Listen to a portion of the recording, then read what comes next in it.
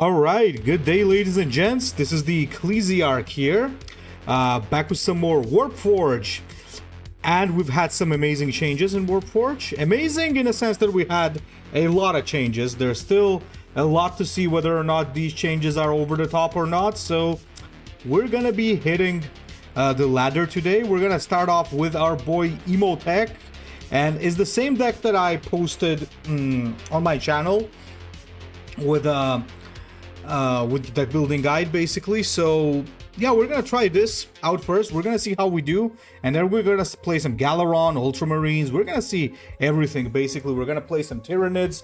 We're gonna see how everything works. So we're gonna check out just how good this bad boy is. This is actually a pretty good hand. Let me just keep that real quick. We got the Tau. A little bit annoying, but not that much of a problem. Emotech can deal with that.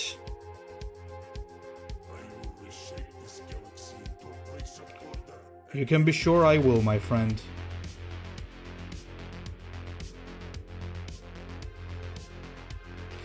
Hey, my friend, how's it going? So, you know what the question is here, people? Do we really wanna play Immortal Pride instantly, like very early, or do we want to drop the Triarch Praetorian?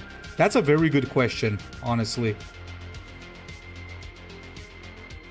That's a very good question, and it's a question I'm not sure.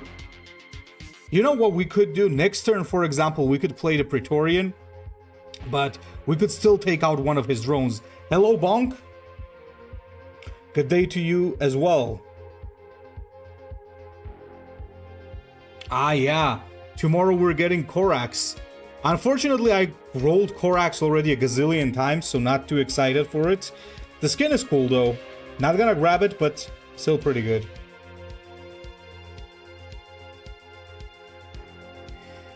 So, here's the interesting part. We could just play Immortal Pride, but at the same time, we could just play the Triarch Praetorian next turn and just take this out. But you know what I'm thinking?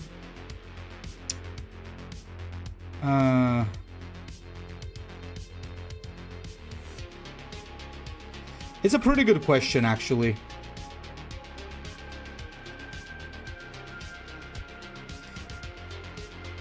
So this way we gain tempo. You know what? Okay, let me just do the Immortal Pride early. Or not. The new Space Wolf cards, for the most part, seem pretty bad, to be honest. But I'm sure there's gonna be some interesting stuff on top of it. You know what? I'm not gonna lose tempo. I don't like to lose tempo, so this is the play I'm gonna do.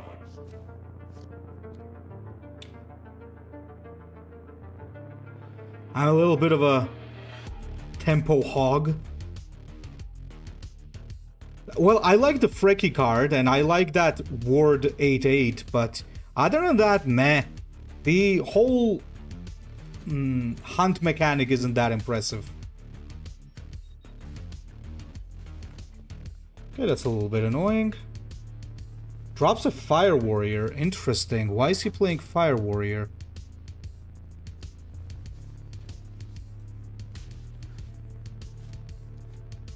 Interesting.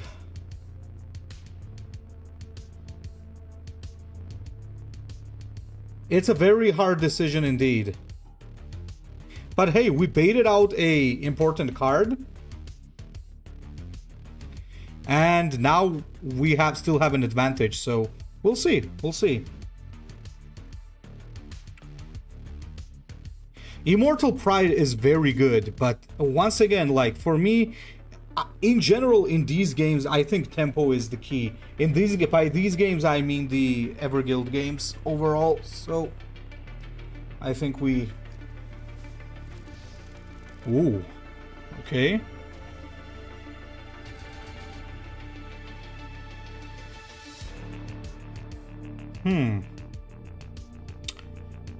You know what?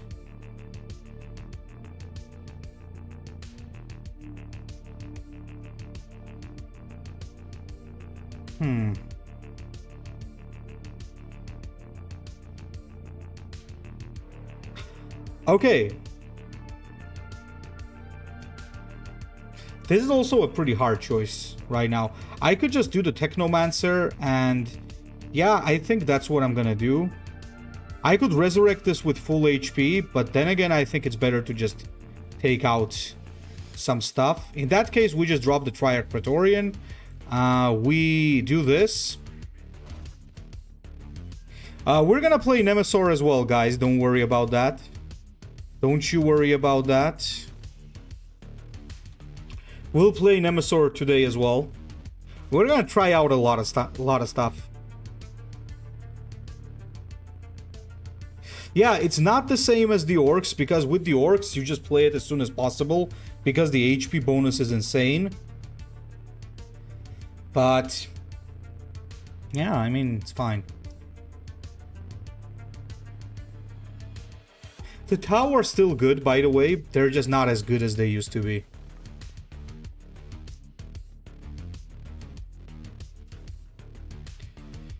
Okay, that's a nice trade. Oh. Oh, we fight for the greater good.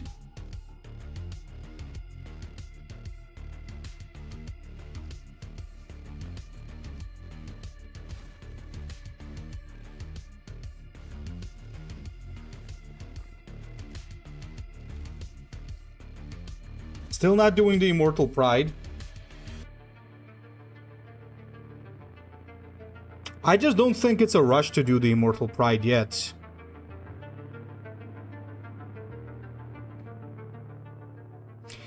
This, by the way, the Curse of the Pharaon with Scythe Assault and all that stuff is really good.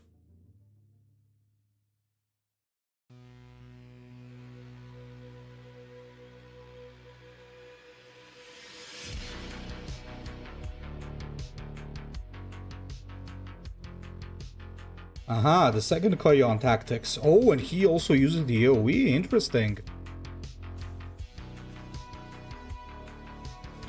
That's a big play. That is a big play, my friend. That is a big play. Why, though? You could have just kept that. Okay, time for Immortal Pride in this case. So we're gonna do the... Or should we do it, actually? I'm just thinking... Once again, I'm kind of thinking of not doing Immortal Pride.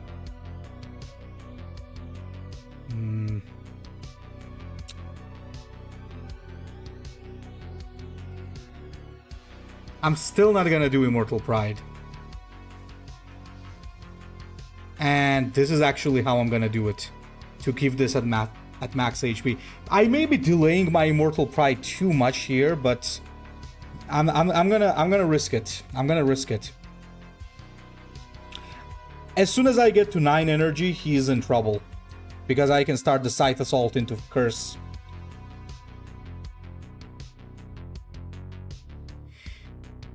He could drop Long Strike right now, but Long Strike would be a kind of a waste here, like... Oh, okay. Alright, oh... That's gotta hurt. That's gotta hurt.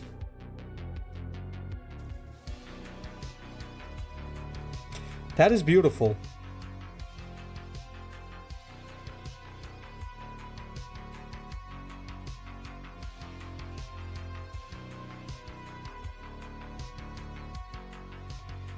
So is he gonna drop those companions or... Hammerhead. Interesting. Okay, now I'm actually gonna drop the Immortal Pride here. Gonna do this. Thank you, Duckling. Next turn is huge. Like, if he fills up the board here, we just annihilate, basically. I don't even know if we need to do that, though.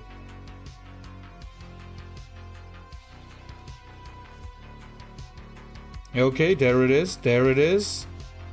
There's the big play. There's the big play.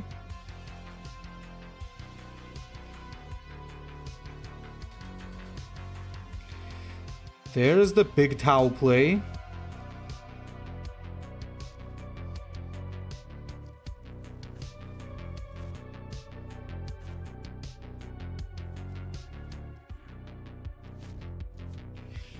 All right.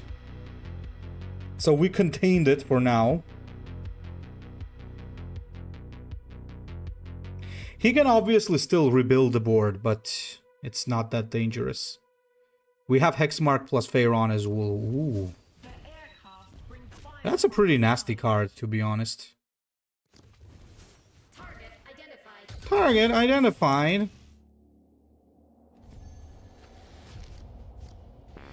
I'm afraid that the Space Wolves are gonna suck. Not only you, my friend. I'm sure a lot of us are afraid that they are gonna suck.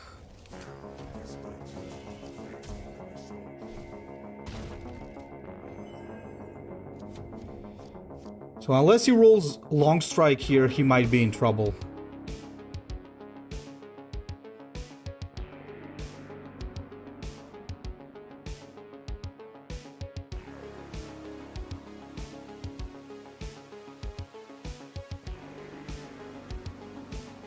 Okay, drone.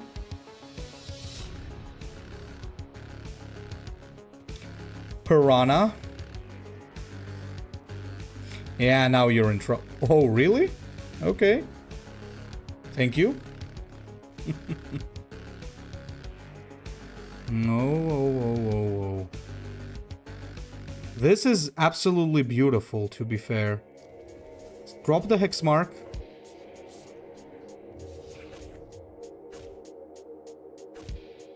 Delete the unnecessary rubble here.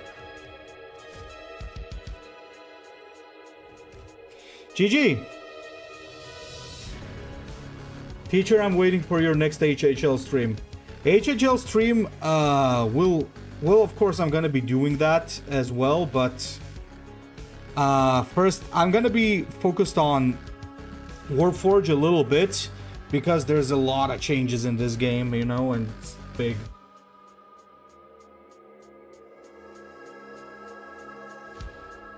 Okay, so we won that game, and that's good. So, second one is not Gilliman, sorry. What's his face? Calgar. Wannabe Gilliman. Alright, so, Calgar is actually not that tough of a matchup for Necrons. He's actually pretty easy to deal with. Well, not easy, but not too difficult either, so...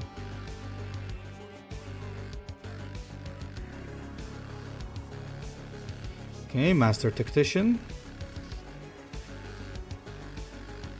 So, against Calgar, obviously we want to play defensive. We want to secure the early game.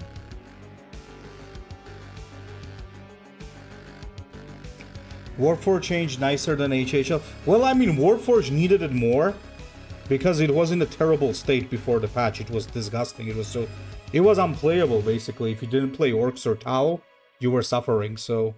Yeah, now it's much better. Of course, with this patch, there are some problems as well. But come on, let's admit, people, there's going to be a problem with every patch, right?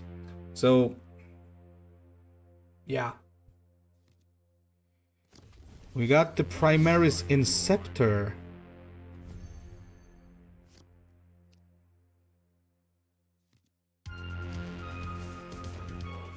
We're not afraid of taking some damage. Hey Ecclesiarch, loving the patch. What about you? Absolutely, man. I missed playing Necron so much. So finally I can play them again. It was a terrifying time to be a Necron, man, with so many nerfs. But now they're back in action. And I absolutely love the Lich Guard again.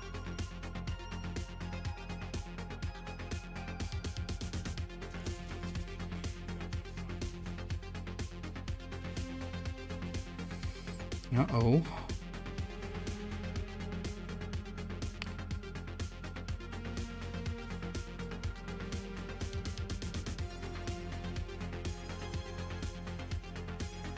Now, just a reminder, guys, that you don't have to use the discounted tactic on that turn. You can save Divination of Menhir's power for the next turn, and that is absolutely no problem.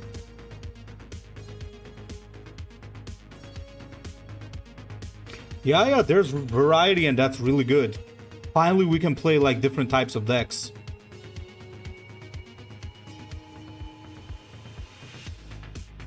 Oh, point blank. Okay. Let's see if he can do a 3 energy attack. I want to take this out so that I can drop a Lich card. Please don't play a Scout.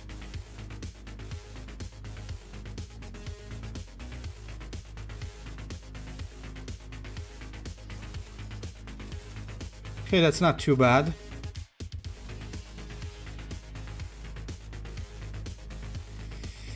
You know what? I think Lich Guard could be good here. Even though I'm gonna take some damage. Time to change the Chaos Camp border to the Necron one. Ah, maybe, yeah. Maybe it's time to bring back my Necron border. But I like the Chaos one. It's super edgy. Uh-oh.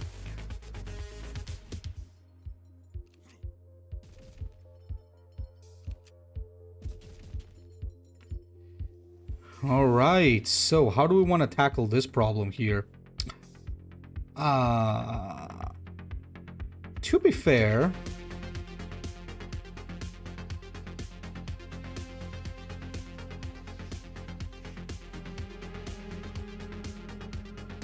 I could do a very good Tomb World after this. Yeah, we're gonna do a pretty cheap Tomb World.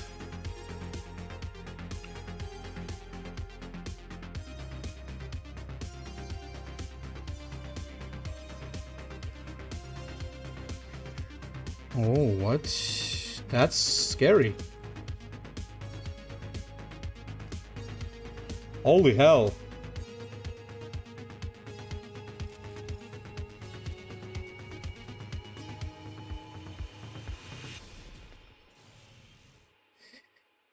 Yikes.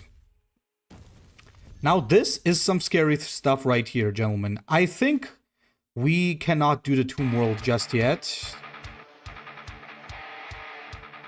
Or can we? I think we can.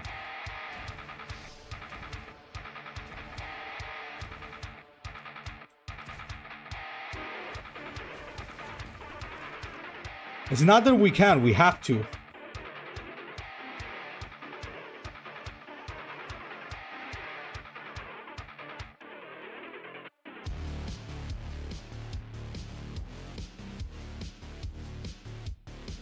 Ooh, he got the retribution.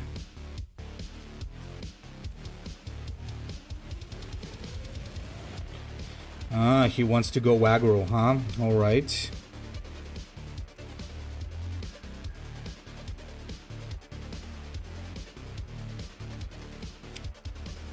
Interesting way he chose actually to go about this.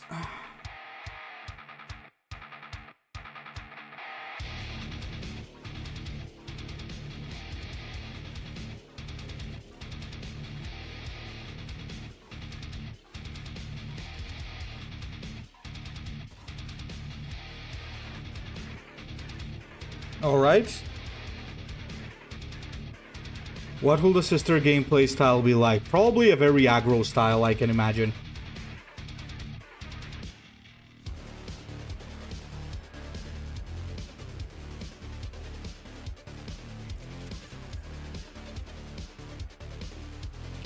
Very annoying, aren't we?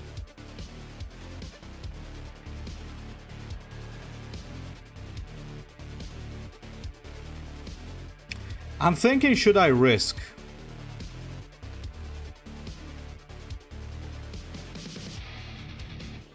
What's the chance of him having the second retribution?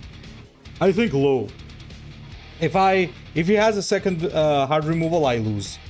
It's a risk. Let's see if the risk is justified. He's fishing? Are you serious? The guy just got it out of the thing? Just like that? Are you kidding, bro? Well, that sucks.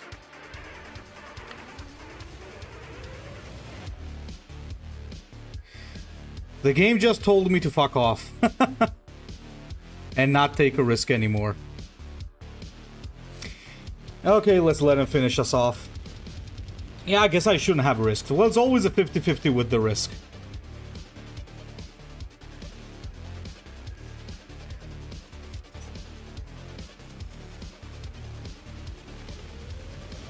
This is usually not a very hard matchup, but just didn't go too well for us, I guess. It's mostly about how early you can put on the Immortal Pride. Ultramarines really suck against the armor, so that's usually the thing that happens there. Conquering Tyrant, I don't think we need that early. Okay, we'll go for Divination, obviously.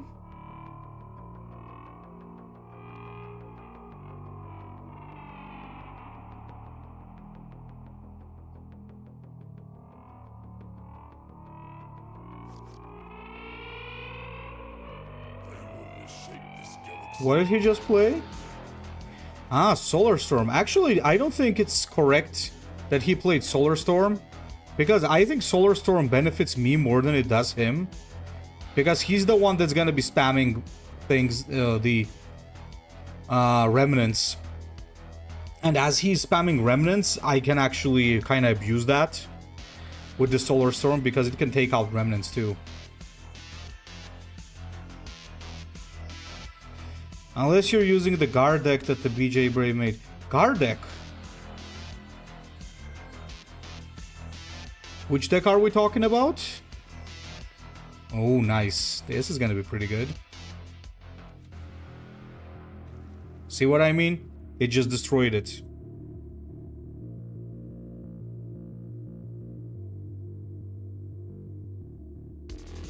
Oh, you mean the big Marine deck? Like with the Heavy Marines?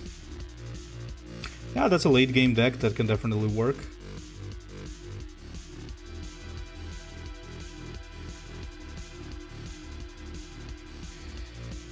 So, how do we want to...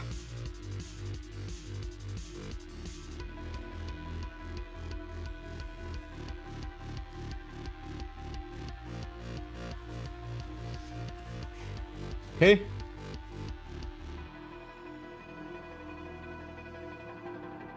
Ah, the high cost deck, yeah. Yeah, that's of course, that's already a control deck. So it's about who's gonna out-control who. If you're playing against aggro, Immortal Pride is really good. If you're playing against control, it's so-so. I am very surprised that the Sisters are coming before the Guard, because I was certain that the Guard were next.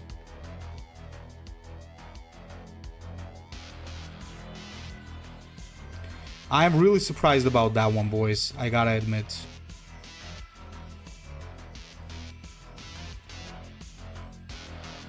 I'm very, very surprised. Who's gonna out-armor who? Yeah, that's a question. I learned a lot from watching both of you guys play. My two favorite YouTubers. Hey, thanks, man. Appreciate it. So, he played an Immortal Pride. Interesting. I'm not sure, guys, just how good Immortal Pride is on Nemesaur, to be honest. I'm not too sure about it.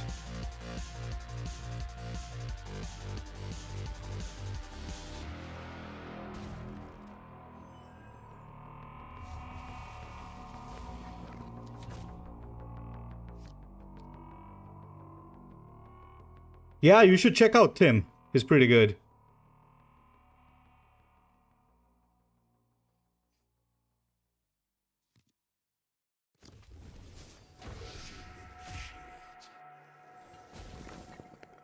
All right.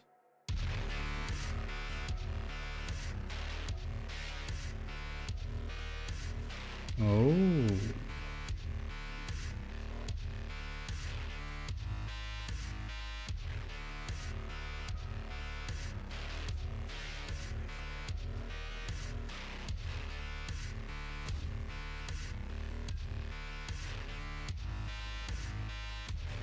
Okay, let's see how this rolls.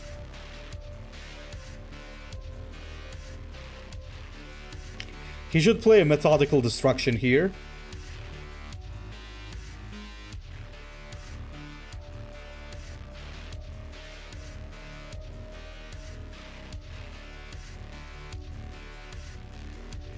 Ah, the Emotech.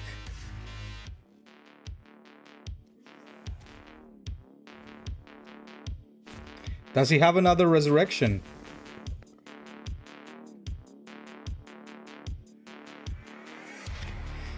If he can't take out Necron Lord, he's in serious trouble, boys. He's gonna get crushed. Because Necron Lord scales like crazy. Every turn this survives. Oh, he even goes that far as to... Okay. You know what, bro? Fair enough.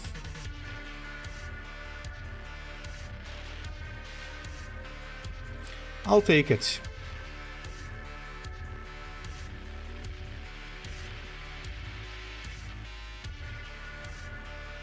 I'll take that.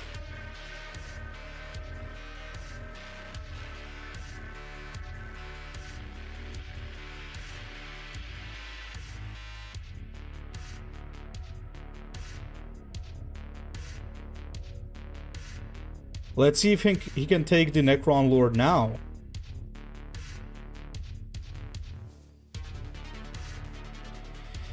Now, if he doesn't get, like, inhumanly lucky, we should be okay. Okay, that's already unlucky for him. Not for me, that is. Still not gonna work.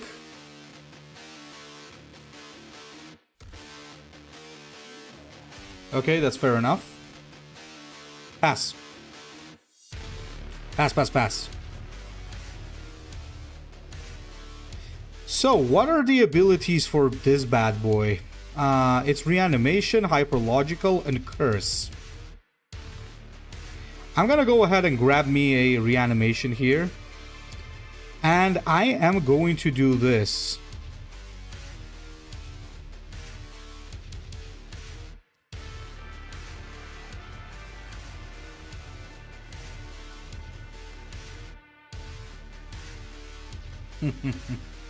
That's pretty good.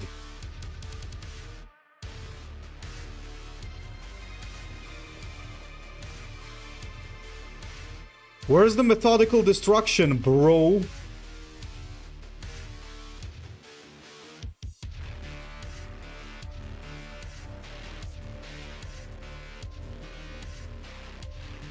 Ah, another immortal pride. Impressive.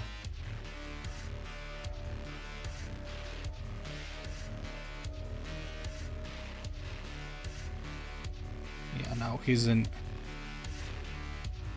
Now he's in deep, deep trouble.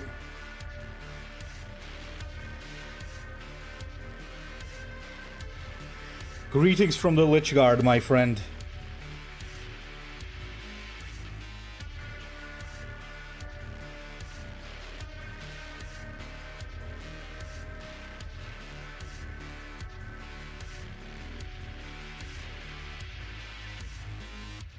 By the way, I have 3 Conquering Tyrants because one is created by Hyperlogical.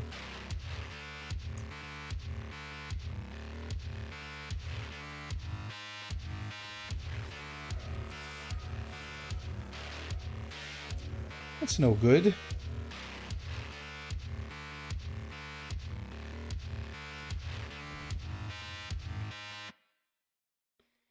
And what? Ooh. Okay. Ah, there's my immortal pride.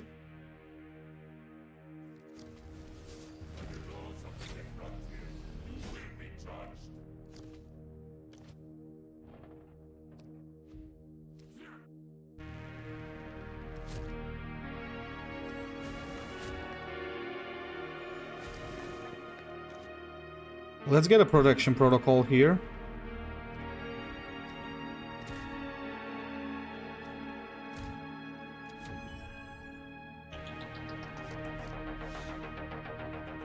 Necron Lord with Resurrection Spear.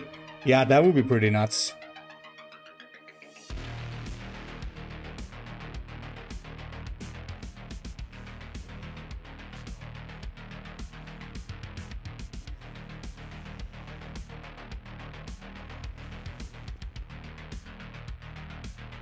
The worst thing for Nemesaur here is that I also have Tomb World. While Nemesaur cannot run Tomb World because it's just gonna spawn him Necron warriors. This has to go. It's a bit of a cat. Oh, you just hit my Lich Guard. Ay, ay, ay.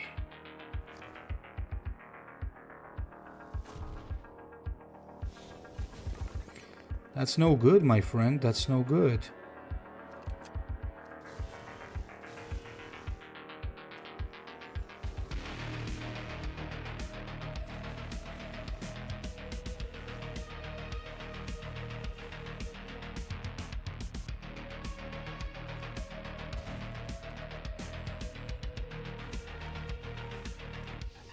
Hey, Connor, what's up?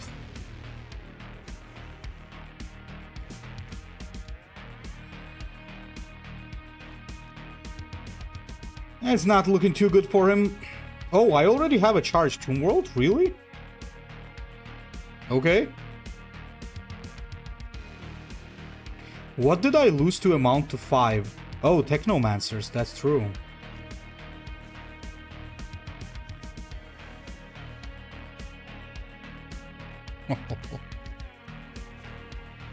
Nice try, my friend. Nice try.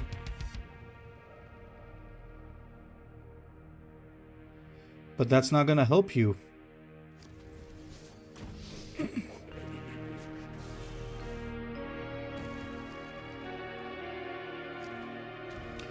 I'm really struggling to get the game down. I hope... hey, James. So, don't worry about that, man. You just keep playing. Keep watching people play.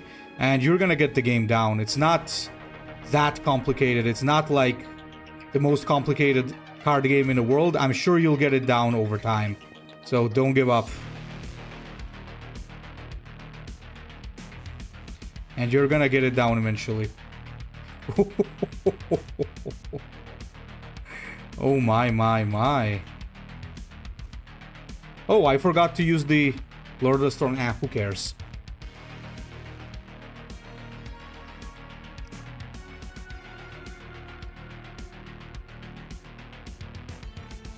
Chaos is a very good start, by the way, James. That's a good piece of advice. Oh, he took out my Necron Lord.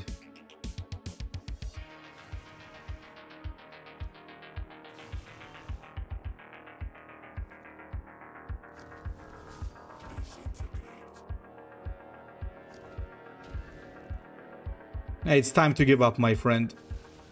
This game or HHL, which one is better? I get that question a lot, actually.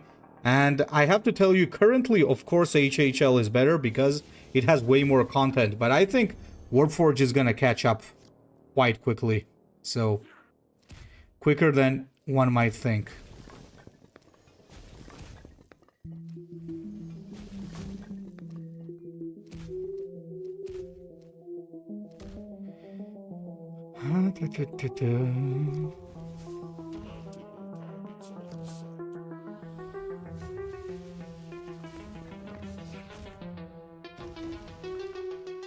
Huh, would you look at that?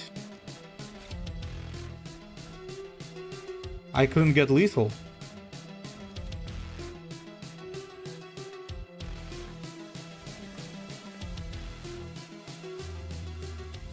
This Necron Lord has been surviving like forever.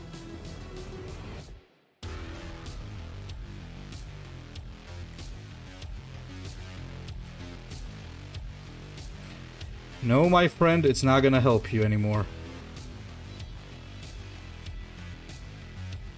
It's too little too late.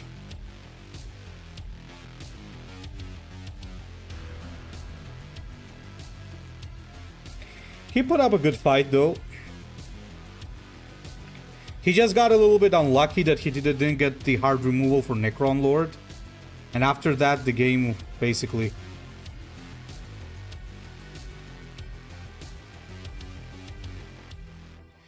GG, we got 41 points off of that guy. Let me just check out. What rank was he? Ah, he wasn't like that ahead. Okay, let's play again. Oh boy, another mirror, yay. These Necron games are gonna take a long time.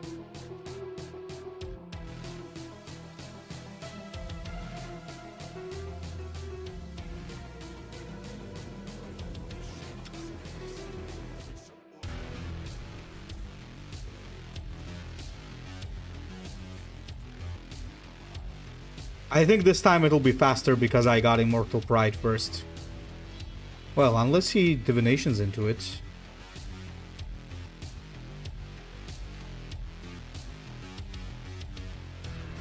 You know, there's only one beef I have with Emotech. His games are very slow. Especially if it's like against the second Necron. It's just nuts. It's just never ending.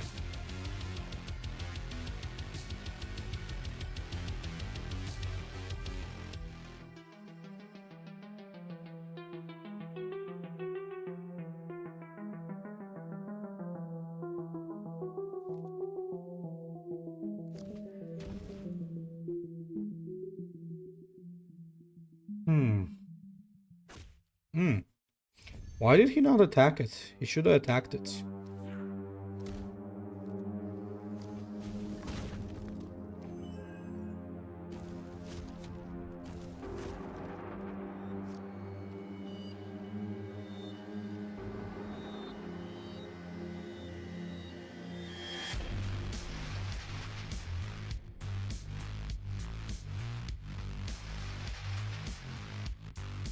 So the next turn we have a choice. We either play Lichguard, Doomscythe, or Immortal Pride. It really all depends on what he plays, but I think Lichguard is the best play nevertheless. Simply because there's no tempo loss there. Once again guys, I always prefer to keep the tempo going. Especially when playing against something like this. This is a tempo Warlord right here. It wins on gaining tempo and just... Why is he not attacking this though? I guess he's not attacking because maybe he thinks that I have a Technomancer in my hand. Any ideas on how they could speed up? They're actually working on it, Stephen. There's like... they already sped up the animations on... oh, holy hell. On reanimation. So they already did that, which is really, really good. So I assume that they're gonna do similar stuff. Because now reanimation is like way quicker. I don't know if you guys have noticed it, but it has gotten much quicker. I wrote in my survey, I had that question to speed up the animations. There were some weird replies to it from some people saying that it was a stupid thing to talk about animations and that they would not take my survey seriously because of it. I don't know why people thought that. Because Everguild took it very seriously and they did speed up the animations. Now it's just that they need to speed it up a little more, I think. For example, like small stuff like Emotech's ability and things like that, and it's gonna get quicker. The game in general, of course, is still faster paced, slower paced actually, because I think one of the reasons is the talent and Warlord system, because you don't have oh my god. We got a problem here, boys, I think.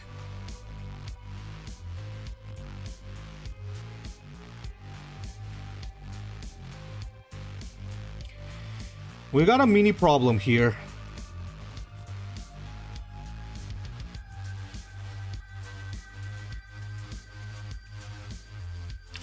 I think slowly the game is gonna speed up, but it's never gonna be as fast as HHL, I think, once again, because the game is inherently a little slow. It has stuff like armor, it has stuff like talents, so it means that the Warlord can attack and drop a talent at the same time. On paper, you might think that it's supposed to make the game quicker, but, well, as you can see, it's kind of slowing it down.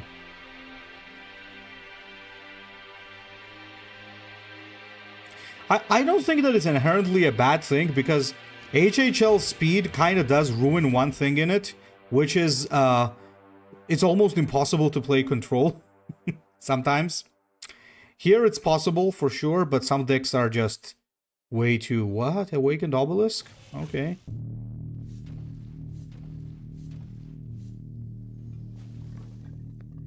I think we need to add 2 card draw after 10 engine HHL. I don't know. You know, I like it and don't like it at the same time. The double card draw is very good for factions like Necrons that don't have any card draw, so it gives them the ability to actually play in late game. Is he actually playing Scarab? What? Scarab Nemesaur. Okay, bro. But at the same time, it has a problem. The problem being that in this game, if an aggro player is playing against you and you survive the onslaught and they run out of the resources, the problem with that is that now they can still out-damage you, basically. Because they're going to be drawing cards. They're still going to be drawing cards, so that's a problem. And they're never gonna run out of resources.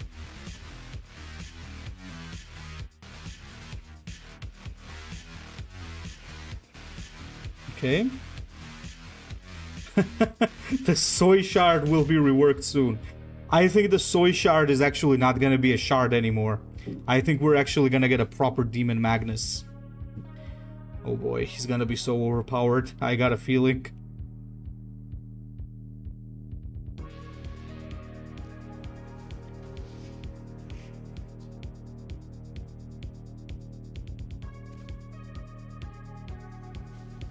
Okay, what else do you have, my friend?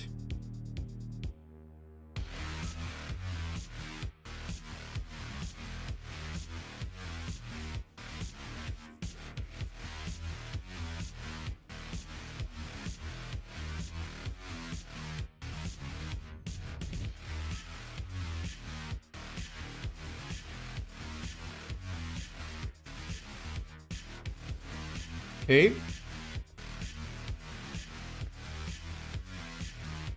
Collect 5 shards and crash the opponent's PC. I totally want to see that one. Oh, sorry, I forgot to hit and turn.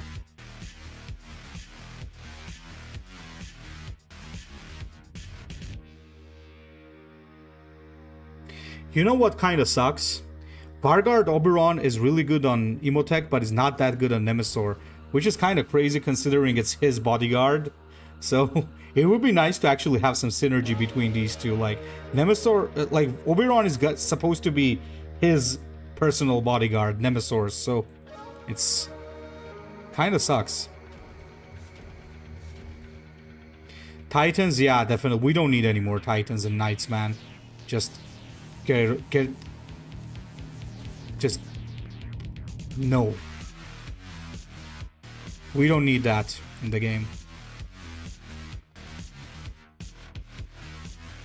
Uh-oh.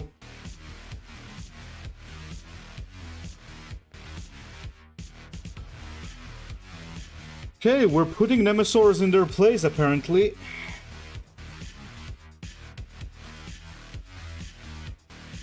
Let's play one final game with Emotech, guys.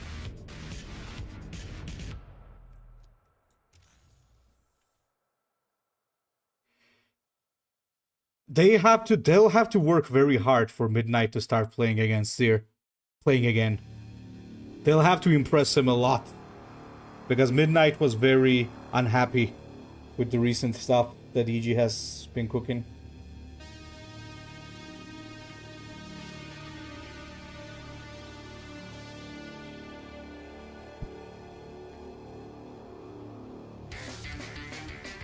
Vargard would be so interesting, yeah, as a... Okay, Uriel.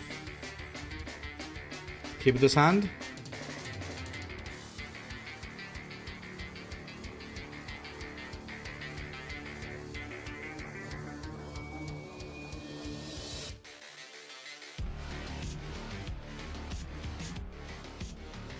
So, gentlemen, mostly when you play against Ultramarines, you want to stay safe.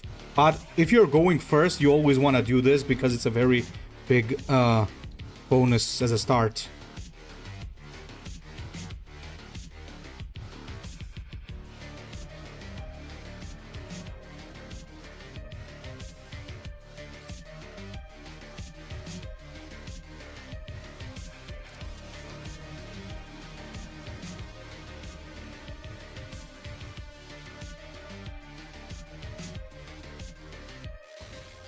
Fortunately, we can take that out as well. No problemo.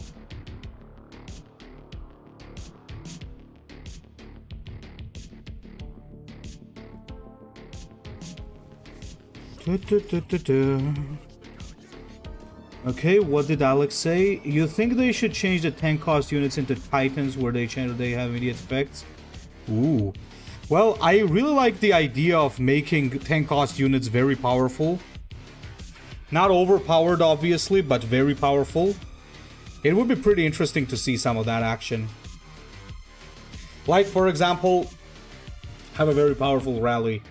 Like the dragons in Hearthstone back in the day. I think they should not be afraid to make some powerful high-cost units. Go on, use your ability. I know you're tempted to destroy this. Go on. Use your ability and don't do anything else. And then I'll play the Lich Guard and... goodbye. Fix Iskandar. Oh man, we totally need a Kaon fix. Like... ah. Really?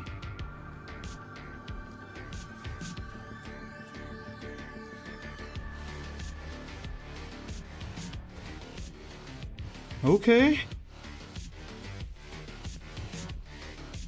Unfortunately, this is gonna get destroyed this turn because he dropped a very high attack unit, but it's fine. Kaon absolutely needs to be fixed. That's for...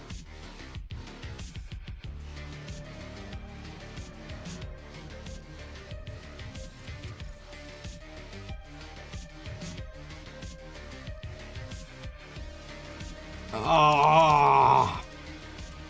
Oh yeah. Ah.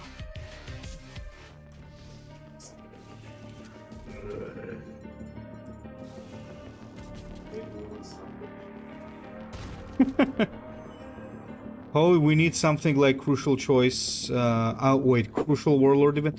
There's a lot of things that we need, people, but it's gonna take time. It's gonna take a lot of time for that to be implemented in this game. It's gonna take a long time, so...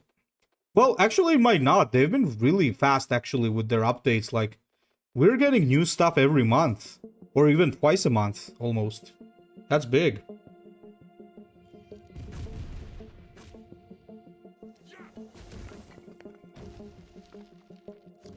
Uh-oh. Now here I'm thinking, do I just...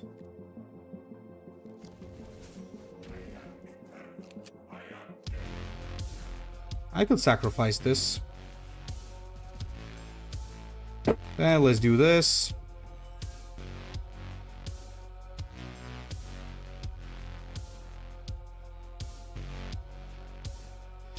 I can return to Warpforge if they can bring Zarek.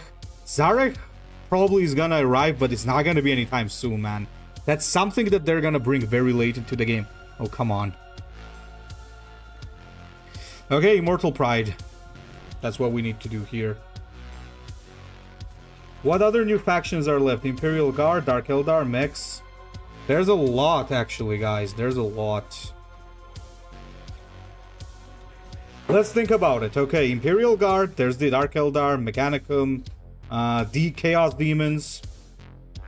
And don't forget that they have been very smart about this. They're not bringing just Necrons as a faction, they're bringing different dynasties, right? So they could bring like different dynasties as well. What do you think about Sisters of Battle Inc? I think they're gonna be very powerful. Like, from experience with what we saw with Sisters of Silence, it's not gonna be that good. It's gonna be scary. Uh-oh, he's in trouble.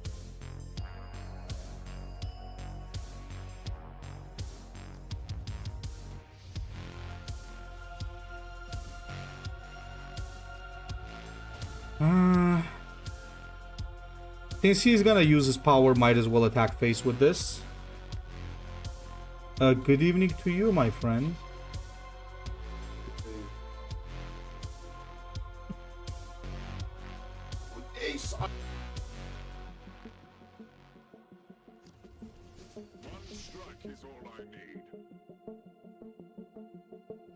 Oh yeah, Matthew, I'm totally gonna become the official one once I can actually play the Sisters of Battle. Ooh. What do we do here, boys? What do you think? Uh-oh. I think no thinking needed here. This is where he surrenders the game. Okay, this is where he's supposed to give up. Officially.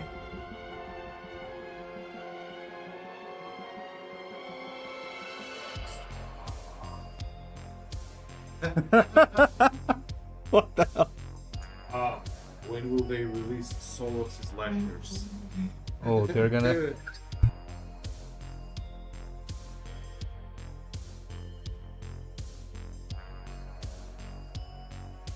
You think those other dynasties would come as a whole new faction or just reinforcement?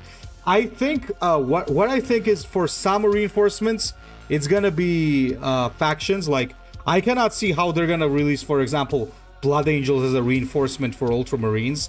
But, for example, with dynasties, they could do like a special Warlord, which basically when you pick, something changes in the faction, like certain units get certain buffs. Roman Troyan, sorry, what's your real name? Okay, it's a little hard to pronounce. That would be in Georgian Archil. So I don't know. Let me write it down, because it might be a little difficult for you guys to pronounce that. I don't know. Depends on where you're from. Okay, he's done. I cannot do that. Oh wait, you can do that.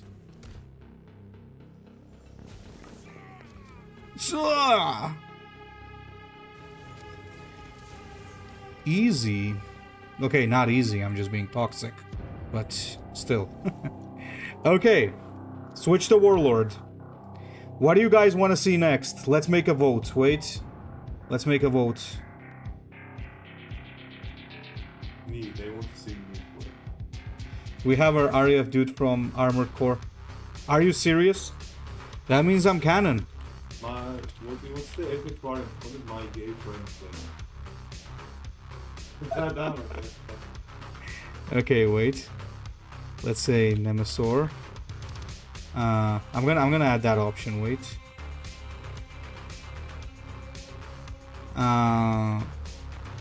Swarmlord.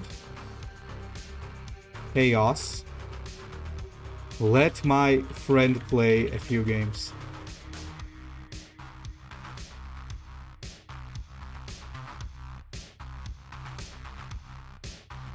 When will you be giving teasers from announced Sisters of Battle Warforge? I am probably going to be doing that sometime next week.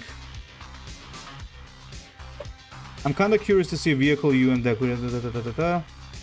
I recommend to call BJ. Unfortunately, guys, BJ is in another country, so I'd love to have him over, but you know.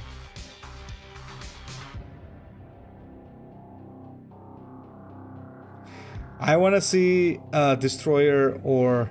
Swarmlord didn't get a buff, but they got the Gargoyles, which is nuts. Guys, people are underestimating the Gargoyles. They're so powerful, actually.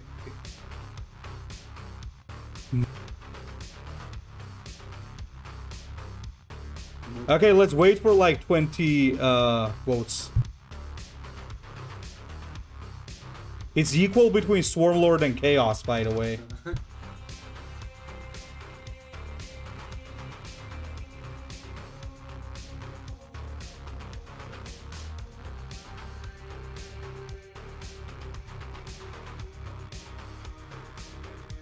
Okay, people want the Tyranids. Okay, this is what we're gonna do. We're gonna play a few Tyranid games, and then I'm gonna let my friend play Chaos or something for a few games. I think he's gonna do really well, by the way. He's the guy who got me into card games in the first place, so I think he'll catch up real quick. But first, let's make a Tyranid deck. So, let's take a Swarmlord. You guys wanted to see Swarmlord. Now, Swarmlord is now good because the Tau are no longer as prevalent as they used to be. So let's think of how we could let him play Sylar. Are you guys crazy? Okay, maybe, yeah, maybe he wants to. I don't know. So you're definitely going to be playing these cards. They're, as always, really good. The Neuraloid is also really nice, but we'll get to Neuraloid in a second. We need the Biomorphologies. It's very, very good. You're definitely going to need the Neurogaunt. Pretty good. Because just a very good drop. Gene Stealers are a must now. They're really powerful. We also are gonna get Gargoyles. Gargoyles are now really, really good. You should get Hardened Biology, I guess. We're gonna go for Ravenous Hunter, absolutely. There's a Tyranid Prime, as always. I think we can ditch the Venom Thrope for a little bit. Go for Carnifex. Carnifex is still really good. Tyrant Guard is still really good. The Zoanthrope is, as always, nuts. Go for Broodlord. Go for Hive Crone, because they're all really good cards. Maybe get one Rapacious Hunter. I'm not sure about Neurotyrant, to be honest, but I'm still gonna throw it in. Maybe it's still good. I don't know. And... Эй, Furnace, привет, друг. Как дела? Stealth Nids. Yeah, I don't think I want to really go for stealth, guys. Enhanced Organism is also really good. And I guess we can get a copy of Adrenaline Surge and a copy of Neuraloid. Let's try like this. Let's try like this. With the big bugs. But there's like... Okay, let's try it like this. I think it should work. I mean, you could play the Tyranids in two ways. You either play the big bugs, basically, or you play... we should leave the Ravenous Hunter? I don't think so. Or you should play with the stealth ones. Okay, this is a terrible hand, by the way. We got 3 tactics. It's terrifying. We're gonna play Orbital Bombardment. Do you know what that does? It's a 10% chance that everything takes 3 damage, so it's a troll effect, basically. It's funny. It's better than having a Since we're basically playing the aggro warlord, let's do it. This is so terrible. We got the biomorphologies, but we got nothing in the hand to really put it on. I'm thinking maybe we should not have double Encircle and double Predator Instincts, but I don't know. Well, let's play a few games and we'll notice. Yay, more crazy random effects. Because everybody loves crazy random effects, right?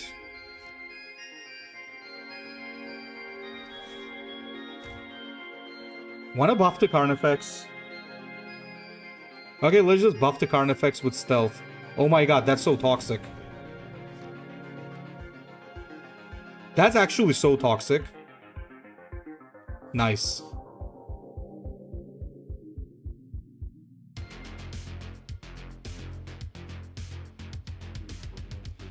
Uh-oh.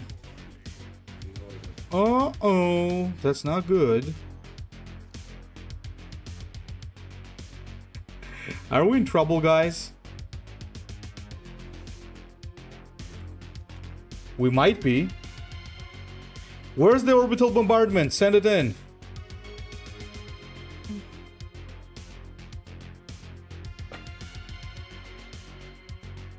Send in the orbital bombardment.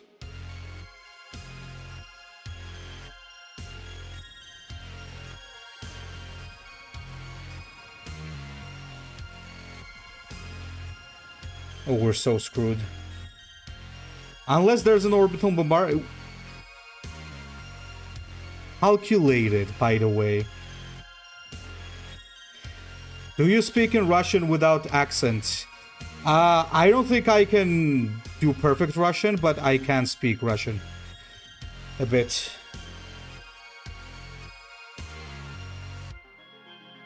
Без акцента не могу, но... В общем, неплохо смогу поговорить.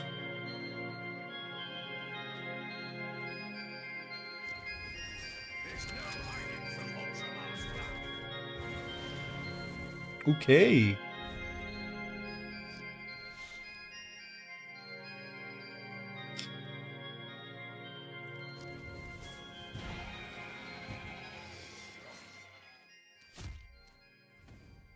Let's go.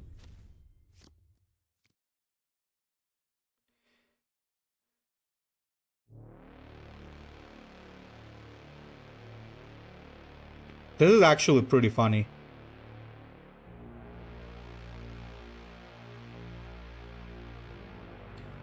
Как так вышло, что ты знаешь русский? Русский. Это потому, что я из Грузии, и здесь нас учат русский язык в школе. In Georgia, they teach Russian at school, so that's how I know.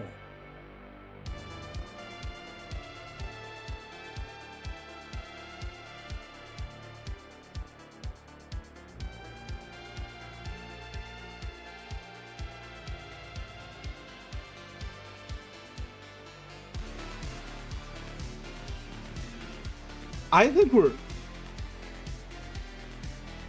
Well, thank you very much, Roman.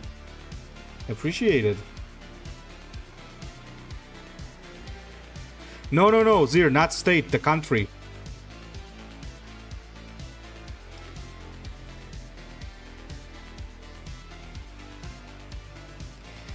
Okay, this is getting a little scary, boys. Oh, that's really good. Now look at this. Look at this. This is where it starts to get a little disgusting. So we do this, and we whack his face, and we pass. We don't really go aggro now, because if we go aggro, there's a chance he just. Okay, yeah. I guess you are. I should have caught that. Yeah, I don't think you can clear this whole thing right now. And next turn we just take him out. He plays Storm Raven. That's, I don't think, gonna be a big help. Nope. There's too much armor on the battlefield. Like, this thing is just not gonna die. Armor is disgusting. It is. It's a very terrifying thing. Come on, man, you gotta take this out. Shoot it, because if you don't, it's gonna get ugly. I think he knows he's done. Did we actually win because of the troll pick? Do you guys notice that we actually are winning because we trolled? Because of the orbital bombardment. Are you guys actually seeing that? Wait a minute, do I have lethal? Let's count. So this is 2, this is 3. 3 plus 3, that's gonna be 6. 6 plus 6, that's gonna be 12. 17, so we're gonna be 1 off. So, oh wait, no. We're actually on lethal.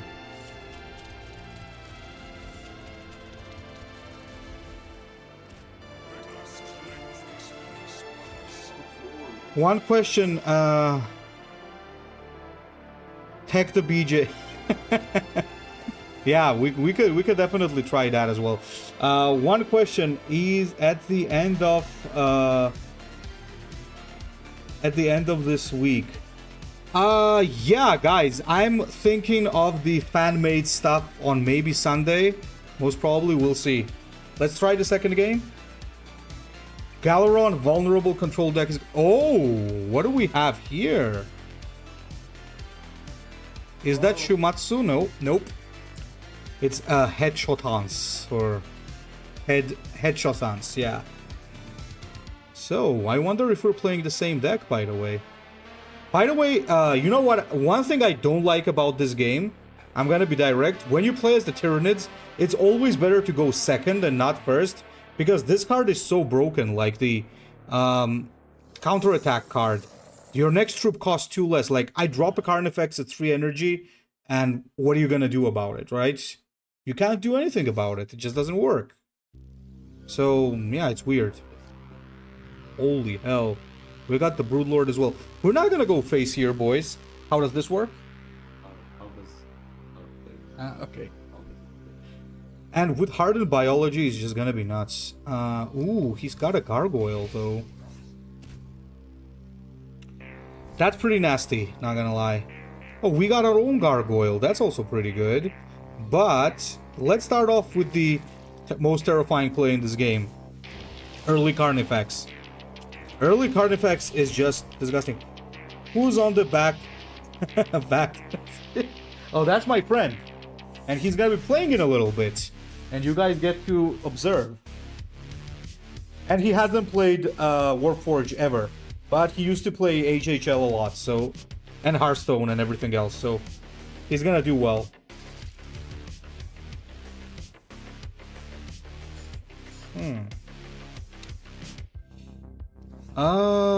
What do we do here, boys? That's the question. I think one... okay. If this game has a chat, please send me a...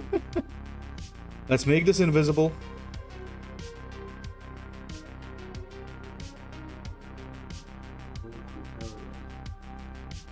I need a synapse unit. I think what this deck is lacking a little bit is synapse. You know what? You know what, gentlemen? Let me just drop that Hive Tyrant right here. Take some damage to the face and return some damage on him. What do you think about the new Chaos Lord? The new Chaos Lord looks really cool.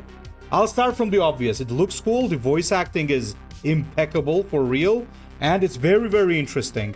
But the harsh reality is that Abaddon is still just better. Abaddon is just too good.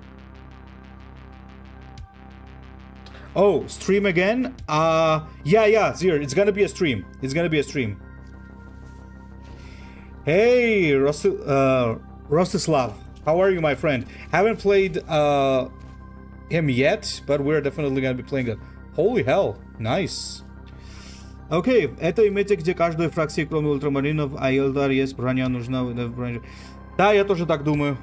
It's very necessary to actually get that. Do we just drop this? Yeah, why not?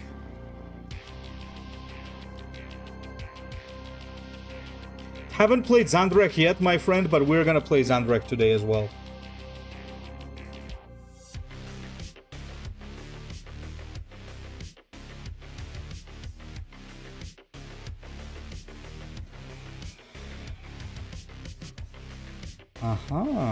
Okay. GG, I'm Calgar from the previous game. GG, my friend. Okay, we got a little problem here. We got a small problem here, boys.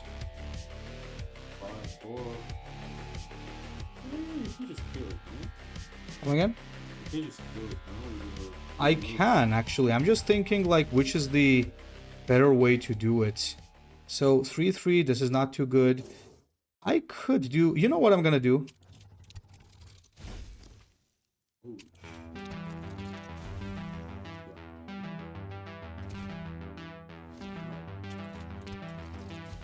Okay.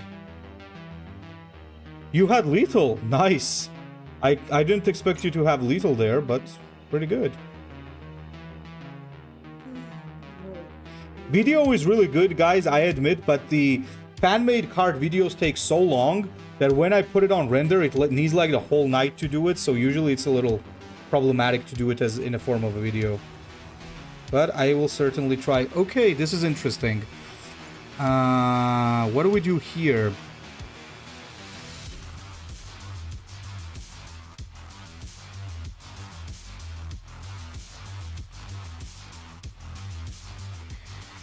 I think this is how we do it.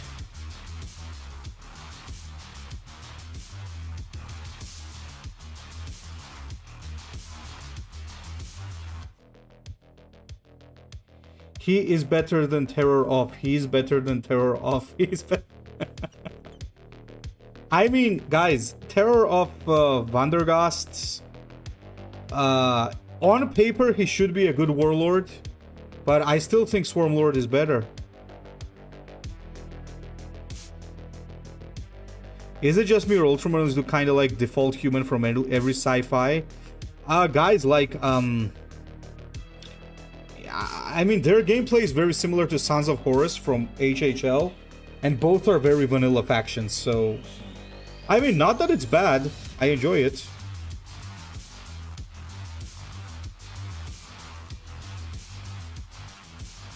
Okay, I think we got him.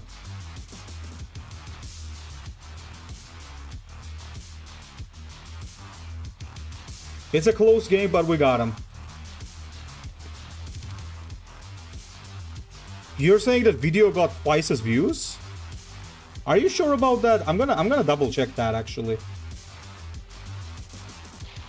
Because usually live streams get a lot of views.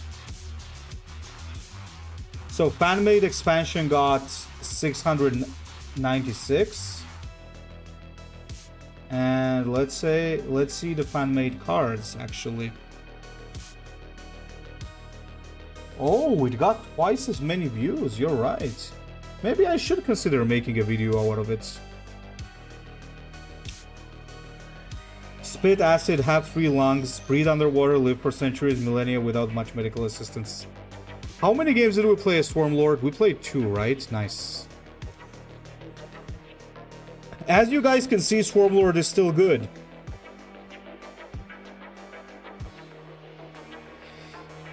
As you can see, gentlemen, this is still pretty good.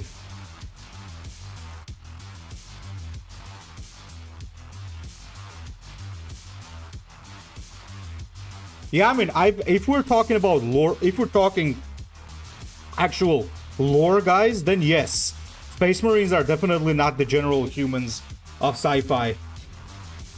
Not even Imperial Guard are in a way general humans from sci-fi. Maybe like some regiments, but most are very original in their own way. I'm more talking about like the gameplay, because the gameplay is, yeah, kind of vanilla for sure, but factions in the lore, no, they're not.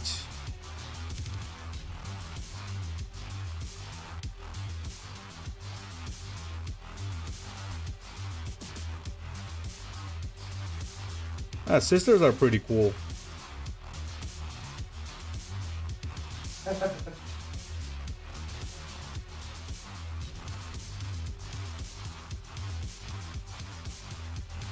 Okay, who's next? Calgar. Gargoyle is really good. Biology is good, really good. Neuraloid is also really good. Oh, this... Ah, we got the same guy. Okay, my friend, let's go. Wait, is this the guy that I won against, or is this the guy that beat me? I think this is the guy that beat me, right? On my Necrons. Would insist that my cards get a video again. Fair enough, Zir. We'll make a video then. It might take a little bit longer than the stream, but I'll definitely make a video then. If that's what you desire. Right here and now. Sister Angel character, are you talking about Saint Celestine? Yeah. How long have you liked Warhammer 40k? So, I played Dawn of War back in the day when it came out. But then I wasn't really invested into the whole lore and everything. But like after some time, I did get into the whole lore thing as well.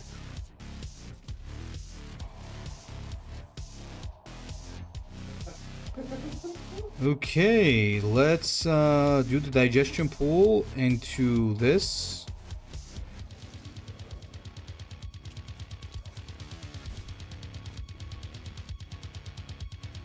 Will do, my friend.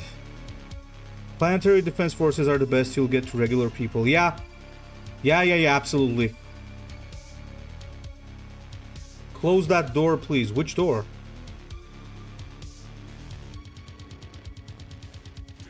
Which door are you talking about?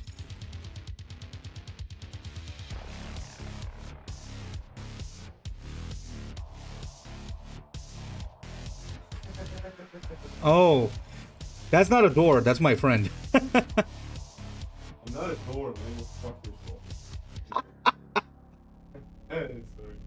Sorry.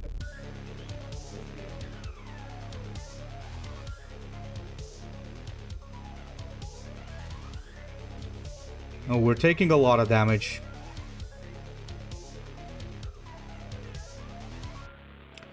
We be taking a lot of damage here, gentlemen.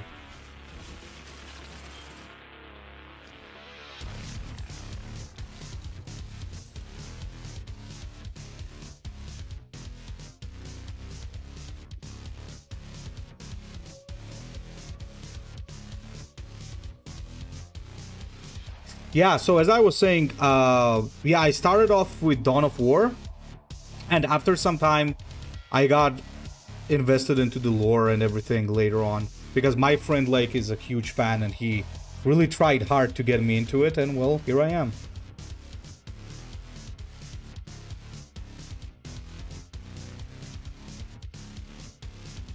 Don't Tau also have dinosaurs? So you're talking about the Kroot.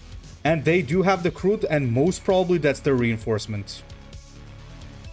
Most probably that's gonna be the reinforcement, guys.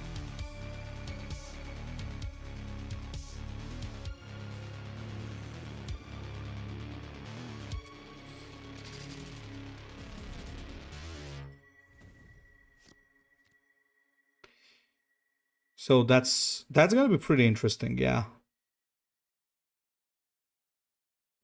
By the way, are we running double hardened biology? I don't remember. Are we running double or triple? No, double or triple, oh my god. Double or a single? No, I have not, Zir. Okay, that's fair. It's the correct move. So, what are we getting here? Okay, this is actually pretty good. We're gonna play the Node Beast.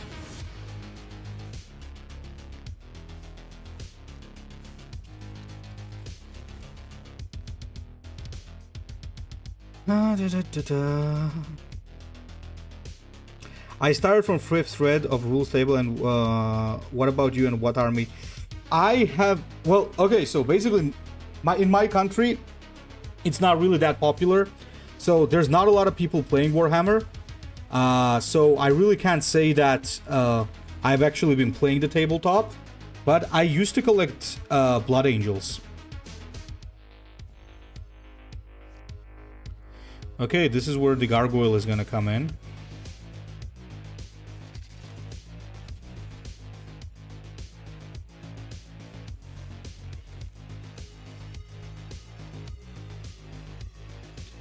I have a small army of Blood Angels.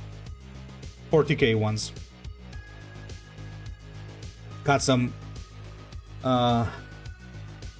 Death Company, some Sanguinary Guard, some Standard Marines, not the Primaris ones. Oh, and I also got the Saint Celestine model, because why not?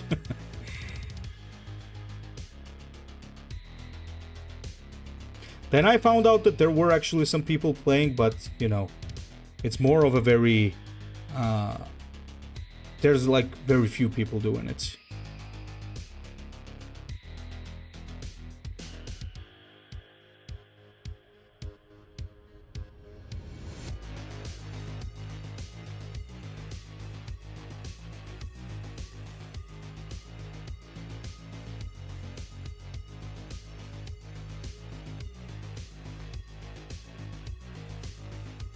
There's his second Inspired Retribution, that's good. You got a Dreadnought. Oh no, I don't have a Dreadnought, boys. I have, I do have a Pale Predator, though. Did you enjoy painting the figures? That is enjoyable, yes. That is something that truly is enjoyable, I have to say.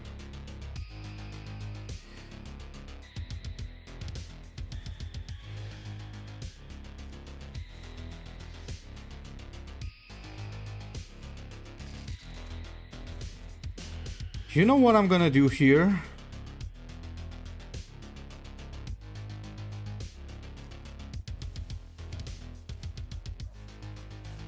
This is what I'm gonna do. Yeah, so I don't have a Dreadnought. I have a Bale Predator though, and I got a Razorback. I think from like armor, I only have a Bale Predator, a Razorback, and a Drop Pod. I haven't really invested in anything else. I think I have around 30 Tactical Marines, one Captain, a Sanguinary Priest, and Limartis.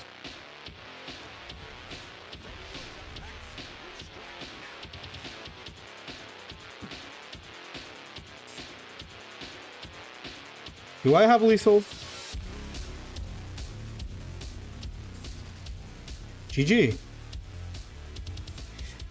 Мой друг переводит карты и фразы в HHL в орку с английского на русский. Недавно помогал ему переводить слово Rutox Rampagers.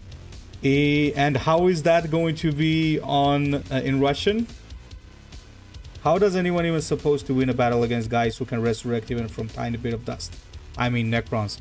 Well, Necrons are canonically supposed to be like the strongest ever, but they are a little bit petty. They're always infighting. They're always at each other's throats. They also can't really destroy the other factions because then they kind of lose the then they kind of lose their chance of ever becoming flesh again. So let's just say there's a lot of plot armor. Technically speaking, Necrons should be the strongest faction if we go by logic, I guess. But there are reasons why they can't go ham.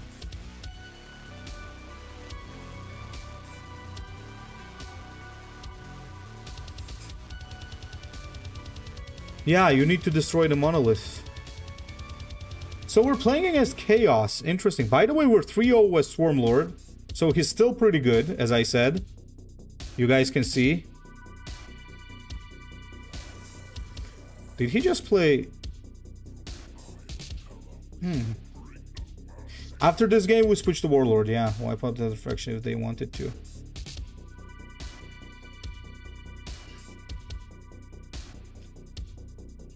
Круто буяны. That's pretty good. Okay, we could play the Neurogaunt, but that would be a problem because then he just takes it out, so can't really do that. I don't know if this is too good for him. This is also pretty good for us. Sounds like the Sith in Star Wars always fighting amongst themselves. Yeah, it's like, it's kind of similar in that way. It is. Okay, now look at this. This is a little bit of a problem for this guy right here because what I can do now is this and it just disappears, right? And I can drop this bad boy. Give your friend Sylar or the New World. Yeah, I'm gonna give him some Chaos cards. They're cool stuff. They always descend into a civil war. Yeah, that's the thing, man. There's always that civil war problem and they're always like eating each other up. And yeah, as I'm saying, that's like the general problem of the Necron faction. They don't really... They're not really a faction at this point. They're just beating each other up, so that's the problem. One of their best weapons has a dynasty keeping... Yeah, of course. If you're talking about the Celestial Ore, yeah. That should stay away from everybody, because I can imagine that going in the hands of somebody crazy. Noise Marine. Noise Marine is a very good card. It's an S tier card even, I would say. Very, very important card. This guy's persistent. Alright, my brother, let's see what you do against the Tyrant Guard.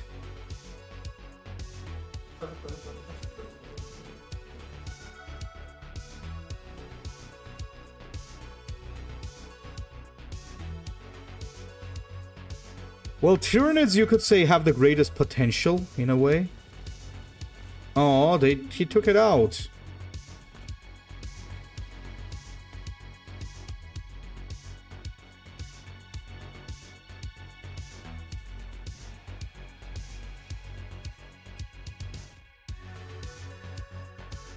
What?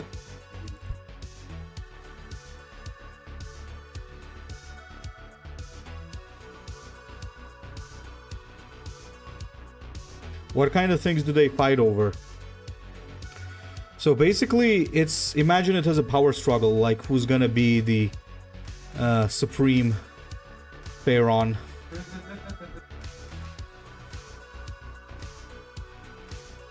I mean, it's Warhammer, guys. There's not supposed to be a lot of logic in there anyway. That's what makes it fun, isn't it? Uh-oh. Okay, this is a problem. What do we do against that? We can't do anything against that. Okay, I think I know what we can do. We can do this, for starters.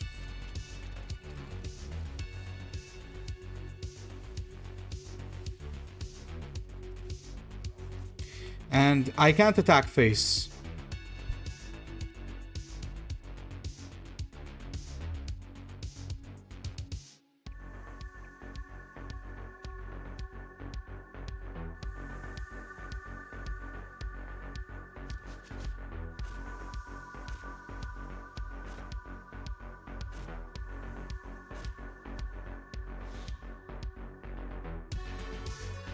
Okay, now we lose. He had all the AoE. That's unfortunate, but what can you do?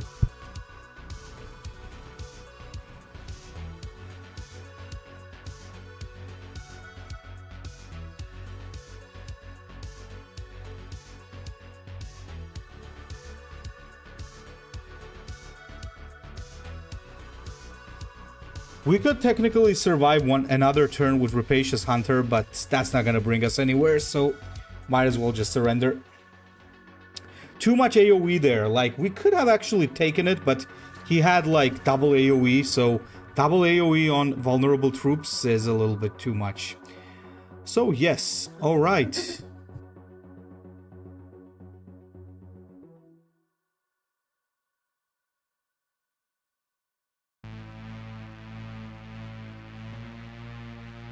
Okay, finally, as I promised, it's time to let my friend play. So you're gonna have to build your own deck, and the condition is that you're playing Chaos. Okay, sure. All right, take a seat. And let's see how you do it. Wait, This is the first time he plays the game, but he has played a lot of Legions, Hearthstone, and so on. So there he is. okay, I'm gonna take over. I'm gonna mute the microphone for a moment. Just...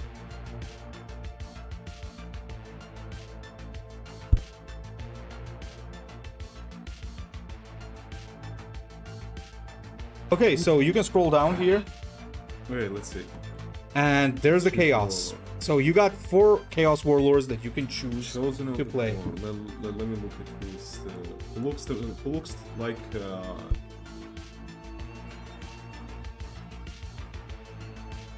sorry? So this is David, and you can call him David because he's David. Ralanor the Pious. So he has to do everything himself. I'm not telling him anything. I'm only answering his questions. Random Black Legion's power. I mean, this is Chaos, right? This is Chaos, yeah. That's the most similar to wanna Ruinstorm that play- you're gonna get, yeah. basically. So, Or is it Tyranid? I mean, Tyranids are pretty cool, but we just played Tyranids, so we're not gonna... Okay, we'll choose this fucker because Don't press that. Because Don't press that. Oh, you wanna play this guy? Yeah. I already have a constructed deck on Abaddon, but you can build your own Let me if you see wish. which one. Yeah, There you go. Let me read this.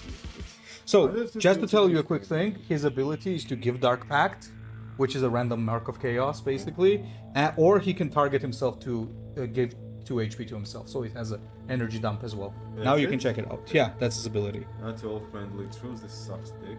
For enemy, for each enemy in play, give +1 melee attack to Warlord this turn. Alright. +1 melee attack, trade a save, deal 2 damage to all units. All units. Yes. Initial plus attack. Okay, so you don't have any early game here, right? Yeah, I do. This is Galaron's champion. At the end of your turn, create a Zilf Legionary in your hand. No, what I mean is, you don't want to play this earlier. Probably you don't. Oh, by the way, this is because it was constructed to fight against the Tau, which were the cancer at that point, but Now you can kind of switch it up if you wish, because Tau are no longer that prevalent. When the friendly was Tau very slow? Tau was like a board swarm. That's why I have the Traitor's Hate that gave you plus attack. Okay. So Guys getting dark puppet. Yeah, this is really specific. Flank. Okay, this has very good stats, right? So you would really want to have this anyway. Deploy one Chaos Spawn for each enemy unit. Chaos Spawns have flank. This is very defensive, make a damage thing. So you're gonna have some good late game units, I would guess. Murder. Zeshim gain a random dark. That's a very good one. Talent, flank, stealth. Holy shit, this is real. 6-5 for Bringer. Nice stats, right? So what I assume here is you probably have very good late game cards like win conditions, because most of your early game is responsive. That's Damage is a correct. vulnerable one. It's just an additional X damage. Bloodthirst Strike. Effective for attacking. If this unit survives the attack. Guys, as for Oricon, we're gonna play more Necrons very soon. So my friend is gonna hit some Chaos. Then we're also gonna build a Galaron today. So we're gonna do a lot of stuff. So stay tuned. I'll just go over it. It's just gonna take like 30 more one more minute or two more. Yeah, sure. Just take a look. Just trying to understand what's going on here. Bringer of Decay, enemies have vulnerable. Sentencing. Yeah. Raven Guard, basically. X damage. Bloodthirst Strike, gain Dark Pact of Blood. What is... +2 melee attack and front line. Yeah. Artifice does something when playing as Tactic. strategy. Okay. Give her in the Dark Pact to friends. So this is very heavily oriented on Dark Pact. Friendly units, hold direct distance to enemies. So what's your late game? This? It's not exactly a late game deck. Let me tell you how this functions. Okay. It's a mid-range deck, Yeah, and you're playing very aggro, and your win condition is either Traitor's Hate, Legacy of Vengeance, sorry, and you attack with Legacy of Vengeance, and then you do Murderous Desires to attack twice, and it kind of blows the enemy up. Or you could also play Demonic Frenzy and just one-shot the enemy. So Chaos has some very good early game options. There's also a late game Chaos deck, but this one is like mid-range. I see. That's how it looks, because six cost card is your highest cost, so Was the least evil god of Chaos? Nurgle for sure. this is not going to be a late game deck because you have 6 energy as a highest cost, so probably you're not playing for late game, right? So Yeah, no. Guys, when it comes to like least evil Chaos God, let me tell you that don't think that like that means that a Nurgle is not evil. Like there's a lot of like stuff going on that Nurgle is actually pretty nice, and so, he's not nice, okay? But he's the nicest out of the 4, because I guess he's the only one who kind of cares about his followers. But it doesn't make him a good guy. we can keep this, I think. You always keep that, yeah. It's a really good card. So he's gonna practice a game, and then he's gonna hit to ladder. Okay, let's see. That's his ability to spawn a unit.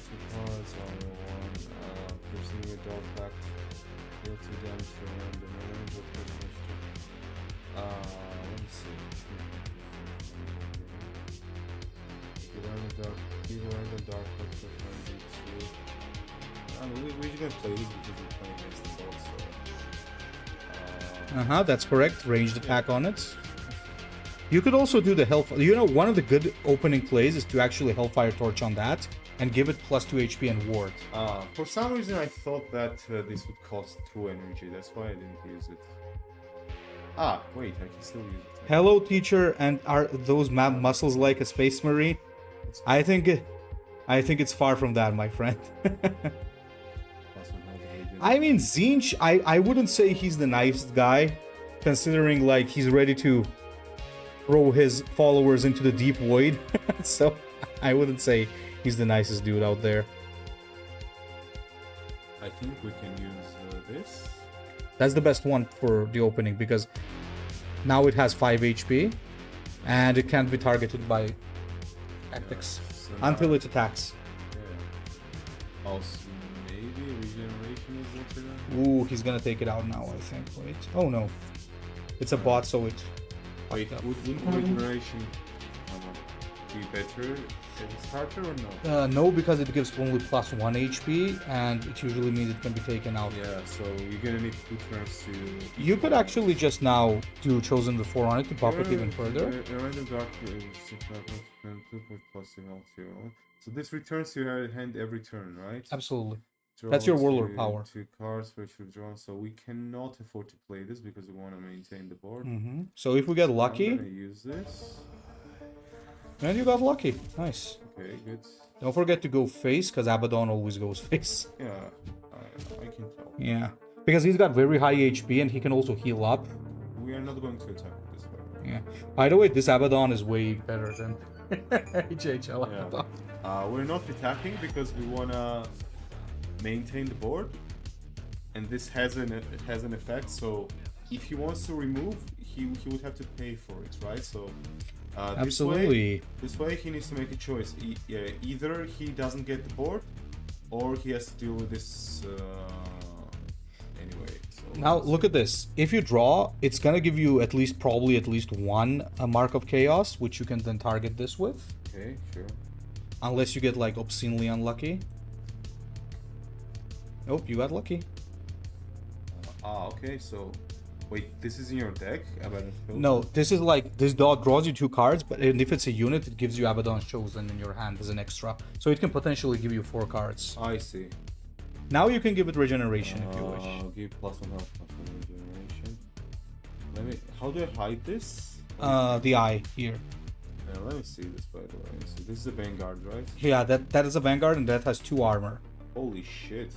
And this is just a regular card? What's one? That's Shuriken. That means it shoots you 1 damage first and then attacks. Okay, I see. Are you already thinking of starting the game? Regeneration. No. I don't have timer. At the end of each turn, heal X. At the end of each turn. Yes, So that means your turn and the enemy turn. there really is no downside. There's really is no reason to use this. Yeah, now it's much better to get that. Wait a second. 3 attack. 3 damage. Keep in This is mind, Vanguard. but keep in mind that it has 0 ranged attack, so you can just slam it Maybe for this free. is better. I mean, it could be. Armor, that's so much. That's because he paid the Spirit Stone for it. I will not be able to take this out, so probably it's better to. Let me see. Did we lose any HP here? I think we did. So You we're did. gonna use regeneration probably. Yeah, I get it. And just make 2 ranged attacks against him. Oh, nice. Not the melee? Yeah. He's gonna take 1 damage, right? So you really don't want to make it easier for him to utilize it. Yeah, plus he's playing a tempo type of Warlord. By the way, guys, those of you who like playing Eldar, there's a lot of people saying right now that Eldar suck, and I'm gonna tell you they don't. Especially Galen. You could play Galen and she's still really good. See how good regeneration is, because we already had a very high base HP. So Droid Cast, we don't want this right now. Armor, your stratagems cost 1 less. Do that next turn. This is really good with the Mark of Chaos. It Probably. costs 0, yeah. Bloodthirst Strike. That means every time it attacks. Bloodthirst. That's a game where you can drop it, and if you can't take it out next turn, you just win the game by default. You could drop that and just take this out with 2 ranged attacks. Let me think. Yeah, sure. I'm just suggesting. Right now, he will be able to remove this for sure. I want to make the board as difficult to deal with as possible. After receiving a Dark Pack, deal 2 damage to random enemy.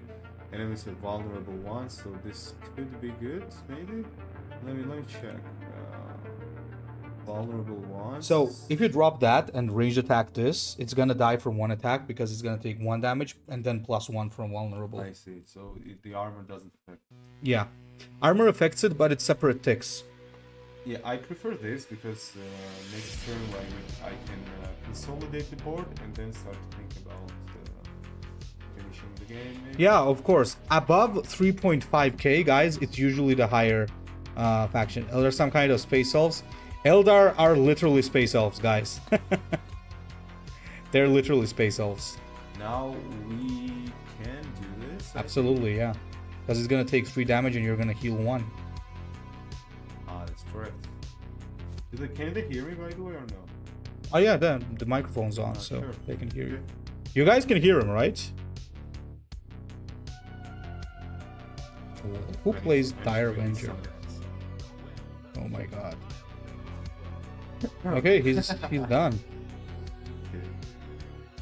He's done. He's done. You got lethal. Oh my god.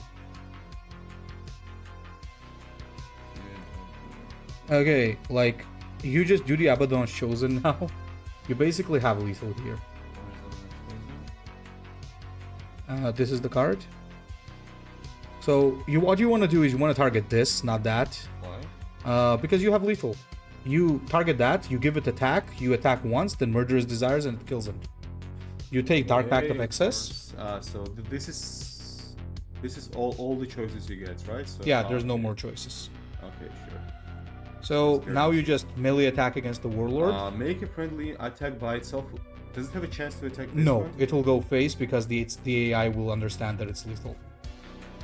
Fortunately, it has enough brain power for that. What? Yep, there you go. Okay. Wait, where's the emo? How ironic that Nurgle is a god of disease, but his pact heals. Yeah, that's actually pretty funny, yeah. What do we click to play against? So you multiplayer, you change deck, you choose the Abaddon, you take select, Okay, let's go. and you get into the game. Okay. What kind of new mechanics are there left out that can give to the new factions? Feels like there's only so many card game mechanics. Oh, don't worry, they're gonna have a lot of mechanics, guys. Dark Pact of Resilience. Okay, that's good. Oh, this is a fantastic hand, by the way. Do I need this here? Probably not. Probably not, yeah. Let's go. Oh, it's Tim. Okay. Normal conditions. Each turn, there's all units receive 3 damage. I'm gonna be disrespectful. I'm gonna say normal conditions. Okay, we got Tim. So I think we do attack him, right? So we have a very good hand. Oh, we got Warp Talon as well. Let me see. So we do attack. Doesn't matter how we attack. And do I drop this? Honestly speaking, there's no reason not to, Yeah. because he has to respond to it, so I yeah. think so as well, yeah. Because we have a 3 drop, we have 4 drop, so this is already looking pretty nice. This is very good. Yeah. Warp Talon is probably one of the best 4 drops. By the way, it's a flying unit, and they cannot melee it. They have to ranged attack it, making it even more disgusting. Well, he trades a Primaris Reaver into it, that's pretty good. Give +2 melee attack to a friendly. Oh, you got a Noise Marine. Just a moment, sorry. Returns to friendly 2. Initial just attack for each dark pact. When you order to get a dark pact. So which one would you play? Plague Marine or Noise Marine? Guys, gain obviously play that. Of course you play that, If we yeah. if he's unable to clear this, then we can combine. And you definitely attack him to buff. Of course. I never met him. Noise Marine is a very good unit, by the way. It's nuts. I can see it. If that thing survives, the enemy might as well surrender the game. Smoke on camera on, Yeah, it's totally fine. on new YouTube. I think so. I don't know. Yeah, Warp Talon that and take it out. There's never a reason not to play that. I mean, I mean, you could always go for that too. if give you a wish. random dark to friendly support. If we were playing long game, this could be the play. Like doing this and doing this in order to conserve a very strong unit. But since we're not playing the long game here and we're trying to be majoring, Long game against long Tim. Get it? Get it? Yeah, there isn't Tiger. Tigerus is absolutely not bad, boys. Tigerus is the most underrated warlord ever. Like, he's always been so good, and nobody really wants to play him, and it's crazy that nobody plays him. Oh, he plays a chaplain. That's actually pretty good, I would say. do it for us. Oh, we got a Bringer of Decay. Decay! Put it down. Like, when a friend dies, gain a dark pact. This is a very good unit to drop here because we have this. If he takes this out, so we definitely want to play this. Give +2 melee attack to a friendly 2 condition for I think what we need to do is we definitely play this. Do we want to use this on this or this? That's a good question. I think we still use it on the 6-5 Let me see. because it might give it regeneration or something. Yeah, I mean, he already wants to take this out first, so... Yeah. One suggestion though, always attack first and then give the mark, because it might give camouflage, and camouflage is broken when you attack. So I'm gonna maybe... let's attack like this. We definitely play this, and now let me think what I want to do. I think what I want to do is like It's not that the best mark, but at least it's a front line, so he has to first kill that in order to get to the... it gives a random one, yeah. I was thinking I need to choose it, but... I mean, it's still pretty good, because when he takes it out, this is gonna go up to 5 HP, so still pretty good. So you want to take this out first, so you buff the other unit. Yeah, there you go. Does Long Tim know he's being shown live? I don't know, guys. You tell me. Oh, yeah. Here it comes. What is this garbage? Oh. This is a very good combo. I think you could play Bringer of Decay and you could just clear these two guys there.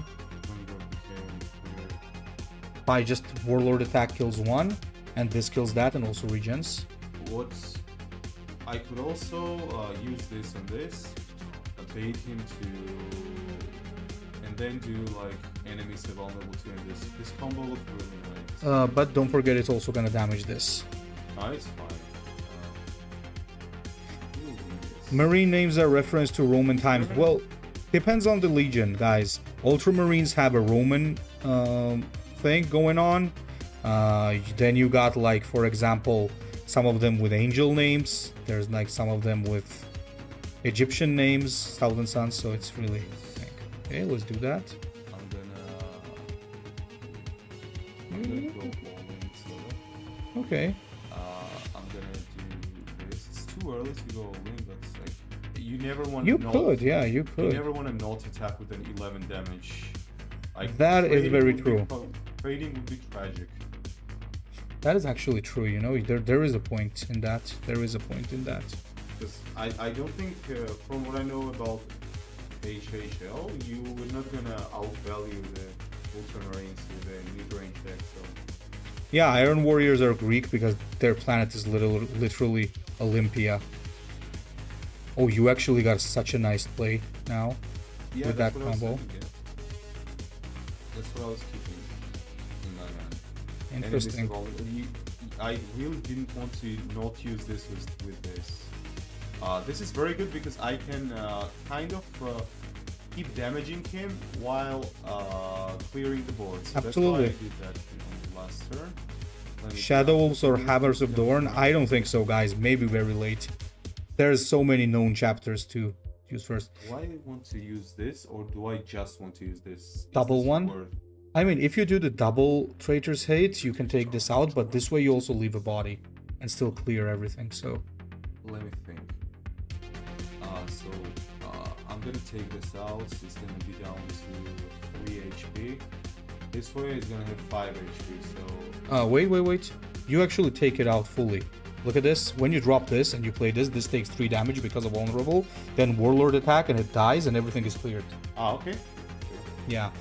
This is because you never played Raven Guard. No. Because we'll play Raven Guard, right? And And now what? Melee attack that? Yeah, let me think.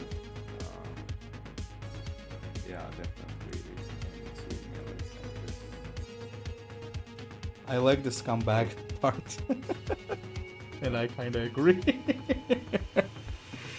Raven Guard in HHL is very scummy, and I love playing Korax, by the way, don't get me wrong, guys. Oh shit.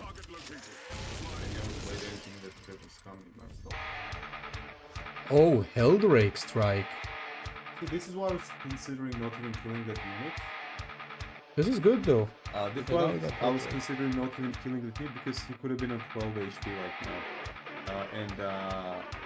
You really want to squeeze out as much damage as possible when you're playing this. So we could... 2-3 random enemies, you can do this, 2-2, and then whatever. Do I use this? I mean, that could be good because if it does at least 5 damage, you clear. Which it does. I'm not going to do this. I do. Wait, you can do the Traitor's Gate.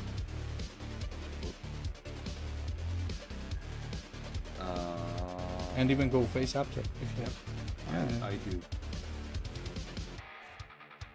Maybe it was better to attack him last turn. That's what I. We didn't attack him last turn? No, I took out his unit, and I'm thinking it was probably better to. We'll see.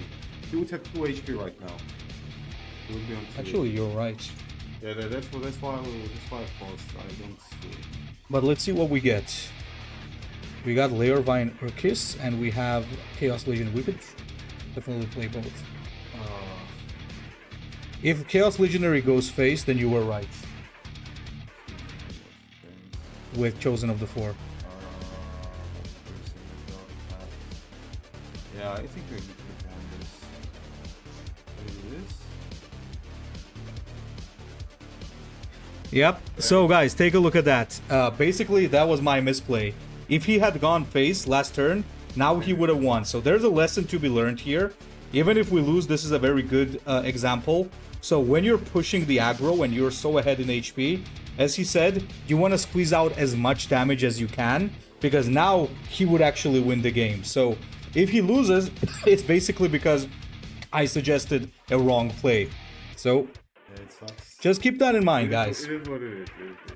Yeah, just keep that in mind, guys. It's a pretty important thing to keep in mind. Because like, look at his hand. Like, we're never gonna outlast him. So what you want to do, ideally, is to keep clearing the board while slowly killing him. Absolutely. So he's not gonna let you have a board with him. I mean, we could still take it, but we'll see. Okay, he's fishing. That's good. Yeah. The fact that his fishing is good. If we get another Hellbreak Strike, he's done. When you have 6 cards in your hand and you're at 3 HP and you draw, it's not a Good night, my friends. See you later. He does the Storm Raven. Why the Storm Raven, though? Maybe there's something else. Yeah, that's disgusting, man. I think he does that. Okay, sure. So he's still at 3 HP. We got Possessed Marine. Flank is good. I think we do play this, right? Yeah, we still do play that. And we could play Chosen of the Four, and if it gets a Slanesh mark, we could actually take out the big boy this turn. Yeah. We need... there's a 50-50 chance that we take it out. It failed. Yeah, we still attack, right? Do we... Yeah, I guess we do. Does it have any effect, like camouflage or some shit like It does have a camouflage. We could actually leave it. That way we'd mitigate the 7 damage from our face. We just want to... Next turn we draw 2 cards, and we could actually get AoE and take him out. If I hit him right now, he will definitely hit me. But this way, he has to use some of his energy to take this out. And there is a chance that we might... Yeah, we're drawing 2 cards next turn, and we might actually get a card draw too out of that, so there's a chance that we might still win. Yeah.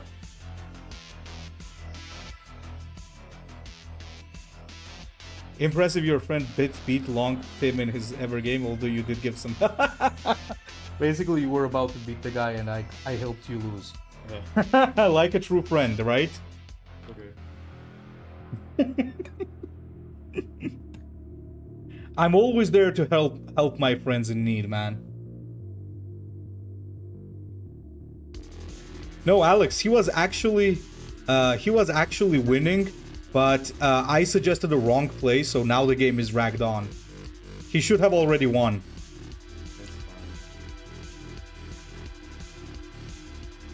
Always go face. Yeah, face is the place. That's actually a thing. Always go face, and then don't go face when it's correct. Oh yeah, now we might be in trouble. He got a healer out. But no, still we have a chance actually. Depends on what we draw once again. Can you check? How many cards are left in your deck? You can click somewhere here. Ah, 18. Oh. Oh goddamn, we have Legacy of Vengeance as well. We could actually win if we get Murderous Desires next turn. We know what I'm thinking, just drop the Apostle and maybe heal up. Sure. And keep this. And keep that, we could still win.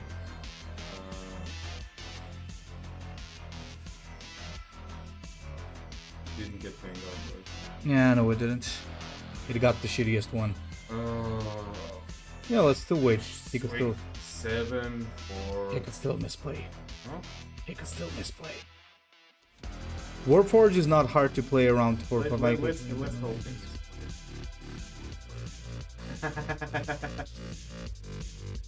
That's 2. Nah, he knows as much. So guys, basically as I was saying, there's a lesson to be learned. Essentially, what my mistake was, I took too much attention on a unit that was not important. See what I mean? So I took attention to a unit that was not that important when you can actually go and finish the game. See what I mean? So that was a pretty important misplay right there. Let's try again. We had a very go good on. hand this turn. I think we So got it's Abaddon versus we Abaddon. got kind of lucky. So let's assume that he's gonna be slower. We don't need this. That Gain lethal, a that range always of stays. Flank strike. This is probably worth keeping, right? I would say a Venom Crawler is also worth keeping because it's a game winner. Yes, actions plus 1 less. Draw 2 cards for each turn. Also keep that. Okay. Now, if for socialists, okay. So this is a good question actually. Don't forget this lets you choose as well. This is very good on the spider. I don't know, man. I'm not sure. 0 energy as well. Yeah, still. Let's say if he uses the offense card, perfect. That means your first stratagem is 1 cost less, so you can open up with Host of Chaos, just like he did. Okay, he got 1. Let's see how many we get. How many? Yeah, do that. Oh, why not? 1, 2. Oh, nice, nice, nice, nice. When it comes to third game, do people play? They play late game Abaddon, so you need to go Yeah, first. that's what I was asking. Everybody plays late game Abaddon except me. So now look at this. On 6 energy, you have a game-winning play. You just drop this and you basically have three Dark Pacts. Ah, okay. You just need to get to that and you just win by default. I don't think we're gonna have a problem getting to that against Mhm. late game.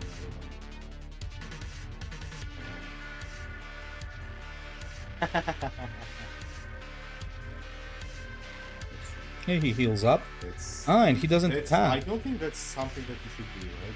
Yeah, just drop the Plague Marine because our hand is full. What I was saying is that what he did right now, healing yourself, I think it's better to keep that. Or did he just do that because? Oh no, it's an ephemeral card, so it comes back to your hand at the end of every turn. Okay, sure. That Warlord power basically disappears at the end of every turn and then comes back at the start. Oh, so That's he really can good because it empties your hand from unnecessary stuff.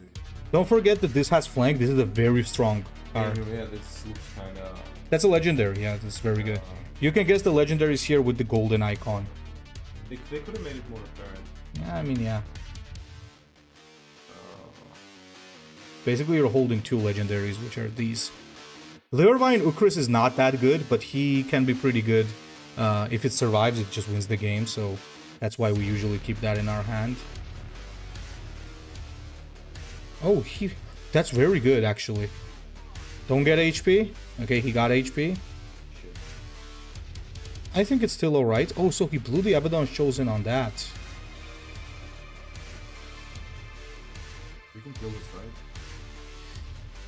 We could spawn them. Nah, we definitely take that out.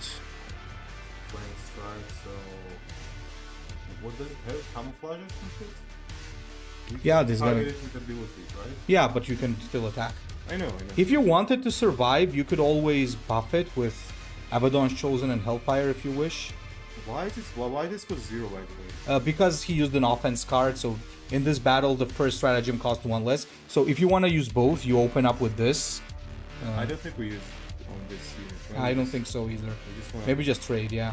clear it the way we can. And ranged, of course. So what we're basically looking for, your friend has some good ideas. Yeah, he's actually really good. He's better than me, so you guys should definitely listen to what he says. Probably not perfect. So in general, you can definitely, and it's his first time playing ever, so it's pretty interesting to see perspective of somebody who's never played the game but is good in card games in general. So next turn, here's the thing. Depending on what this guy plays, we could answer with different things. We just need to get to the friggin' Venom Crawler. Okay. Oh, what? That's not think so. Where's the last support zone? Let me see. We could, so here's the thing. You could take it out using Spondum if you wish. It drops 2 Chaos Spawn, but you would have to take 5 damage. Because you'll also have to. Let me see this. You could play that too. What's strike? When he attacks. Okay, so is there any way to save? Oh, you could play Hellrake. So we can do the bringer of. Okay, let me think about this. Yeah. David used to play Legions like a year or more ago. I'm just trying to think. Can we in any way place him on this or no? Can we buff his HP, but then damage, just like 2 HP. Flying stealth.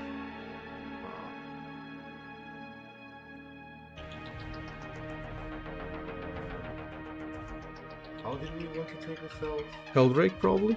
Or Spondum? Spondum 100% takes it out. You know what? I'm gonna do this. Yeah. Then I'm gonna attack him. Actually, I agree. At this point, we genuinely don't. Oh, that's good. You did the correct one. We genuinely don't care about taking damage to our place. We just want to have control of the board, and then we'll be able to mess with them. How Lirvan can carry the crown on his head? Oh wait, that's Warhammer. Absolutely. If Angron can lift a Titan, then he can carry that helmet. In games like this, you can use your HP very, very non-conservatively. So you can just use your HP to do your best to have board control. Because otherwise, you just don't have any way to win. Next turn, actually, we also have a pretty cool one. You could play it. So essentially, if possible, Venom Crawler into this and this is the best play, but really depends on what he does. Okay, he plays his own Venom Crawler. So our Venom Crawler could potentially be better. That's good, because if he trades, okay. So I think we could play Venom Crawler here and just overbuff it. Okay, let's see. Don't start with that, start with this. Oh, actually, wait, you could do 3. Holy hell. You could do 3 Marks of Chaos. Yeah. Don't start with that, don't start with that. Start with this, Oh, okay. the random one. Nice, now give it the HP with that. Yeah, that one. Yep. So that he isn't able to target it with that removal. And yeah, we need that as well. I think we need even more HP here. Regeneration and Yeah, this? probably. Let me think. If it's regeneration, maybe HP is better. Might be, yeah, to survive just. Yeah. So You want to survive the burst. Yeah. So whatever helps this guy be bigger. I'm even gonna do this. No, don't. Why? It's unnecessary, I think. But actually, do it as you wish. Do it as you wish. Yeah, I'm not gonna interfere. Whatever. So if you can't take it out now, he's screwed, because then you can do hosts and buff and buff and buff, and it's just gonna be an unending. Well, if we're comparing the sizes of our venom crawlers, then might as well attack it, right? So I'm still at 25 HP, and he has the turn, so I need to do whatever I can. Let me get some more. Yeah, sure. So guys, here, when it comes to like Abaddon battle, it's very much about venom crawlers. Forgive my ignorance, but I wanted to support your work because your channel has been helped, but I can't seem to. Hello, my friend. Unfortunately, first of all, thank you very much. I appreciate that a lot. But unfortunately, you cannot do that because I'm from a country where YouTube has not authorized that just yet. So, unfortunately, that's how it is.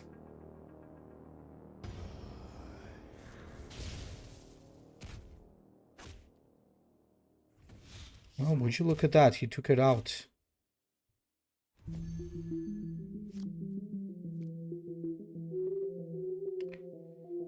Do-do-do-do-do-do.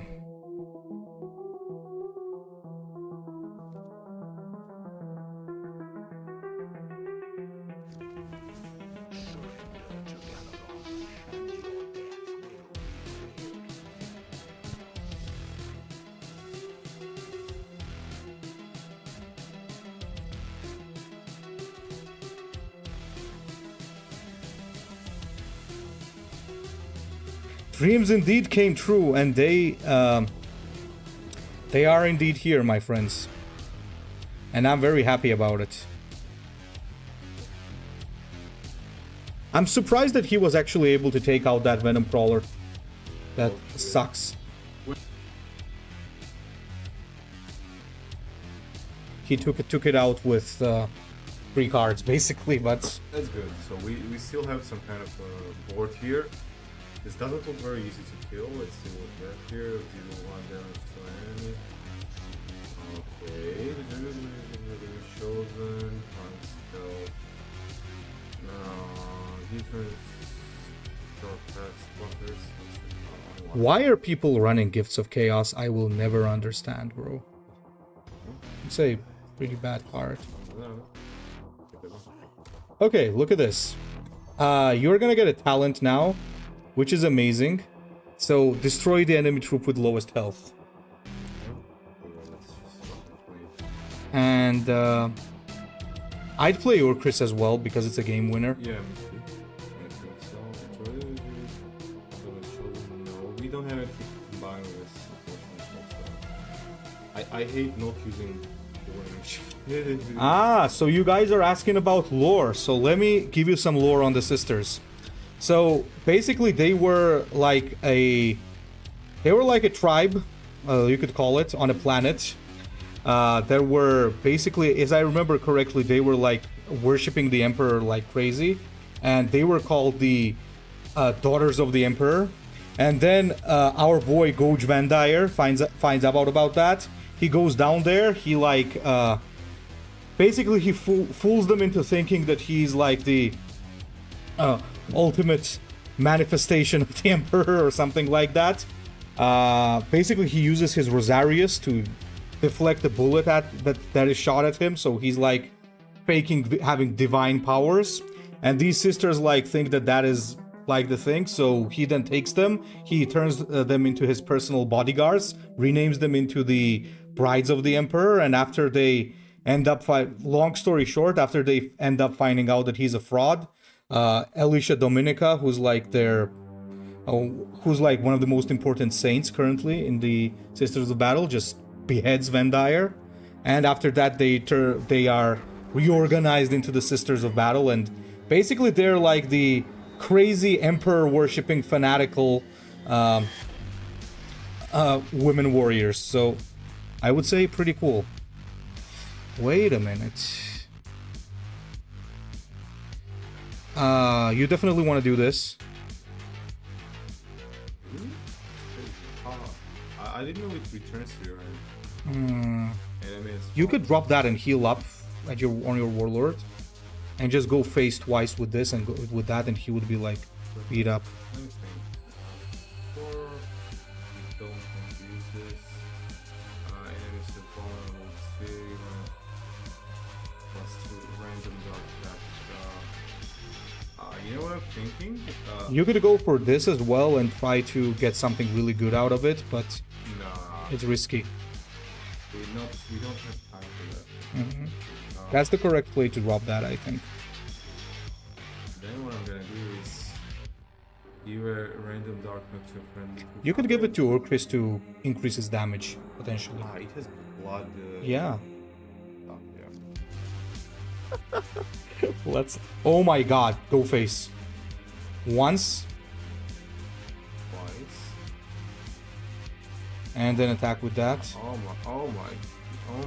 Oh my god, oh my god! Right. Let's just hope he doesn't have lethal. I needed to evil. Sisters are really cool. Sisters are really... It's one of the cooler factions. I really like the faction. I like the... I like the whole... I just love the faction. It's overall really cool. Uh-oh, he's done. Guys, by the way, in this game, do you see the might of the Galaron's champion? How many units did we destroy because of Galaron's champion? Oh no, he did the invisibility on it. He's stealthy, right? Yeah, so he basically... What a beast. Yeah, he's a beast. He kinda knows that he lost and he's just... Oh, and he even let us finish him off. Good man. But where's the... You prove to be stronger tonight. He deserves it. do this? Yep. Now that guy is a cool guy. He let us finish him off. By the way, nice gameplay, David. Amazing games. Let me also give Long Tim a quick GG on Discord. Okay, boys, we're gonna move to a different warlord now. David is done for the time being.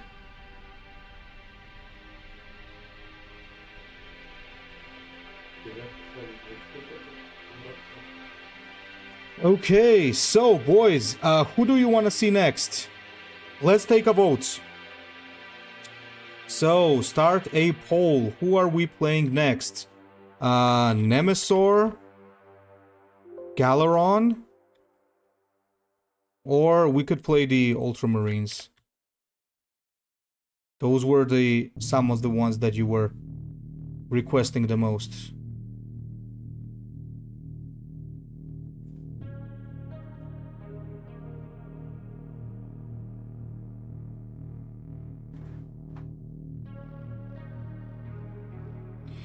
Tyranticos veterans, those are so cool.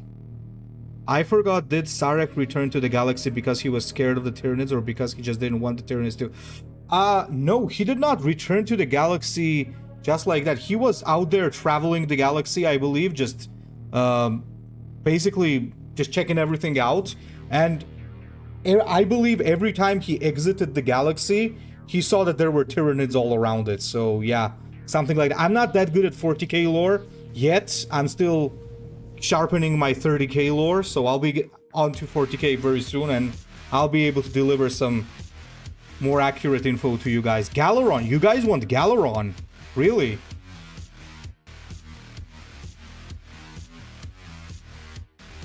Let's wait for 20 votes. But yeah, Sarek does understand that Tyranids are a real threat. Sarek is actually pretty reasonable. He's a cool guy.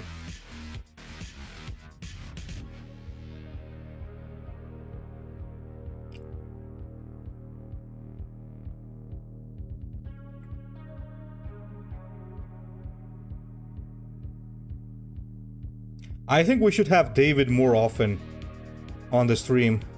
I enjoyed his 2 games. Okay, Galaron, Nemesor, you guys are equal. Jesus.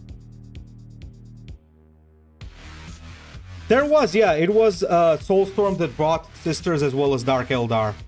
Okay, one more vote, guys, and we continue. Okay, it's equal. Jesus, okay, one more.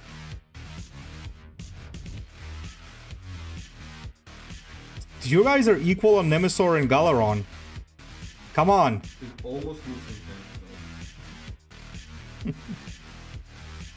Oh, not in Dawn of War 2, Dawn of War 1. Okay, Galeron wins. Galeron, the very, very pious boy. Okay, guys, so here's the problem with Galeron. So there is a problem that Galeron in general has. Let me explain what the thing is. He's got a very cool ability, Litany of Despair. I really like it. It's to give a vulnerable one and draw a card. It's really cool. But what this guy suffers from, unlike Abaddon, is the lack of HP. That's number 1. And lack of synergy with Dark Pact. That's number 2. The main problem that I have with it is that he's not as he's not good at survival because of it. So he has less survival than Abaddon, so he kind of sucks at playing Black Crusade. But then if you don't play Black Crusade and play him aggro, he's still kind of inferior because he has less HP. But I think we could play him on a very Black Crusade heavy deck because he has the card draw, and card draw really does help with that in that regard. So for example, it's absolutely useless to use Chaos Legionary on him because unlike the other 3 Warlords, he cannot really buff Chaos Legionary, so he's got some problems for sure. We're gonna get Galeron's champion for starters. Certainly we need that. And honestly speaking, I don't think he needs Hosts of Chaos. We're gonna get Galeron's champion. We're gonna get the Noise Marine. Of course, double Traitor's Hate. I'm gonna try to play him on a Black Crusade deck, actually. Possessed Marine, you definitely still need your Spondum. You're going to need the Chosen. Let's get... what? Let's get the Possessed Champion. Let's get Warp Talon. Let's play with the Bringer of Decay. And here's the thing, guys. Since we're playing Galeron, it's not that good of an idea to play Venom Crawler because you don't really have synergy with the Venom Crawler. So I think what we'll do, actually, is instead of a Venom Crawler, we might drop the Terminators. It could be better to just get the Terminator instead. You don't have much synergy with the Dark Apostle either, which is actually pretty funny. These are some of the best cards for Chaos, and there's no synergy here. Hellbrute, once again, there's no synergy with Hellbrute, which is nuts. So, I'm not really sure what we're doing here. Let's roll with Crusade. Let's play Iskandar Kaon. You know why? Because it's funny. Let's get Veteran Havoc. I think there should be some synergy with Veteran Havoc.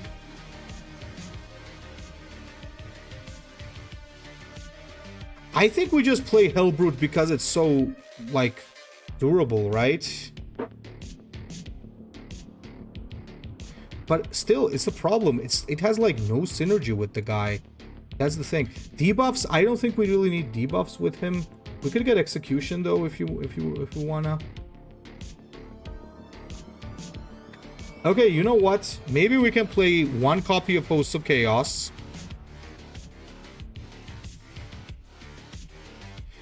A Plague Marine. Nah, I don't think we need Plague Marine. So let's get a Host of Chaos. And let's get a Hellbrute. Let's get Dark Apostle still. Yeah, let's get double Hellbrute and let's get Dark Apostle. This is not a good deck, by the way. But I'm telling you, the main thing that Galeron currently suffers from is yeah, Veteran Havocs are actually good. So the problem once again with Galeron is that he's a good Warlord by himself, but he doesn't have a lot of synergy with Chaos cards. Master of Possessions, I think it's too slow. Oh, so we're playing a late game versus late game. Interesting. We're definitely playing Infinity Circuit Surge.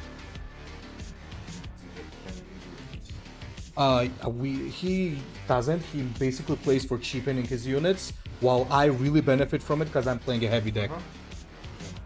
So we start off with the Noise Marine and whack him.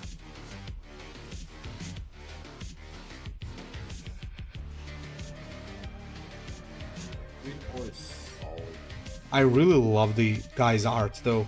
It's sufficiently edgy and stupid. if you don't pay close attention to it, it might look cool, but I mean, I think it gets more interesting when you pay close attention and kind of realize how ridiculous everything it is. But that's what makes Warhammer fun. Yeah. Like, look at this. You basically got a guy who's got some tires on him and a burning book in his hand, and it's sufficiently cool, even though it's ridiculous. I like it. That's how it works, I guess. Oh, okay. He played the card that I hate, but it's okay. One copy of debuff card, that could certainly work. Do I want to play Warp Talon? I think I want to play Warp Talon.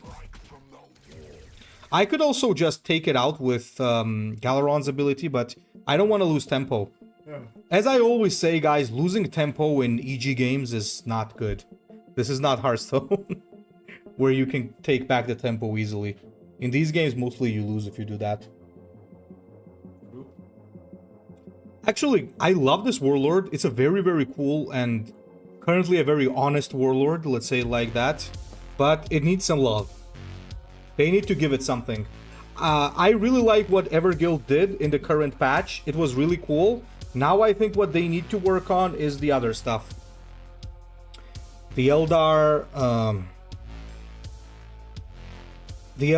and the Tyranids are the next in line. Orcs don't need it. Orcs are still very cool, like as they are. Me orc, me smash. Okay, you know what we're gonna do? We're just gonna place vulnerable on him just for card draw. Okay, that's pretty good. And you know what? We're also gonna attack his face. Because why not deal 6 damage, right? Destroy one. So it deploys Chaos Palm for each enemy. The Chaos Palm is to attack 1 health and flank. Wasn't it worth using, or He was stealth, so... I mean, just for the board. Oh, just so you could do it for the board if you want. Because will you be able to use it later? Let's see. I could use the debuff card, guys. I'm gonna think about it. Like, there's a lot of interesting options that we can use. Okay, so maybe Chaos Terminator?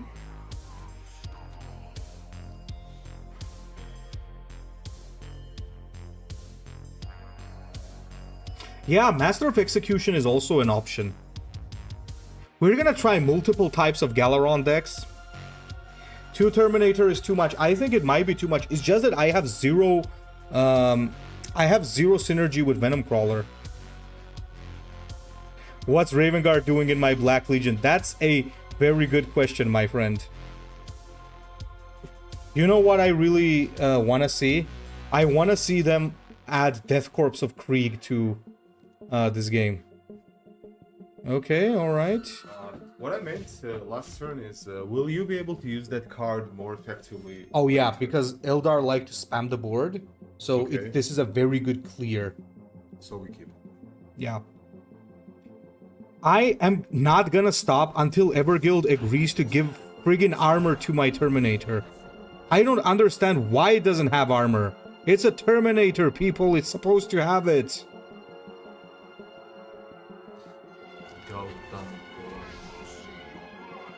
This is 3 damage, and this is gonna be 1 damage, so it's worth it. And we're gonna draw. Host of Chaos it is. Oh, nice, nice, nice, nice. This is good stuff. Venom Crawler is also fire. Yeah, that's also true. Venom Crawler has like... Oh, who plays... He does. I mean, fair enough. He does. Like, that's such a good way of putting it. Who plays that? And well, he does, right? This is where the Havoc actually comes in very handy. What the? Oh my god, if I misclick because of him doing that, it's gonna be crazy. What the hell? Where did he go, man? So this is a nice tactic. I didn't know about this. Oh no. It doesn't work like that. Yay. Oh, we got Iskandar Kaon, the supposedly all-powerful Thousand Son who made Magnus kneel. We don't know how, which actually doesn't make any sense at all. And he's one of the most useless cards in the game, but I still play him because he looks cool. Fair enough? Fair enough.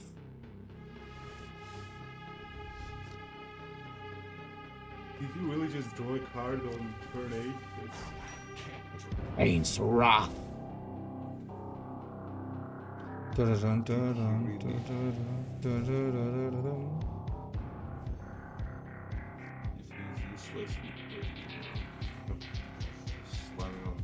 I mean, it's a gigantic body, though. Yeah. And if it survives, it's GG, by the way. Against Eldar, he's good because Eldar don't have hard removal. And he's sitting on 0 stones. Which faction has hard removal? I guess Orcs have the best hard removal. They have like 4 hard removal. And Ultramarines also have a nice hard removal. Orcs have the best one. It's 4 energy, destroy random. You remember that Winnow the Weak on Iron Hands, the annoying one? This is the same thing, but it doesn't kill your own unit. It was like destroy one unit. 4, yeah. Orcs don't give a shit, like, it's Orcs. He's just gonna be going face while taking everything out. Yeah. Orcs are so fun. I know that you guys probably hate the Orcs about now because how dominant they've been, but I love the Orcs. They're like one of the most fun factions to play. Undoubtedly. The false emperor must die. Huh? Absorbed? Oh, he's in trouble, I think.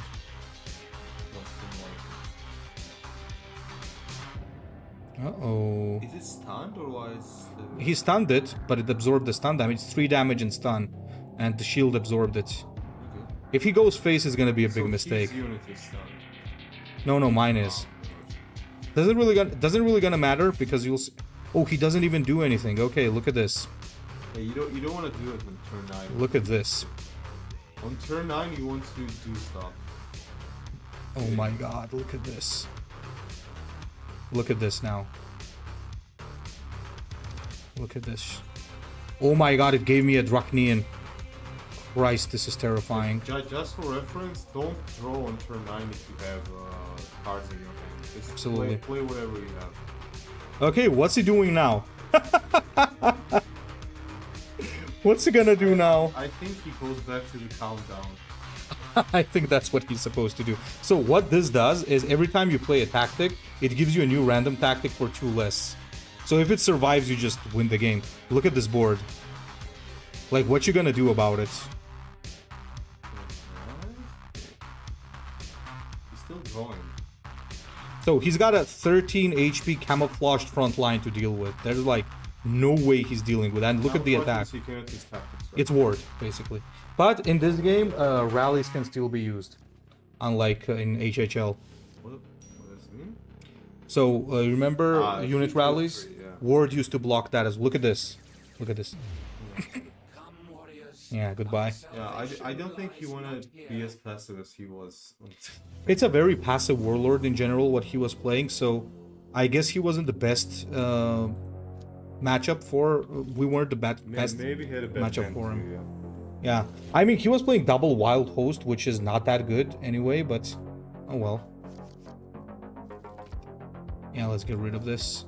Shrigma Mail, okay. Shrigma is actually playing Calgar, alright.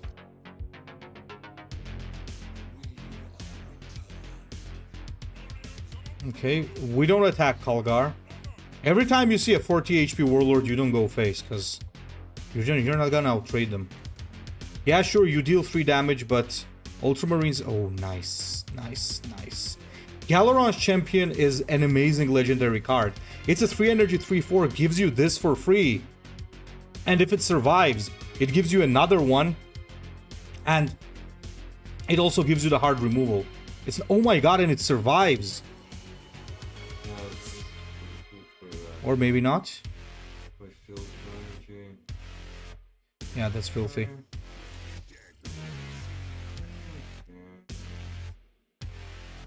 That's a nasty play, Ultramarine. That's a nasty play. I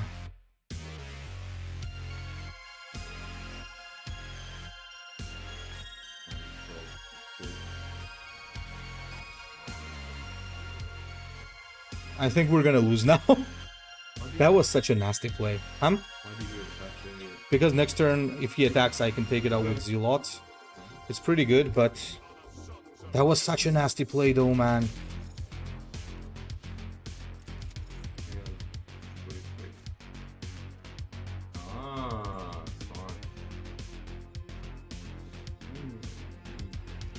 Oh, we still got some stuff to do.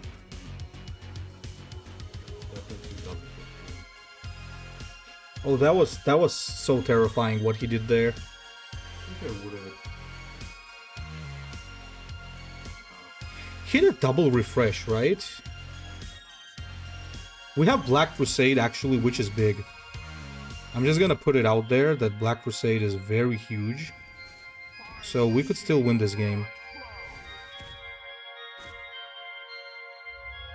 Yeah, Black Crusade could still win me the game, actually I speaking. think you can't start attacking him. No, I cannot because he has a lot of bursts. Okay. So he can just blow me up. So the Hellbrute is gonna be very good because they suck at dealing with armor without hard removal. That's a problem. I could have played anything except that and I would have been happy, but... Oh yeah, you're right, guys. So we're gonna drop this and hope that he doesn't have hard removal on him. This guy's deck is crazy. He had exactly the 2 cards he needed. Oh my god, I hate that card. Destroy an enemy troop. So it's the kind I of... think his opening was like way too strong for us. Yeah, that looks really big. Okay, we could now, what we're doing basically is this. We drop this.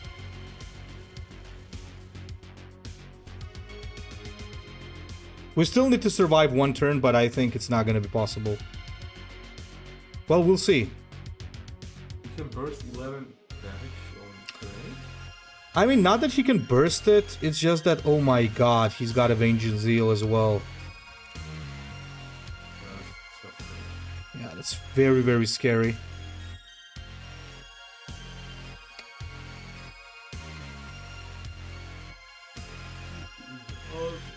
Ah, this is a loss. Yeah, that was very scary. That was very scary. It looks like Shrigma knows what to play. Oh, he does. Let's try one more. So that play with his refresh into the chaplain into refresh was the scariest one, I guess. He just dealt too much damage. We did correct when we attacked him because then we cleared with Zealot, but Gave you some kind of a chance. yeah, I mean we had a chance, but well, things didn't really line up in our favor, so you know. It's better than not having the board and losing Okay, it. this is not bad actually. So that's exactly where Abaddon excels, where this guy has a problem. Abaddon has so much HP that he can easily survive until energy turn 10. Spawndom is good. Wish we had that last time. Warriors of Ultramar So we pass. and honor. Once we get this, though, we can actually start going a bit aggro. So, Calgar, of course. Is this the same Warlord as last time? Yeah, that's Ultramarine. You already know, right? You can already understand. It looks boring, so it's probably Ultramarines. Light cover? Really? Good cover! If it's boring, then it's And that's kind of how it works.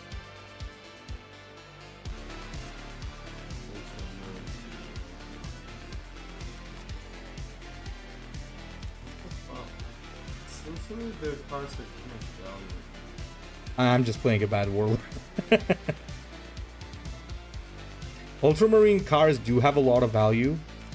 Like, no question there, but, you know. Also, you know, I mean, we can clear now, though.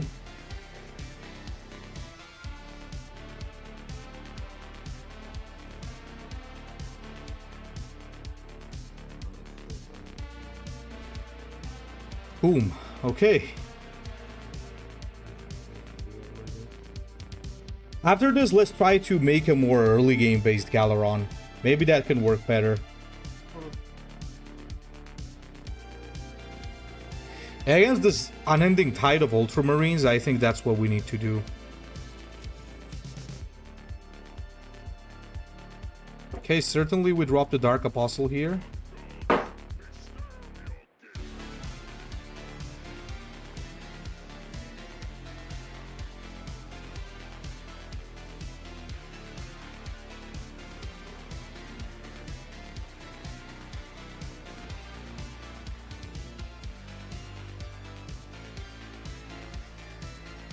Okay.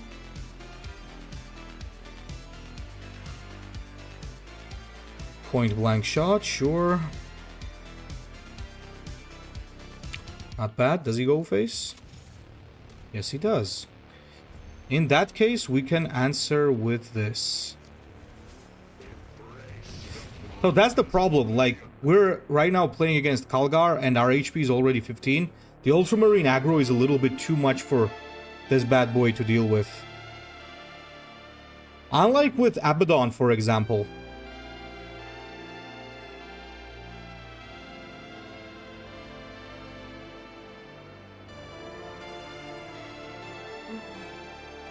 Let's see what he plays.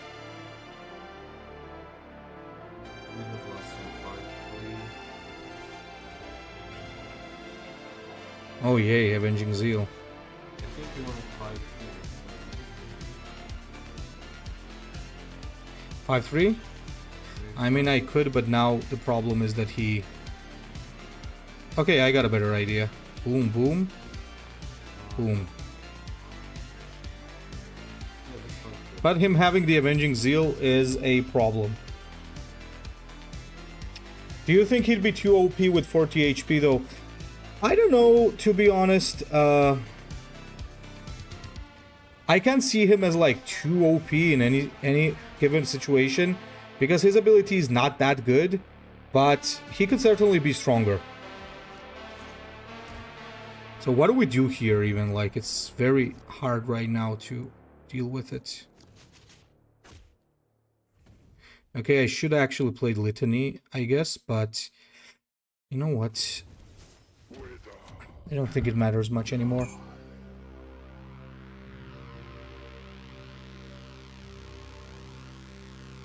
The problem is if we go early game based, like, what are we doing, right?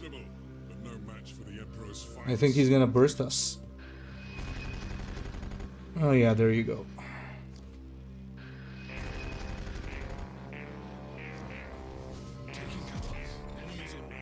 Ah, that's the aggro Ultramarines for you, man. Scary as hell. that looks like something that I wouldn't want to play again. Yeah, that's not easy to deal with for sure, but we're still going to try one more game. So let's try one more game. Avenging Zeal, I don't think... Okay, so we got the Necrons. This is more interesting, to be fair. Alright, good luck guys. Enjoy. Thanks, man. See ya. He's running a scout. Probably he is running a scout. Currently, since they're playing Avenging Zeal, they are trying to run as many codex cards, as many things to trigger codex as they can, so it makes sense. So once again, there's like a small problem that we have, which is also the lack of energy dump, because whenever we use our ability, we have to attack. We're forced to, kinda. So it's, I guess Necrons is not too bad because you still want to play aggro, I guess.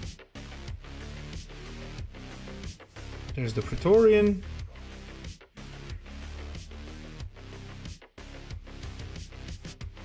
We just pass here.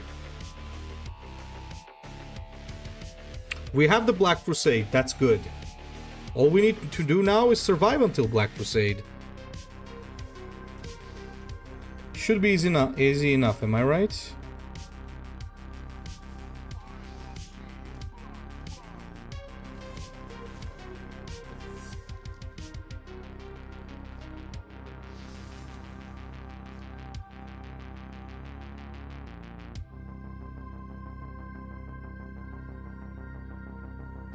Yeah, there's the Immortal Pride. God damn it.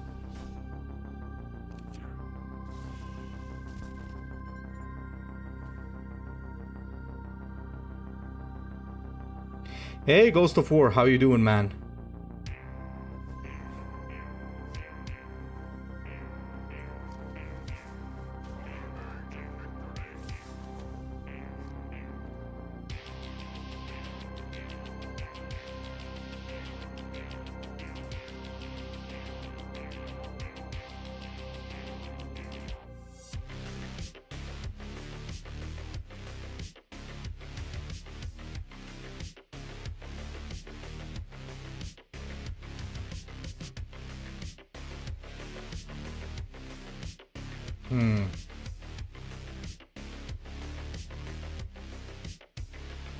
Oh.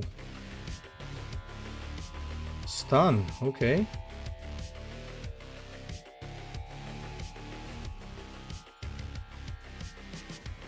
Alright, alright. That's alright.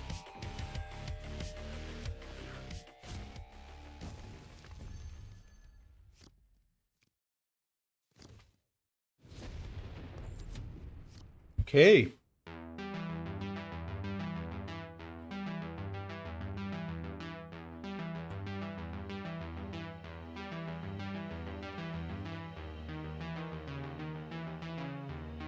Tired but alive. Good for you, my friend.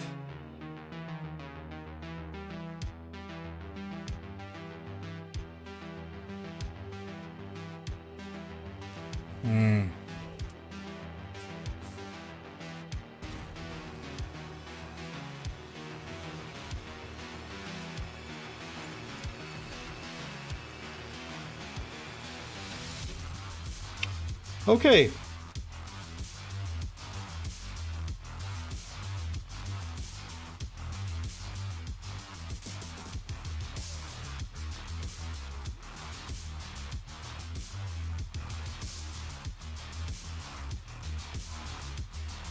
We're alive.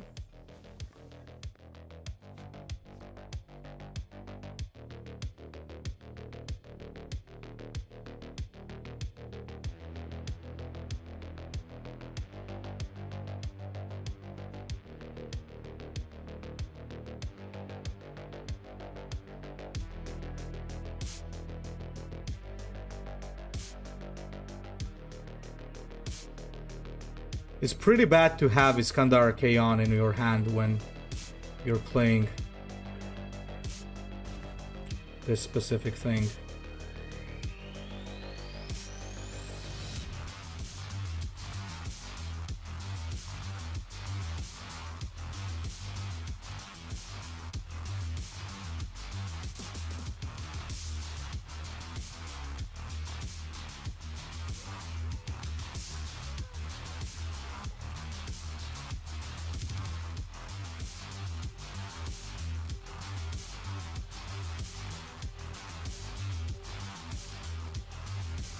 Okay, let's see what he does now.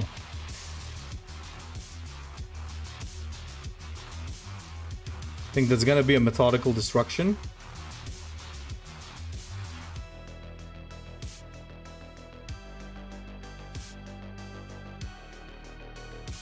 Or a Tomb World, maybe.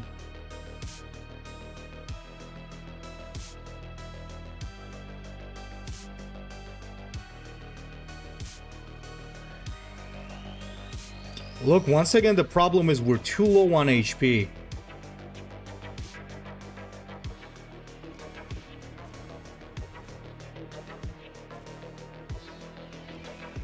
Okay, maybe this means he doesn't have Immortal Pride. Not Immortal Pride, sorry, Methodical Destruction. Can we dream? Okay, let's see. Let's see.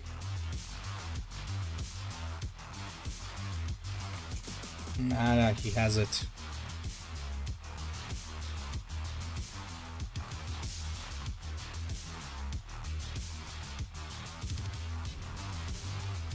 And that's one of the worst things here. We have no friggin' possible way of healing.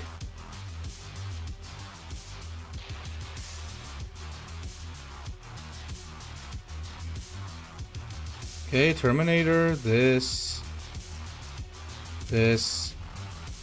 We got a pretty shit draw as well.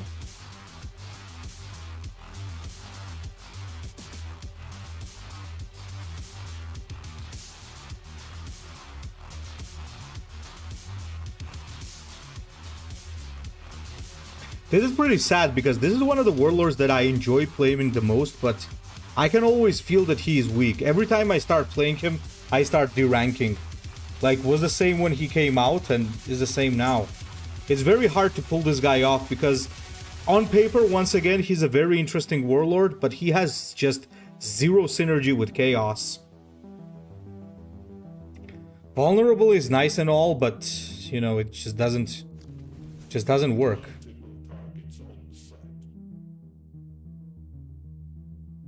Happy Victoria's Day. I didn't know there was such a day. Happy Victoria's Day to you as well.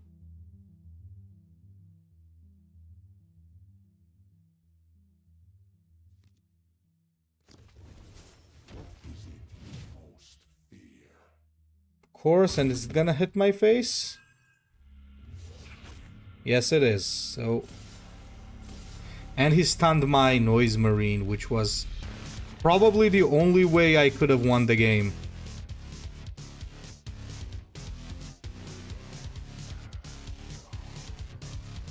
I'm just gonna do one final attack against him.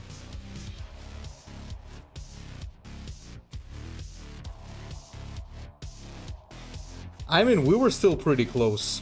Once again, the low HP on this guy is a killer. Okay, let's actually try to play Nemesaur. I can't seem to get Galaron to work currently. So let's first try Zandrech. So with this guy, it's a little bit different compared to Emotech. You're not playing this guy for a late game. You're mostly going to be playing this guy for tempo. That means you're going to need a lot of early game units. But he does suffer a little bit because of very similar problems to some other warlords. If he loses tempo, he might end up losing. But we're going to see just how well we can perform with this guy. We're going to get the early game package, of course. By the way, he doesn't need the Lich Guard, I believe. I think Night Sights should be good. Scorpec is definitely good. Let's get the Reanimator. Chronomancer is also good. Doomside is also good. I'm not sure if you need Immortal Pride with this. I don't know. I've been thinking a lot on that, and I'm not sure if he needs Immortal Pride. Let's think about it a little bit later, guys, and let's decide. It just seems like he doesn't need Immortal Pride. But what he could need, however, is Triarch Stalker as a finisher could be good.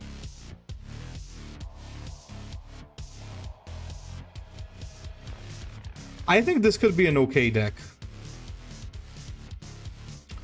We're missing some interesting stuff. Well, like, we're missing the thing. Night Scythe Rally does work if there's a Remnant on the field, guys. It does work. Okay, let's try. Let's try with this. No, not practice. Misclick. There are people telling me that he's really good. So, yeah, maybe Resurrection Orb is the finisher with this guy. I'll be honest, I don't like Immortal Pride on this guy. I think it's too slow. I think you really don't play Immortal Pride on this guy. I don't know. I may be wrong, of course.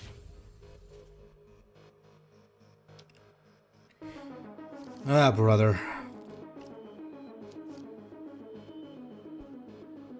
Emissary of Norn.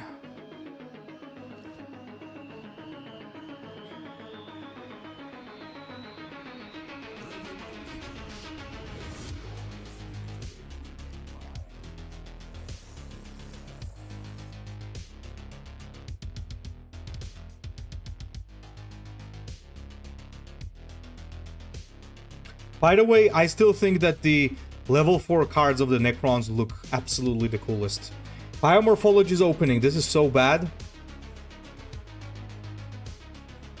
Undying Legion card seems like a good thing, but at the end of the day, I think the problem with that card is that it's just too slow.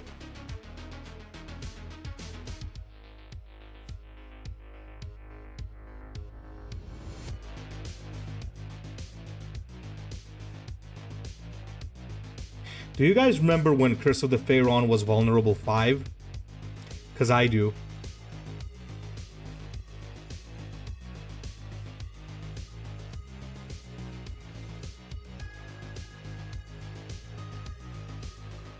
Swear to God, I hate that.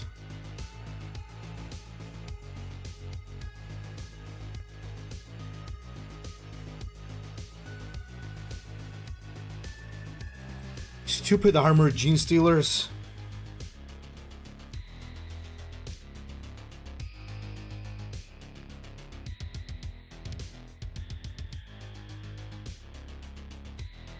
If the Tyranid has an armored gene stealer opening, it gets so ugly. No, don't tell me you got a gargoyle, not gargoyle, hive crone. Oh, okay.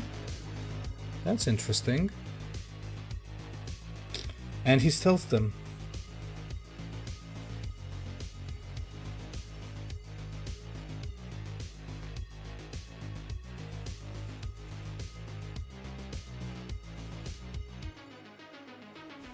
That is honestly very, very annoying.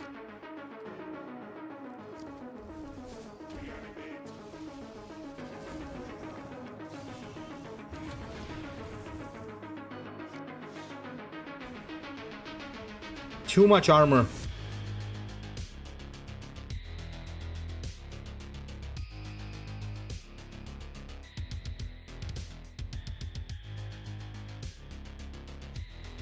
And now he's gonna give it the buff.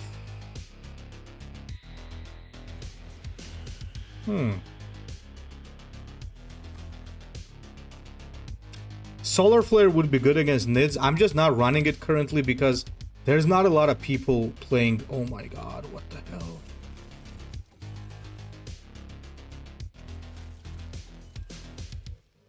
Okay, how do we stop this now? I think the answer is that we don't stop this.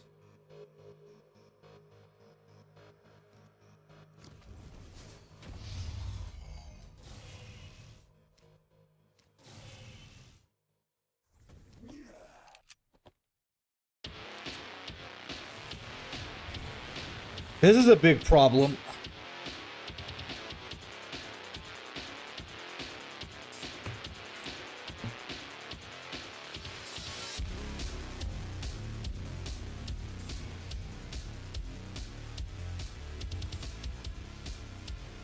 The best start you can get on Tyranids is armor into Gene Stealer. There's no better start there.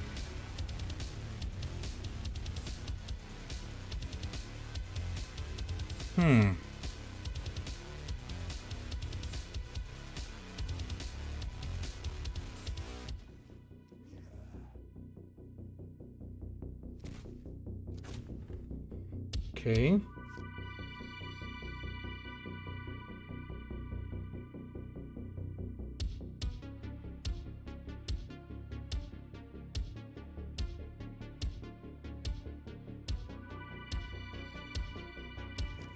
Here comes the stupid zoanthrope.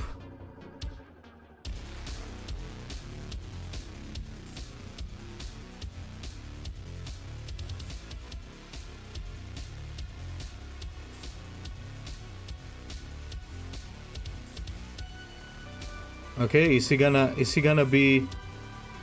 Yeah, he went a little greedy there. Not sure if it was correct for him to go so greedy. Well, we're about to find out. Still gonna have to do this. Well, we'll see.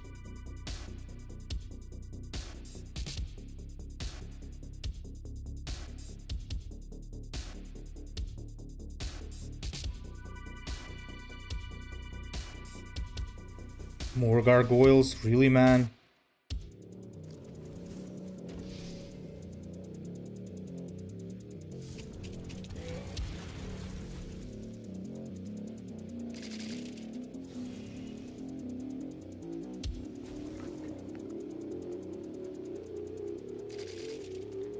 That's a wrong play. Think he should have attacked with the Warlord, then traded the Gargoyle here, and then went face. He went a little wrong there.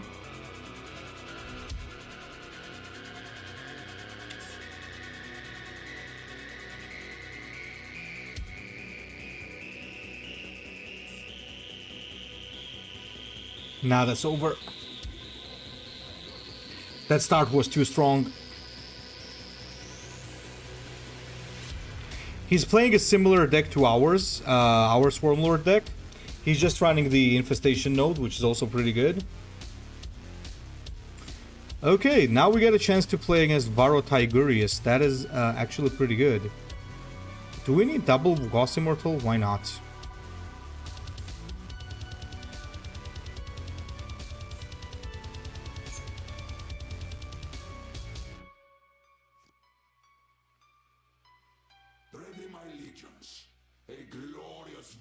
So what kind of Varo is he playing, I wonder? Is he playing the... He's probably playing vehicle, because most people are playing heavy vehicle Varo. So we're going to be the ones playing aggro here.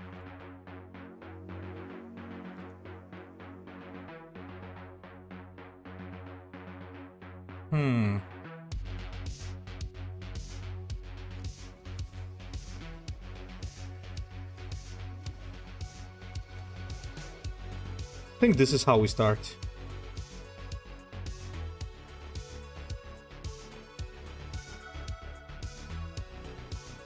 Gauss Immortal is a threat, yeah.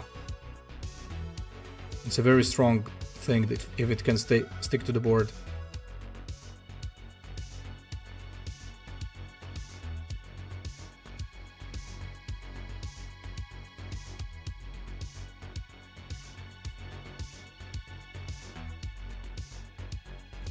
Okay, there it is. Now, these remnants are gonna stick around. And until then, let's distract him with the Gauss Immortal. Since he already blew his tactic, maybe he doesn't have an answer for this. His random pings might go onto the trash here, so that could be pretty good.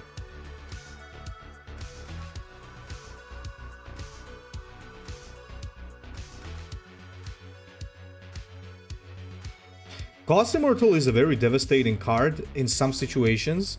If the enemy cannot directly just remove it, it becomes a big problem. Did you ever meet Vehicle? Yeah, I met them a couple of times. It's just that full Vehicle isn't as good as the aggro Calgar deck. The aggro Calgar is probably the meta. Aggro Calgar and Immortal Pride Emotech is what I think. He has another point blank shot. Bro, come on. Good Vehicle not like crazy good. He even drops a Reaver, okay. Why would you take that out though?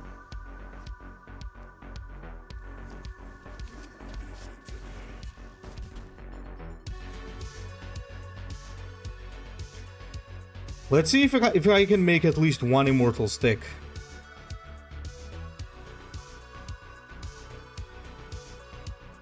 Okay, that's good.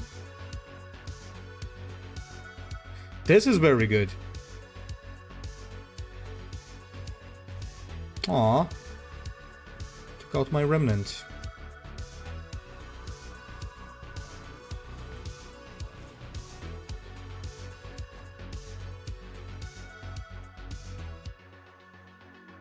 He could play the helicopter.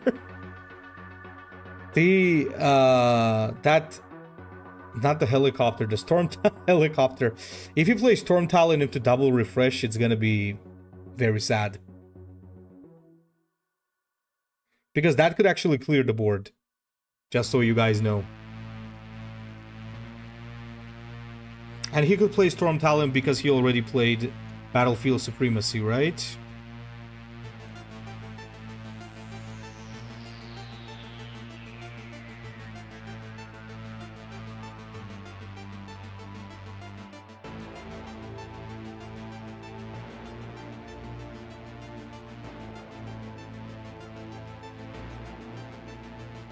Yep, the Stormcopter.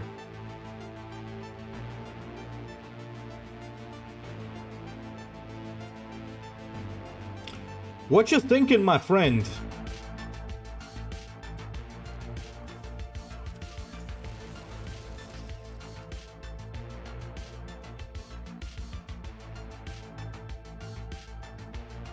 Well, what do you know? He actually did it.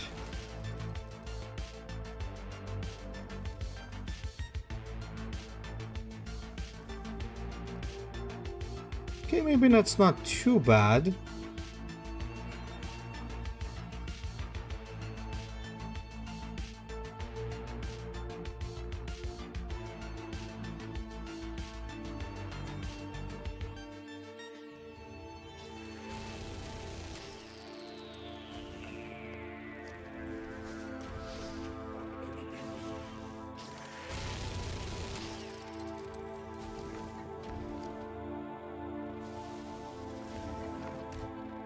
Okay.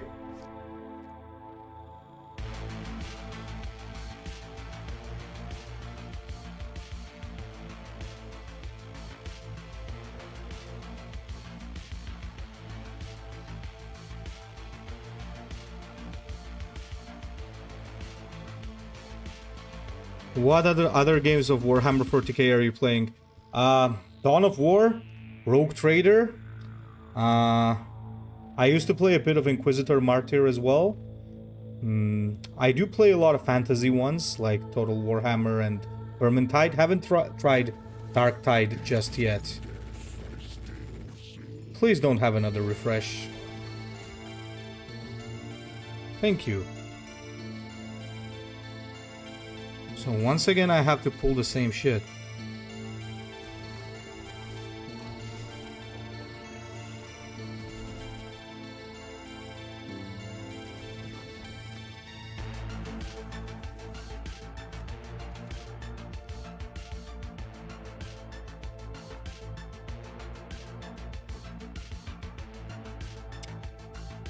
Thank you very much.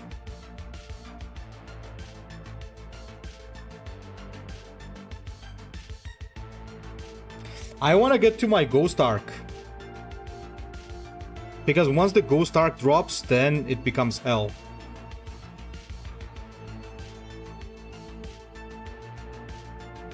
We could also try the hyper late game Necrons. Dawn of War is amazing. Yeah, Rogue Trader has a lot of bugs, but it's super enjoyable.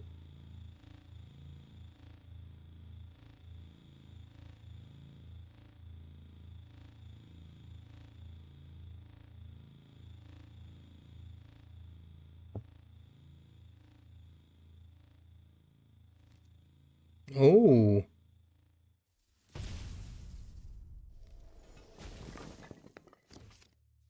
Haha.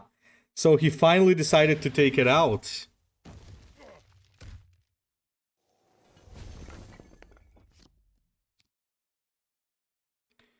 Well played, my friend, well played.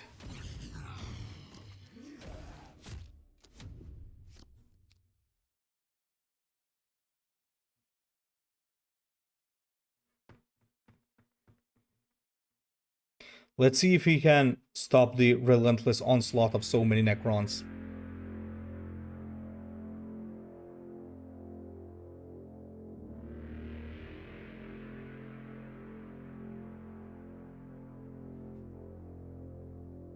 By the way, guys, when you play Ghost Arc, you want to place it beside Nemesaur, because if you place it here and the remnants stick around, you're never going to be able to spawn that many Necron warriors, because the remnants are gonna be filling up the board.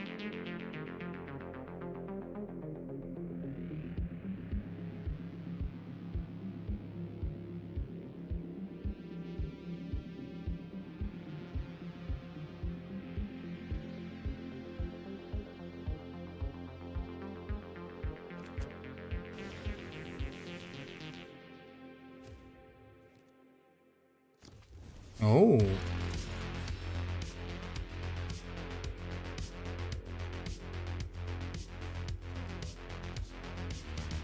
All right.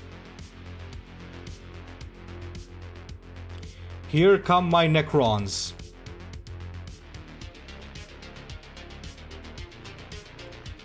Now he's gonna play the 10 energy tank, and I'm gonna be upset.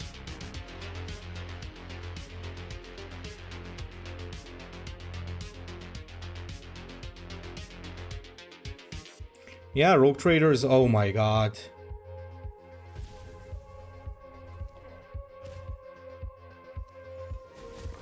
No fun! The Emperor's word must be safeguarded.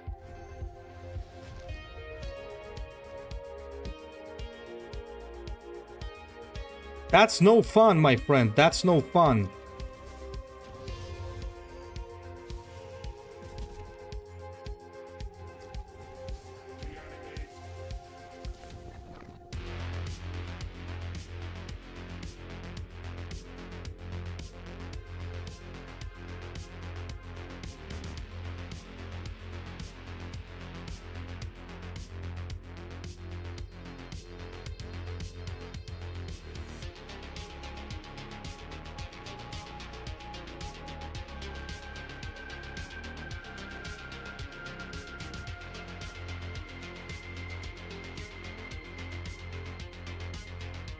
So what's he gonna do here? Let's think about it.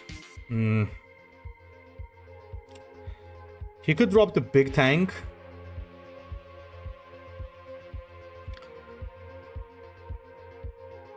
Glad you're enjoying it, boys.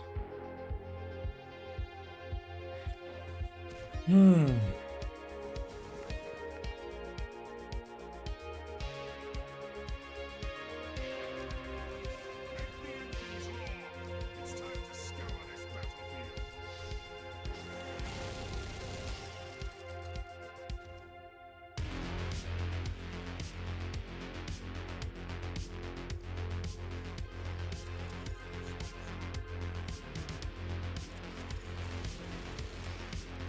Why are you running that?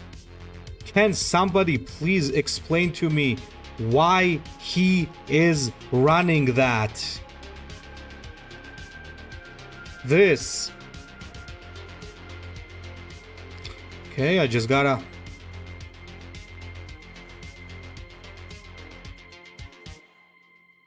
I think he's just gonna take me out now. Jesus Christ.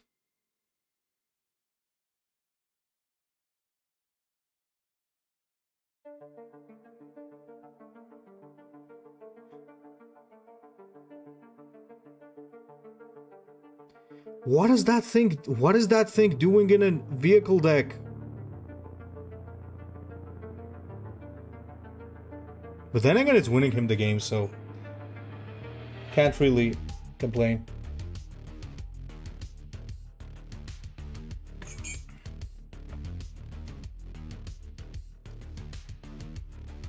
Don't do 3 damage, please. Thank you.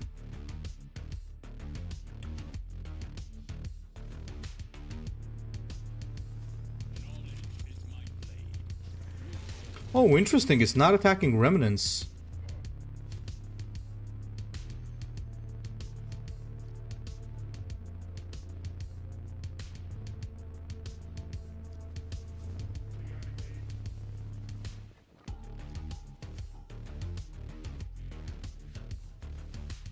Okay, now we just pray.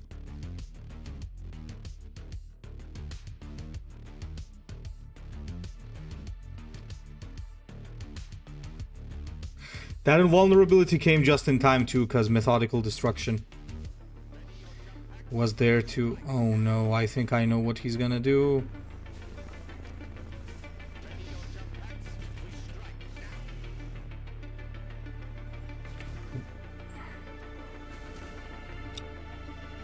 Ah, brother.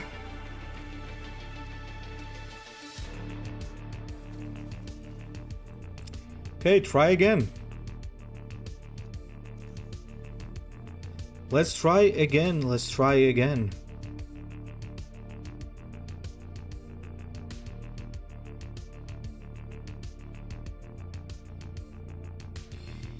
Let's try again, boys.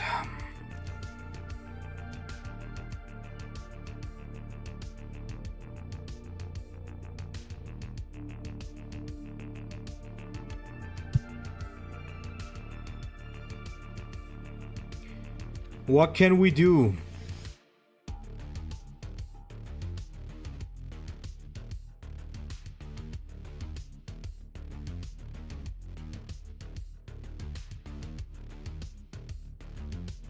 Storm Talon is the MVP. Storm Talon is a very, very strong card. Before he played it, I even told you guys like that he would play the Storm Talon if he wanted to win. That was his only way of winning that. And well, he pulled it, so what can we do? You think maybe Lichguard would help? I don't think Lichguard is that necessary on this guy because he drops like infinite front line. It's just that currently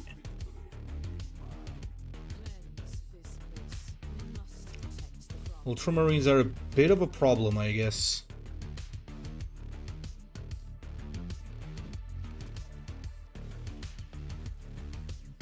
So I have the same type of opening here.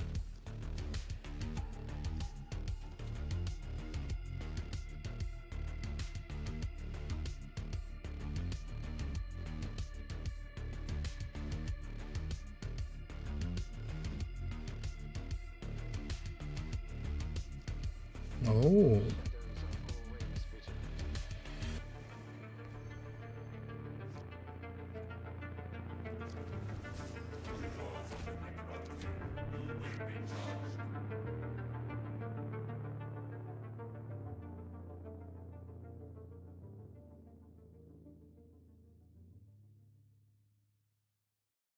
Let's see if we can out-tempo Galen.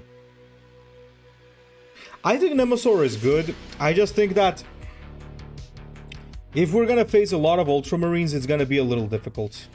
It's hard to play tempo versus Ultramarines.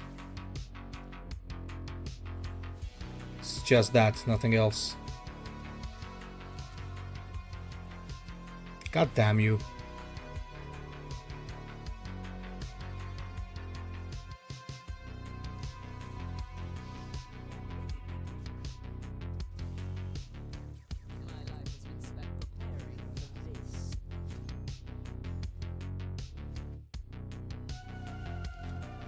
Okay.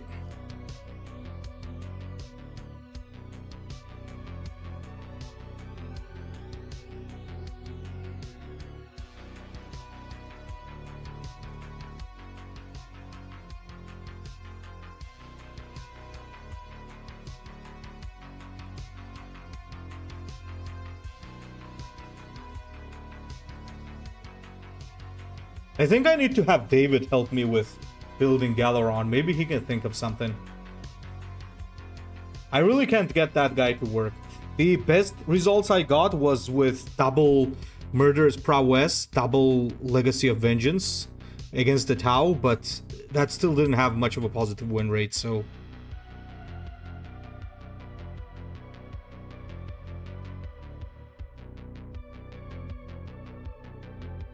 Well, Galen? What you gonna be doing? Flayed one still feels weak, yeah. It's just very good to abuse into Resurrect, go face, Resurrect, go... What?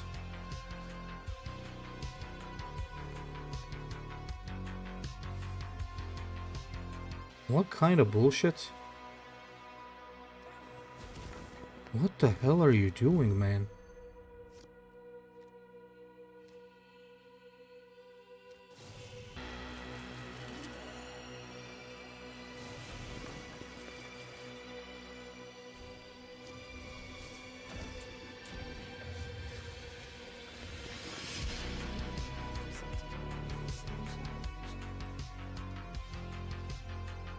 Weird plays this guy is making.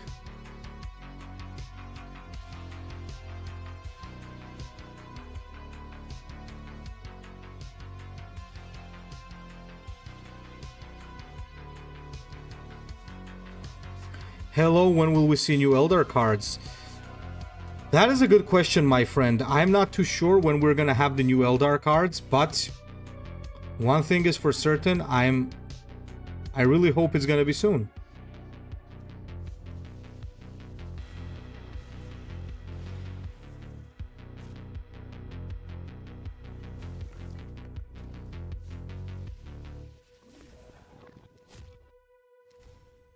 If I see this guy playing Reclaim the Stars, I'm gonna go ballistic.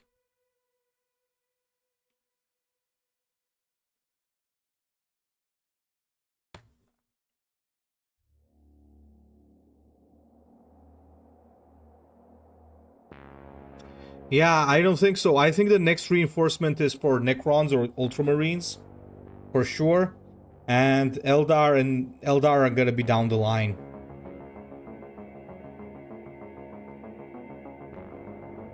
There's also Ultramarine reinforcements, guys.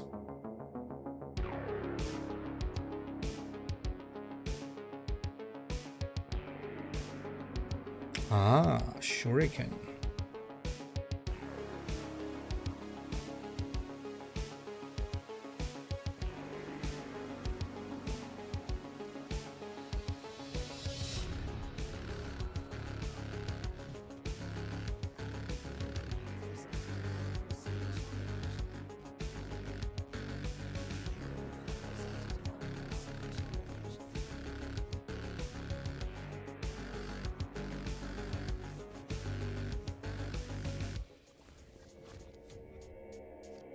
Okay.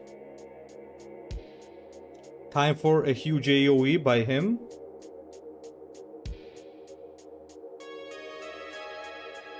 So here's what I'm thinking. When you have a board like this, I think then you need that card that gives ranged attack to everything, right? Because somehow we lack a finisher on this deck. Like, we take the board, but we don't have means of finishing the game. So I think that's what we need to aim for. Maybe even in place of Ghost Arcs. I mean, Ghost Arc seems really cool, but maybe, just maybe, you need to run that instead of Ghost Arc. Maybe that's the way to do it. Or maybe run one Ghost Arc and one copy of what the f—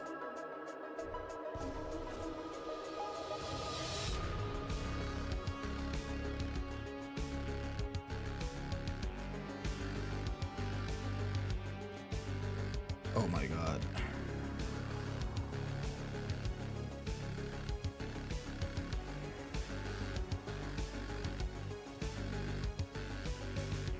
Yes, indeed, there is a lot of clogging going on here. This guy is talking too much.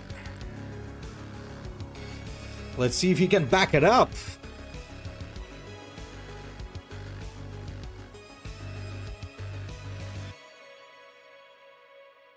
Two ex-Necron Lords.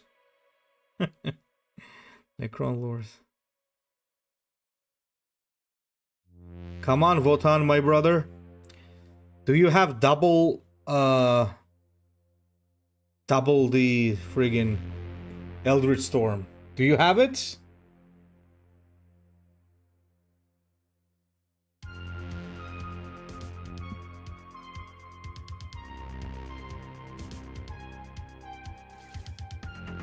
Okay. We're alive. Oh no, it's Kane's Wrath. Whatever shall we do? Yeah, you guys are right about the clogging part, by the way. It's absolutely clogging the board right now.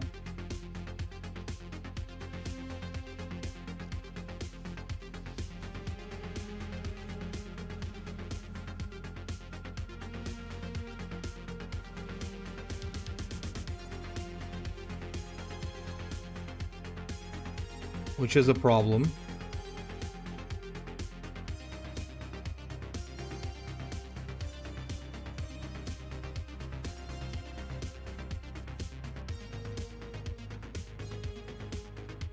Board clogging is a serious problem that I've actually lost a couple of games to with Nemesaur. So there's actually a question whether or not we want to actually run this Chronomancer.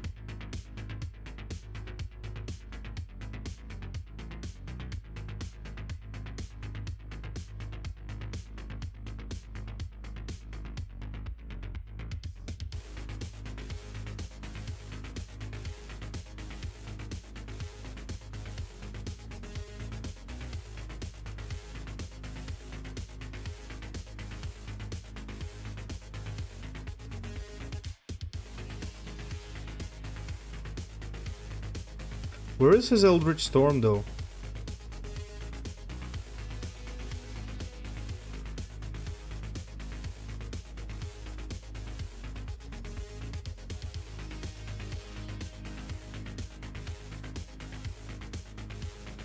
Oh, yes.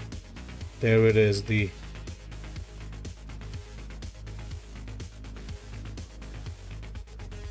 destruction made manifest.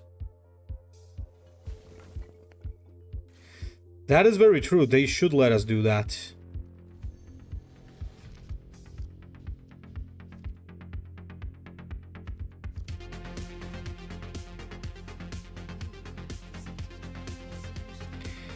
They should absolutely let us do that. Do you think they'll add Gilliman? I don't think they will add Gilliman into the reinforcements. GG to Wotan. I don't think that it will be in the reinforcements. I think it will be down the line as a separate warlord that's gonna be added. Something tells me, I don't know. Okay, wait, guys. Let's change this deck up a little bit and try it like that. I think Ghost Ark is kinda extra. Because we get a lot of clogging with that. I think Triarch Stalker is the way to go. Let's try with Triarch Stalker. Let's just try.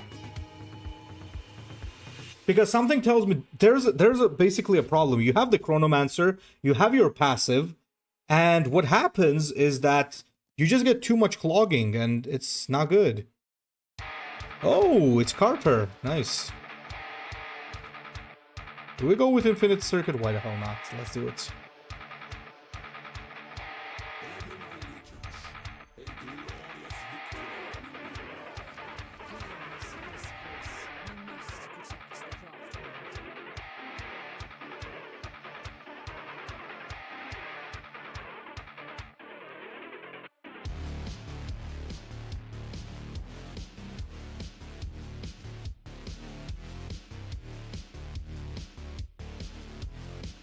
Ah, the freaking Wind Riders.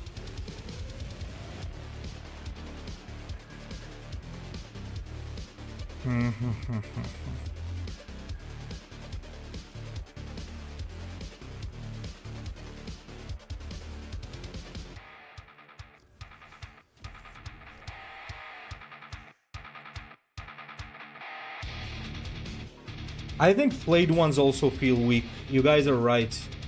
They just don't seem to do anything. Unless you have, like, Resurrection on hand, it's pretty weak.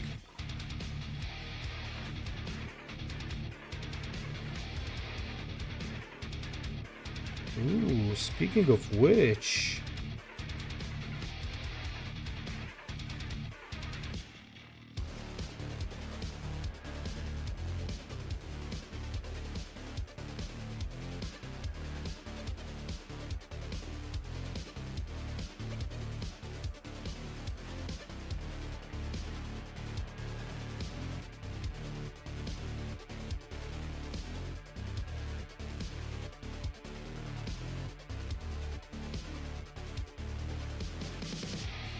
Yikes.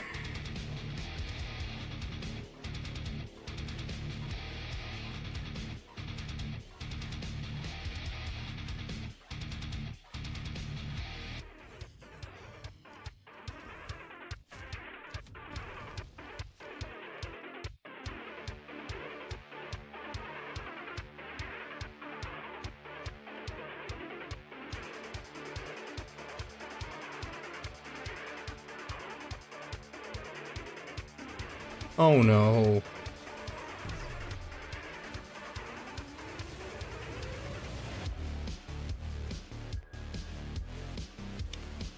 Yeah, probably maybe Lichguard should go in there.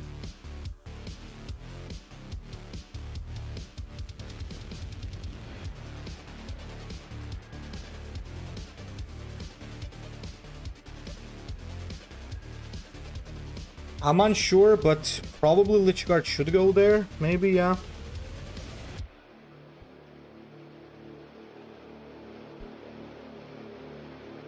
I'm still thinking of how we can refine this deck. Maybe we don't even need Night Scythe. I don't know, but Night Scythe also seems pretty good. There's just something missing here. There's just... Okay, that's a loss. There's just something missing. There's just something that is missing. I haven't figured out what is the missing piece. Let's try the Lich Guard, sure. Let's get rid of the Night Scythe and let's get the Lich Guard.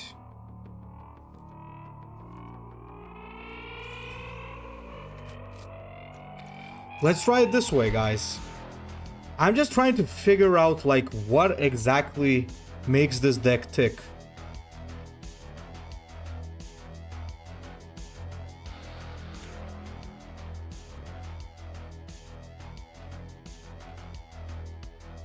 Like, what's the deal?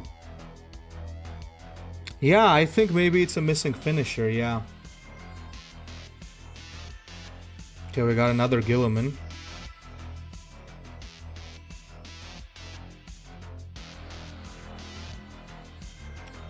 Yeah, we're gonna figure it out, guys. It's gonna take time. It's gonna take time, but we're gonna figure it out. This seems like one of those decks that you just gotta figure out before you're actually able to play with it. If he doesn't want to play aggro, I'm gonna play aggro.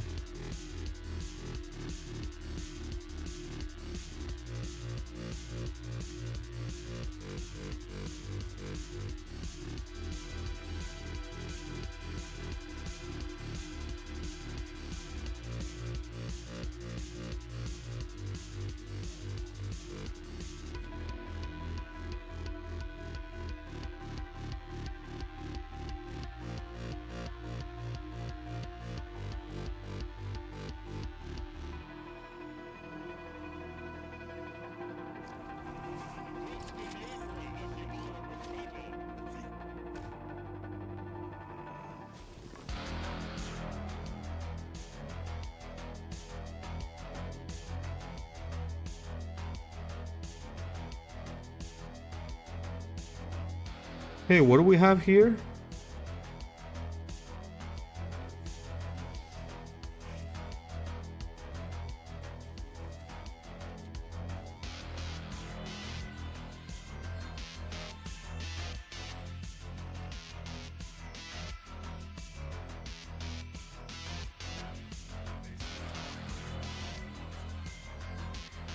No, for friggin'.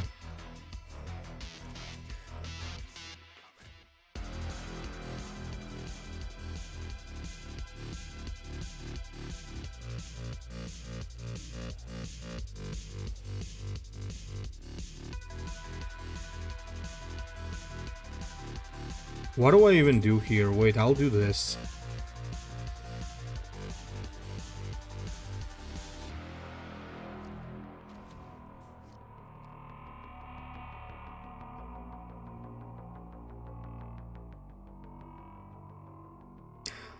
The Smurf boys are able to shut down our tempo very quickly. If we think about it, they always have a flank and refill, so it really helps them just keep their pressure going while shutting mine down very easily. That's one of the problems this deck is having currently. I'm unable to answer, basically, is what is the problem. Well, he's able to basically take out anything that he wants. That's not good. That's not good at all.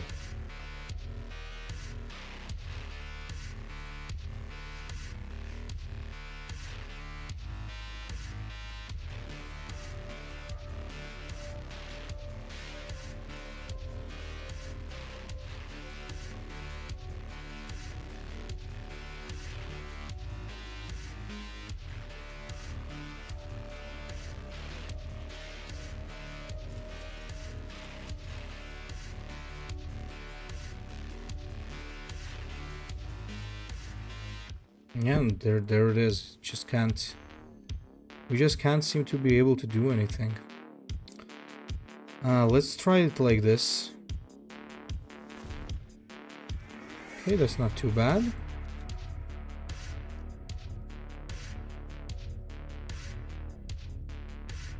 That energy refill is really killing us every time we're fighting the Ultramarines.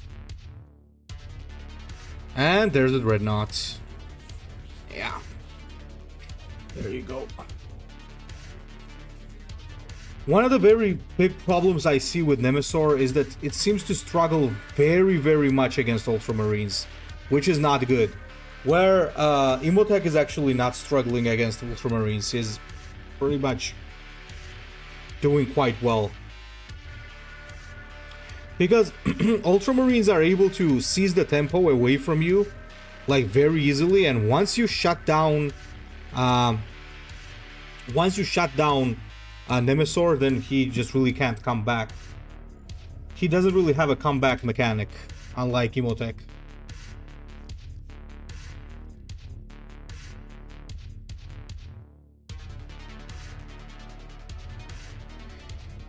Okay, we're fighting Emotech now. Let's see what we can do. Ready,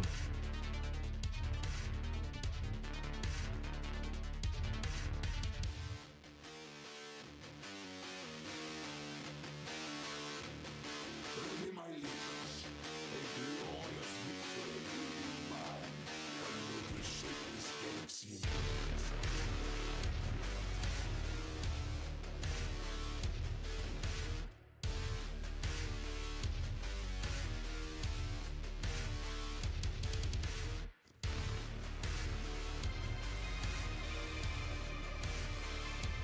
Alright, let's try it like this.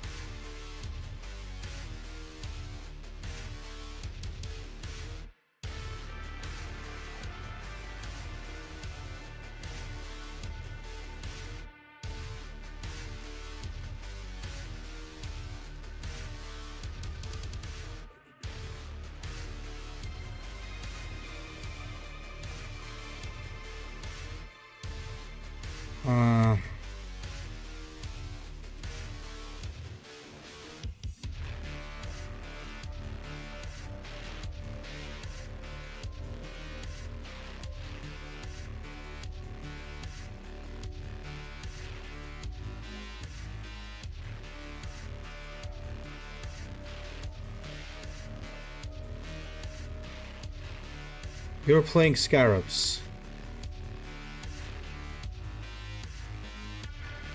You're seriously playing Scarabs as Emotech.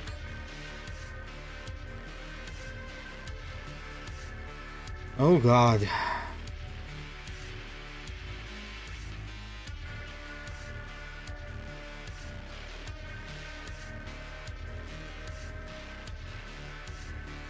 You have just got to be shitting me.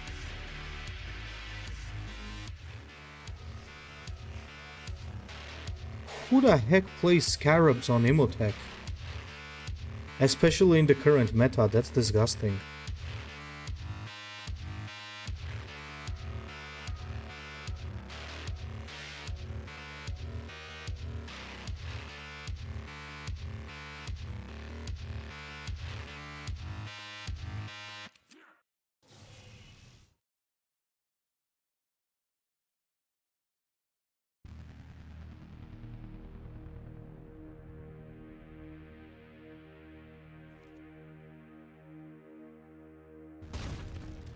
Oh boy.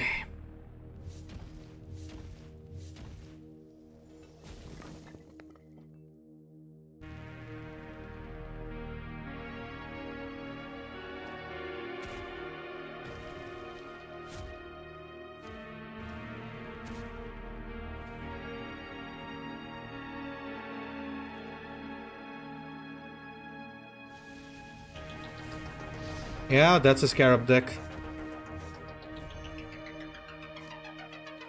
And God bless Scythe Assault. If that's not the top deck of the, like, ages, I don't know what is.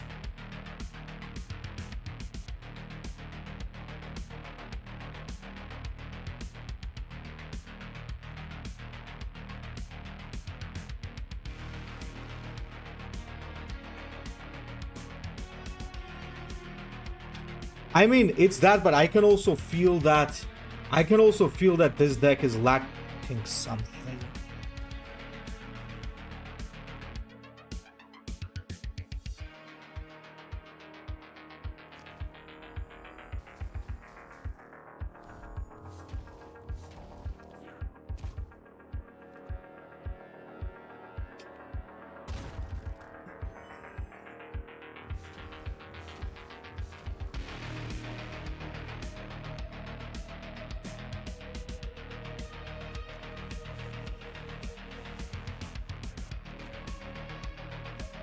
Nah, man, this is crazy.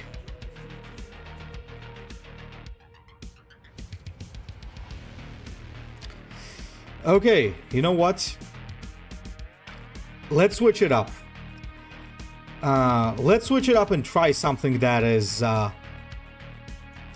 Let's actually try something that actually works. I want to see if, like, I actually want to see what I can do. Let's try playing a bit of Eldar. And I'm just going to use the old Eldar deck. Nothing too new or crazy here. I'm just going to play the classic tempo Eldar.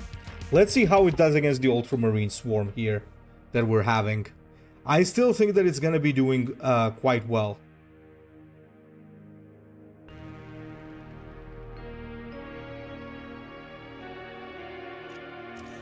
Let's play the Knife Ears.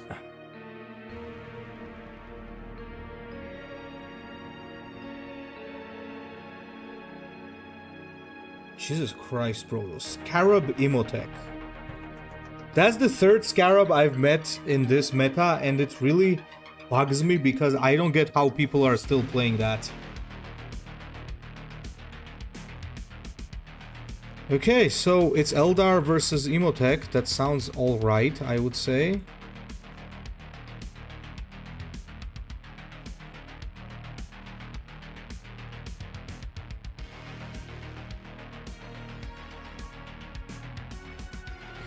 Let's see how good this does against Emotech. So he actually plays...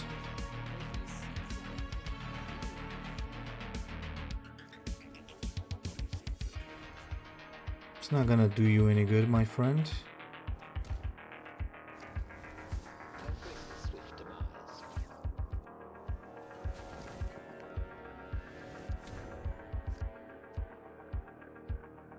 Helicopter is very strong, yeah.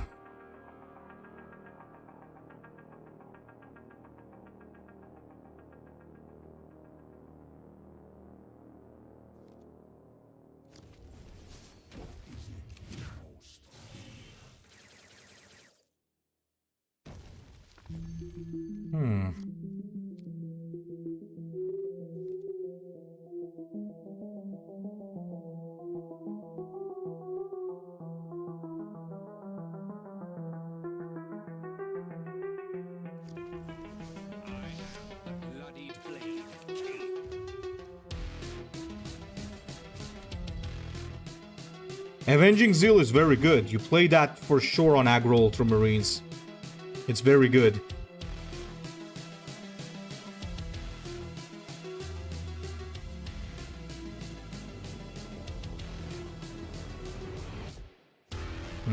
Lich Guard, okay.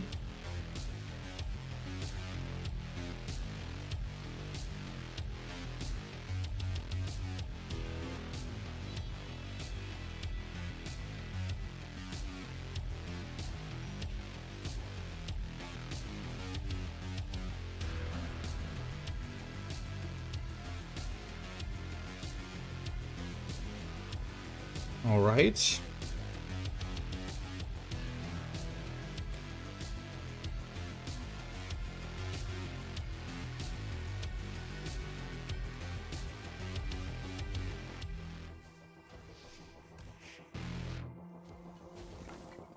Okay.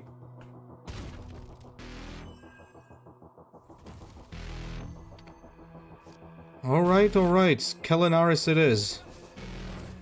Do you have hard removal for that? You got 4 cards in your hand, so do you have hard removal? Or do you not have hard removal? Yes, you do.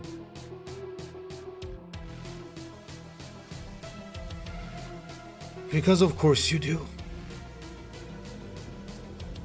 Okay.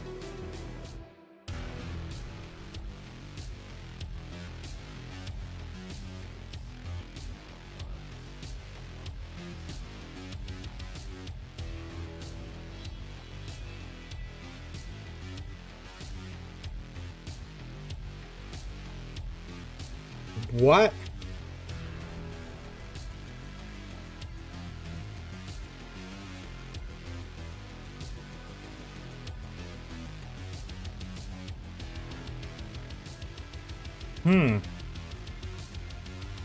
I think we just...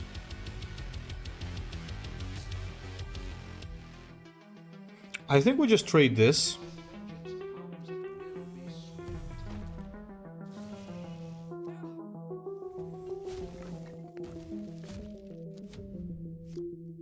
I think that's the way to do it. I'm not too sure here.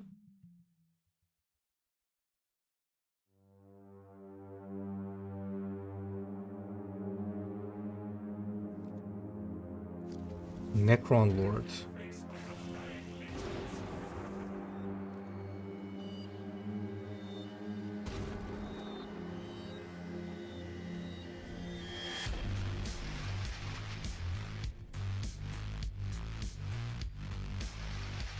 Not sure what these people are running, but it seems to be working, so...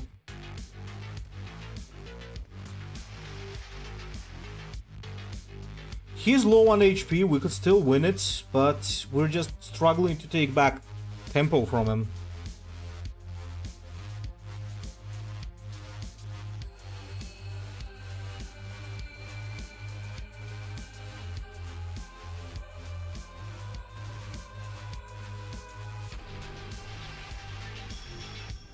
Ooh, nice. That's gotta hurt.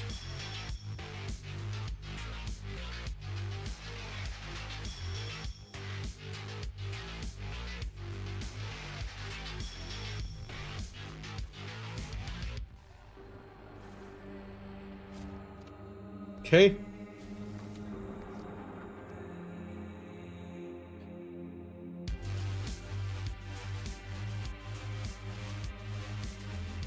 There's gonna be a very huge Doom World. Can you not have that in your hand? Like, bro. Thank you.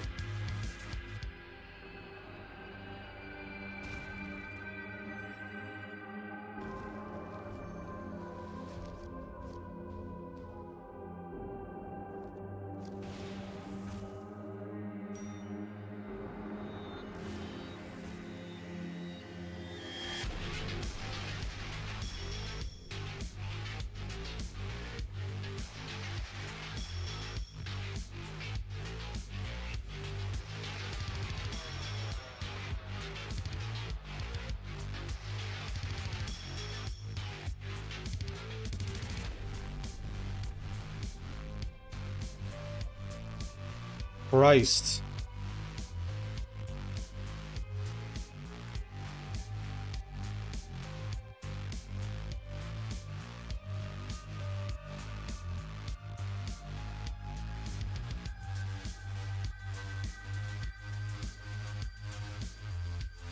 That was such a terrifying play that he did there. Thank God at least he didn't get the Lich Guard.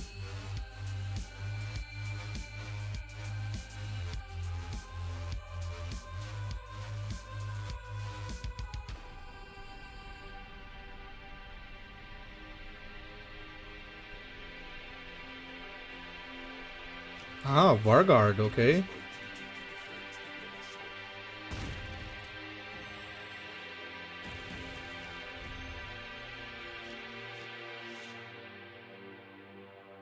Hmm. 3, 5.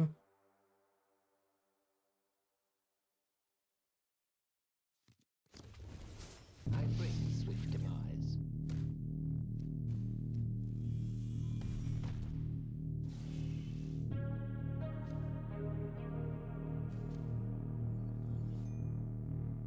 Still have to take face damage.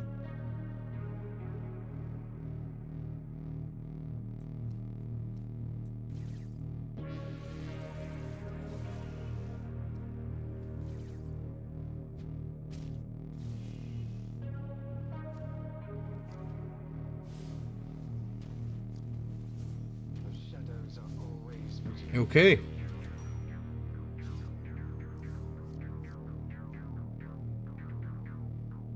I think I kind of misplayed there.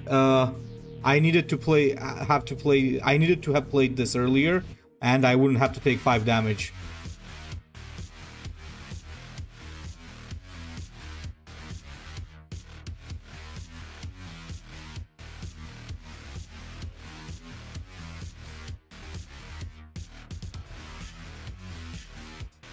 Oh god.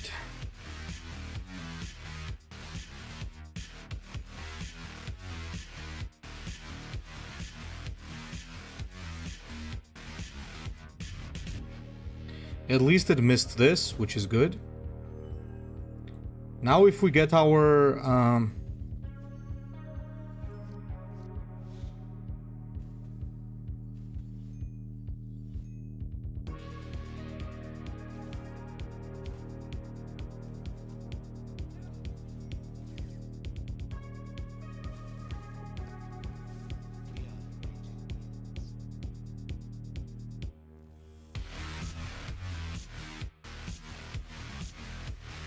Let's just make sure that doesn't come back.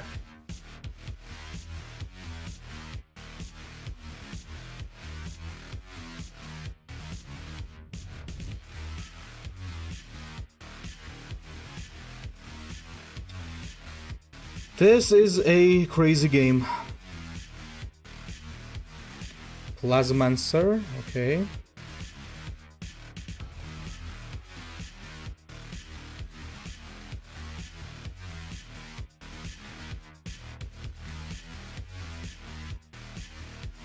Okay, he hit his immortal bullshit. Don't take that out, please. Like, for the love of God, just don't. Just don't hit that, please. Come on. Come on, just don't.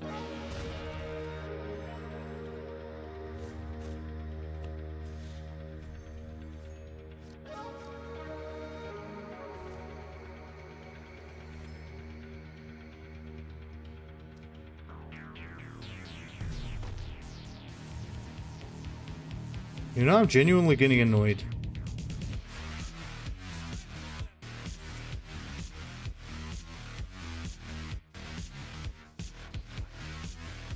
Okay, let's try this again.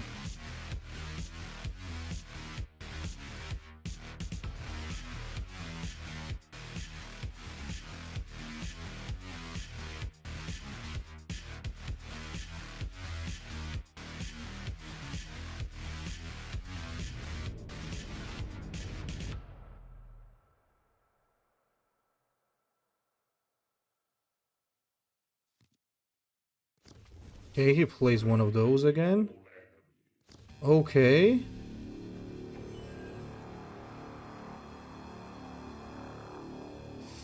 That's not good.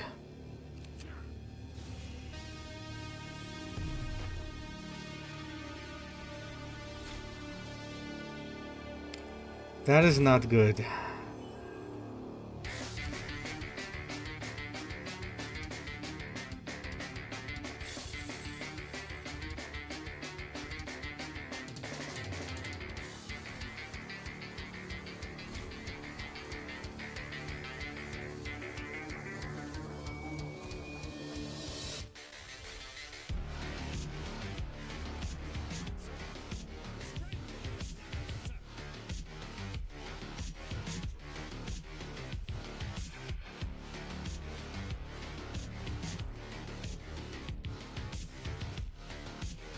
Okay.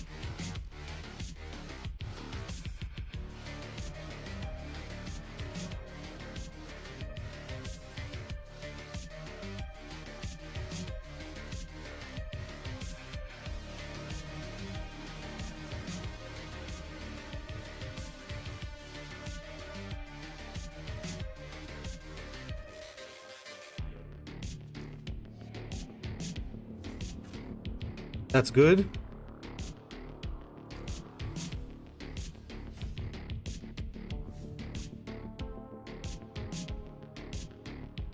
No way.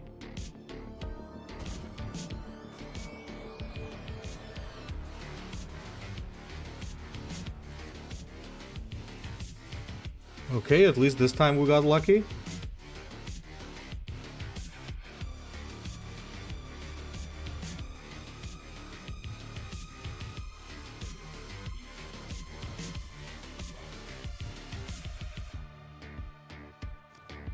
But we still don't have enough. Oh god.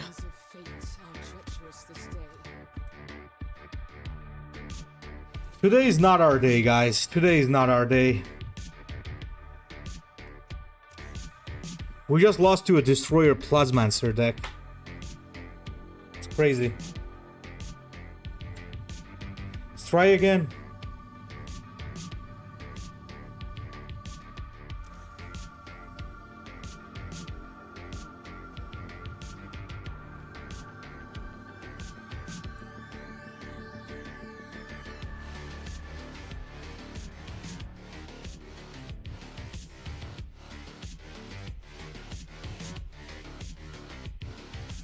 GG, that was a good game though. That was a very good game.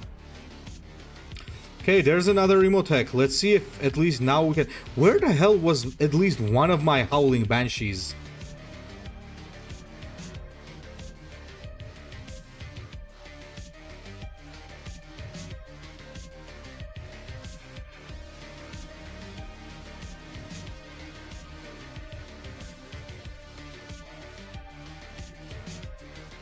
Hello, Ekaterina. Every battle against Necrons takes ages? Yes, they do.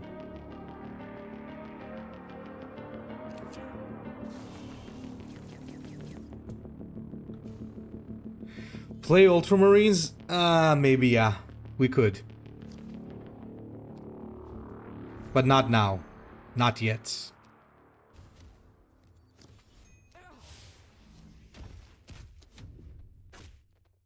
Not just yet.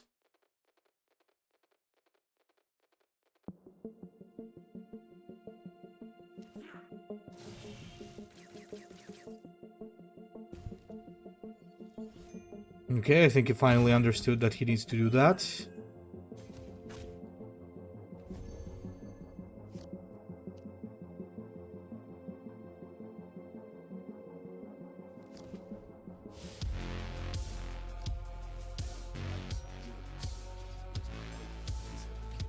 Okay, we have a better start at least now.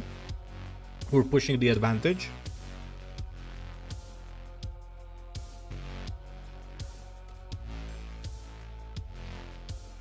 All right.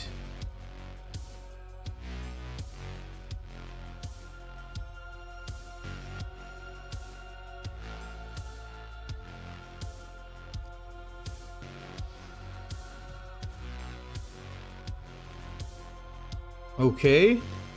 Next turn we have a very strong one with Spirit Seer.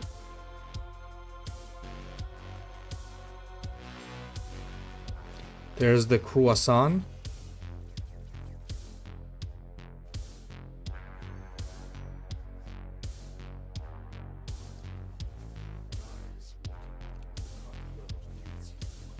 Okay, we're gonna get a lot of Spirit Stones out of that. It's pretty good.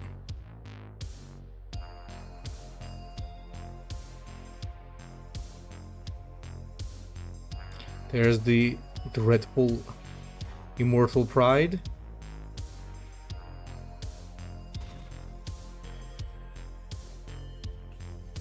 Okay, okay.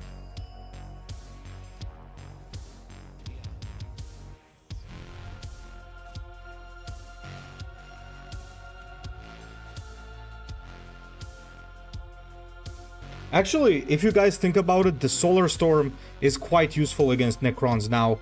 Two reasons: it can take out the remnants, and the second reason being that it can... those pinks can actually make the difference. That's a little bit annoying. I think he's right for attacking that. I already have so many Spirit Stones that it doesn't really matter anymore what he does, so...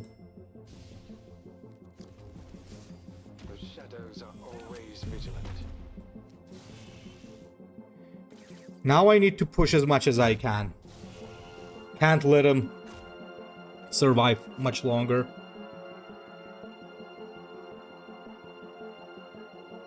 I think the tempo is working.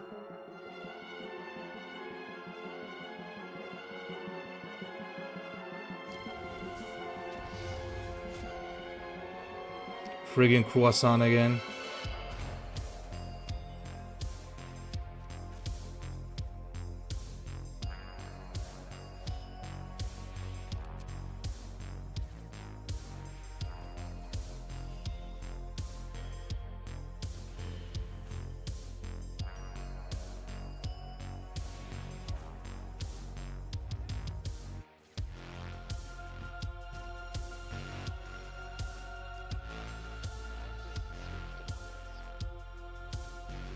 Okay? He's at 6 HP. We should be able to pull this game.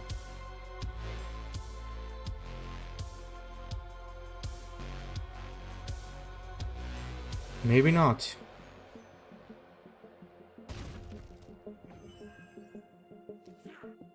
Actually, if we can draw our Arcane Blade or whatever here, he'll be done.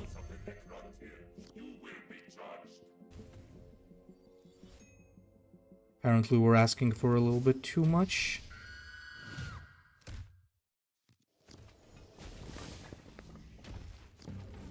I mean, David is absolutely right about that.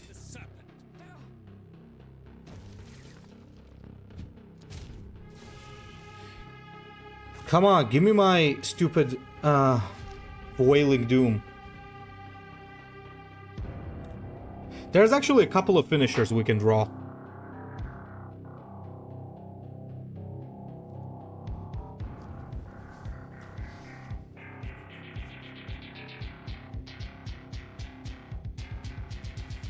Awakened Obelisk, okay.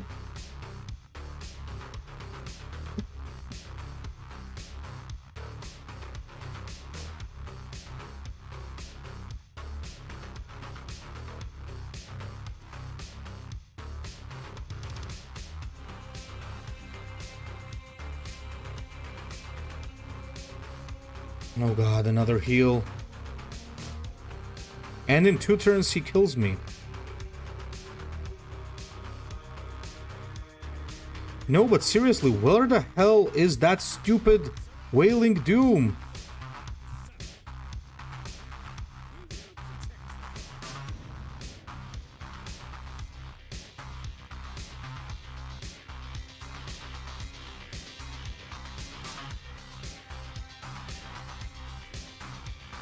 Come on, man.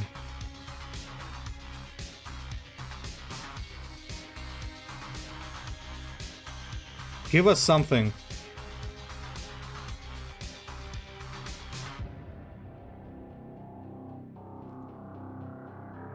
Oh no.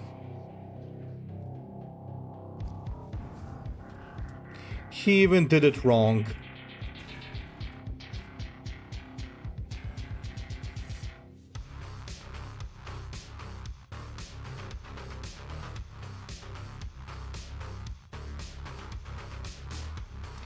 He did it wrong and he still got away with it. Uh-oh. Come on, Wailing Doom. Wailing Doom.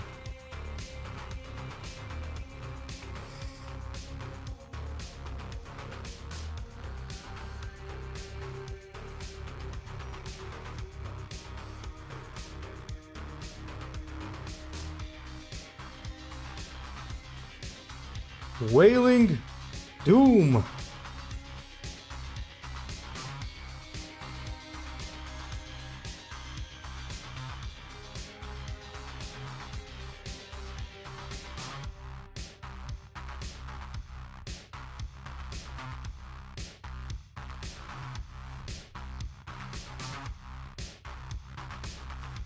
Please.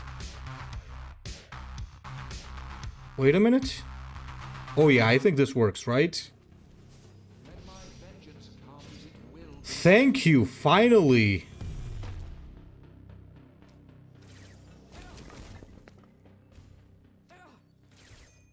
Still no Wailing Doom, but at least it worked. Christ, what was that?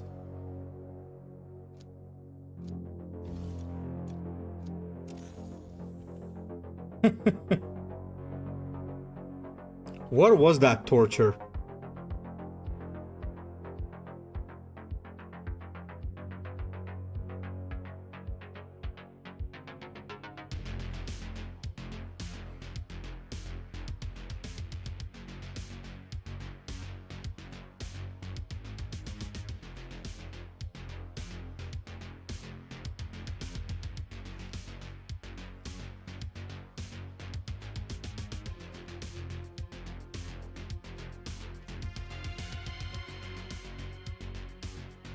Okay, we're up against Ultramarines now.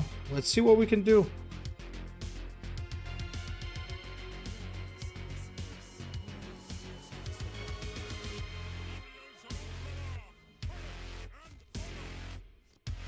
Yeah, most people are gonna give us 42 points, guys, because right now we're down at like not even 3,000. So most people are gonna give us a lot of points. Don't be surprised about that one.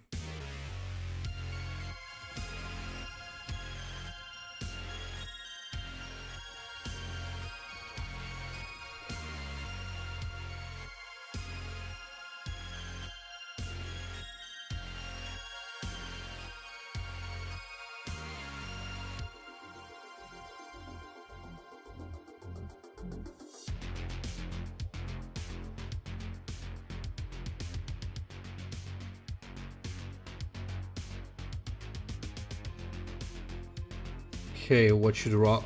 What?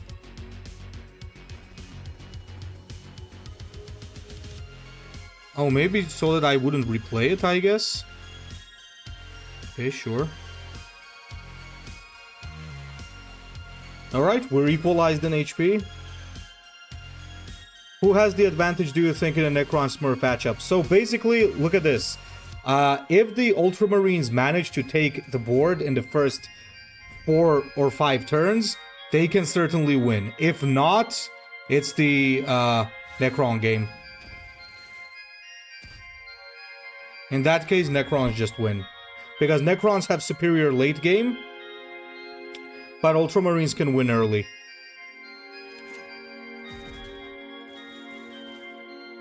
But Ultramarines need to push some serious advantage for that.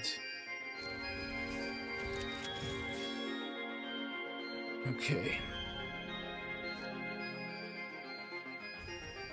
I'd love to play this right now, but he's not letting me.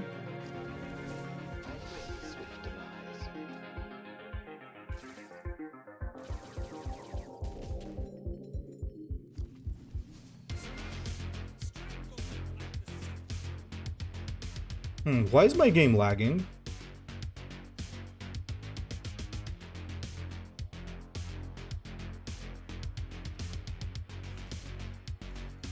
Okay, that's good.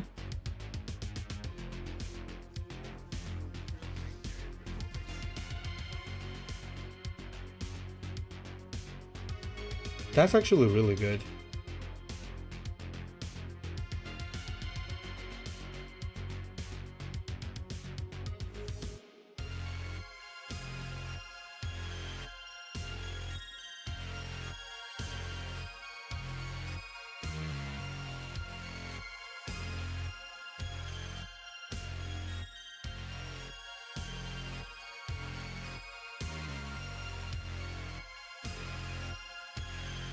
I wonder what he's thinking right now.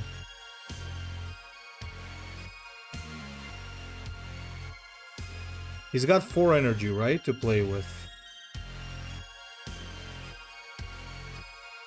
So is he thinking of refueling or not? Okay, so he decided to just passively draw. Which I think is not the correct move, actually.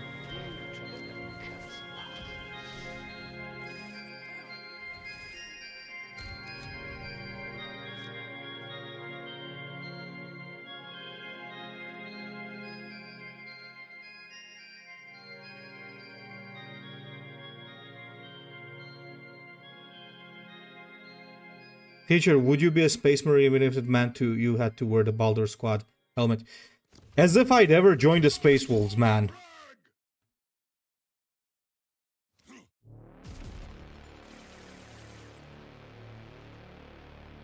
As a Thousand Suns fan, I'm not one to join the Space Wolves ever.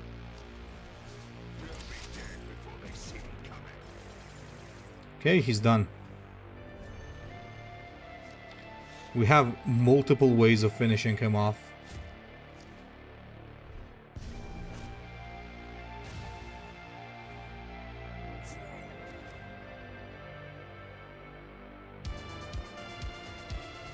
Okay, so our aggro worked here. It's pretty good. Let's try a game of Ultramarines. So basically, the Ultramarines should be pretty easy. Tactical insight. You definitely want to have your firstborn. You're gonna go with your humanity shield, point blank shot, obviously. Probably the Reavers as well, but first let's get the Intercessor Sergeant. Sternguard Sergeant, the Primaris Intercessor. You're gonna get the Storm Raven. Obviously, you want the Chaplain. You want your stupid Retribution, your Apothecary, Impulsor, Stun, Inceptor, stupid Epistolary, stupid Avenging Zeal, and you guys can see that I'm quite salty against Ultramarines. What do we get as a final thing? I honestly forgot you were 1,000 Suns. It's been so long since Magnus was relevant. I think Magnus is about to become relevant again, boys, so fasten your seatbelts. Let's get a Storm Talon. Let's try him. Uriel aggro could be good, obviously, but Uriel got gutted quite bad. I really dislike how they took away his extra card.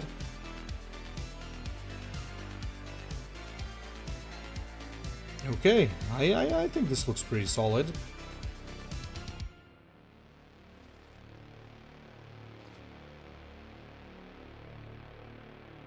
Warriors of Ultramar, courage and honor.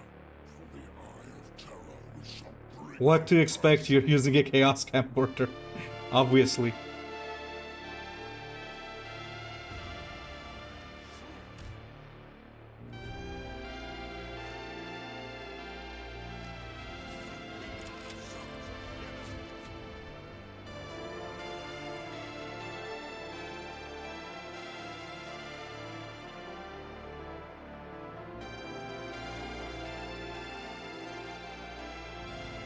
No.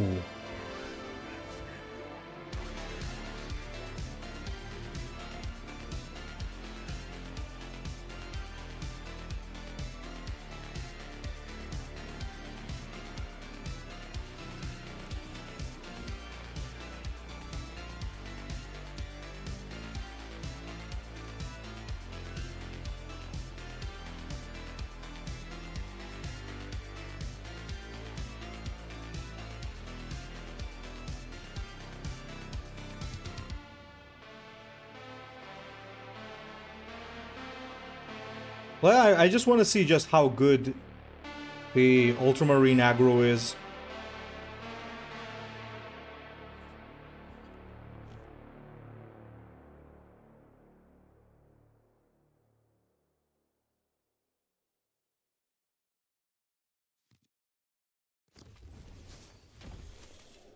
What? Honestly speaking, I find it crazy when people actually play that card unironically. Like, why would you do that? Trust in the Emperor at the hour of battle.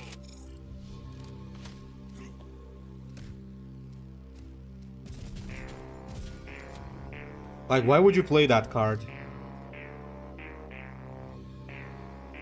I mean, you can play it, it's fun, but come on.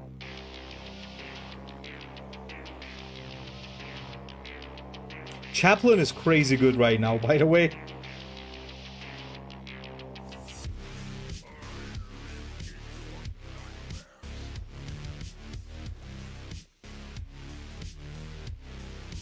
You're taking a lot of damage there, Abaddon, my boy.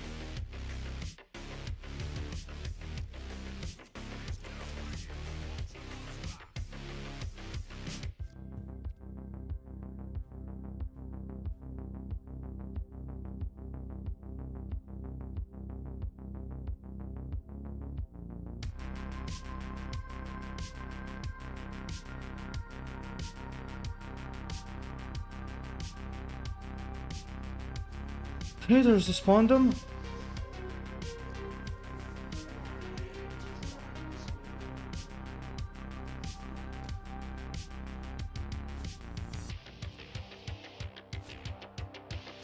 All right.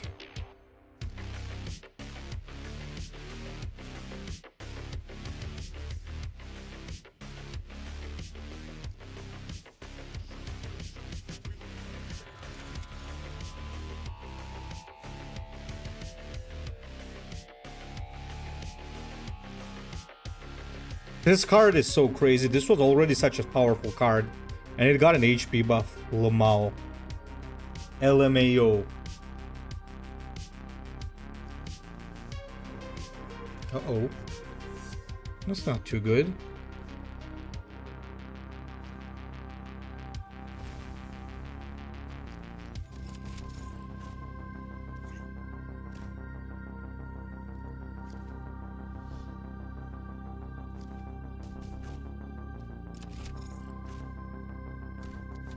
As David said, when you have an advantage, you push it. So, I'm pushing.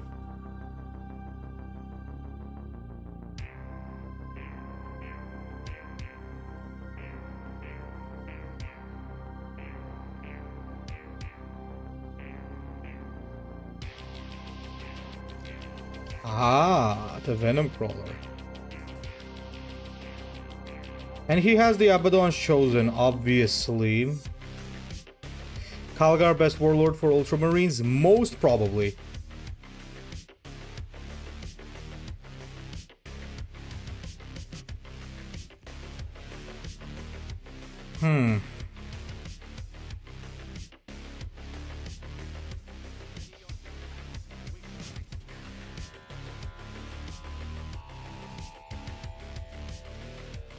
Okay.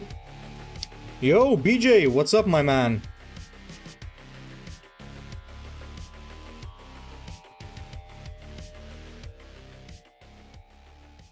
Okay, he's doing it smart, healing up. Drops a Plague Marine, drops a Plague Marine. Yeah. Really?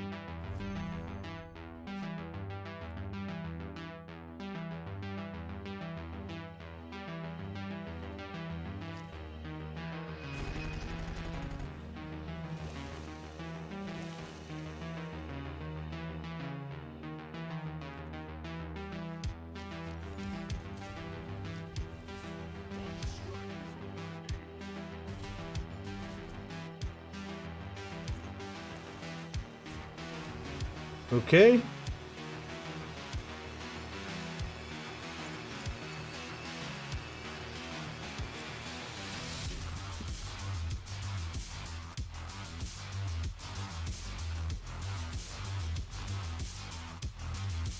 Oh, that's a little bit ugly. Ow.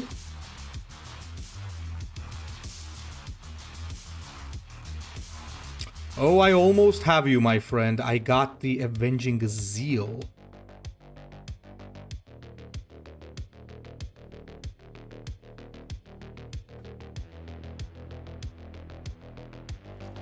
Still gonna draw first.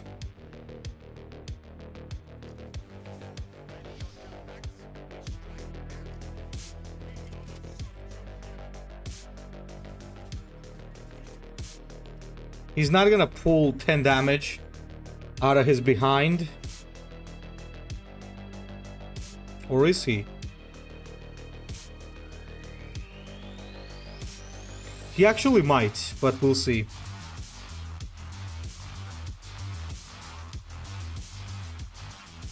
Nope, just a Venom Crawler.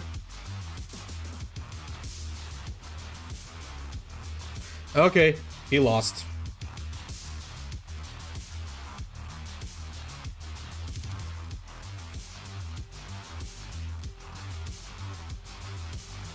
That was pretty close. That was pretty close, I gotta say. Too close for comfort.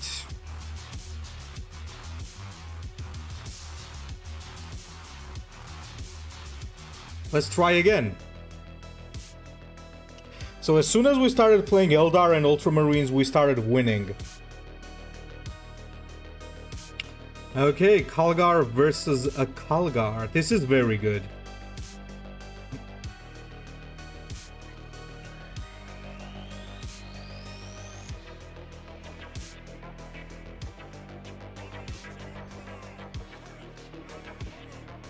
Oh my god. We got Avenging Zeal in hand. Our game is lagging for some reason.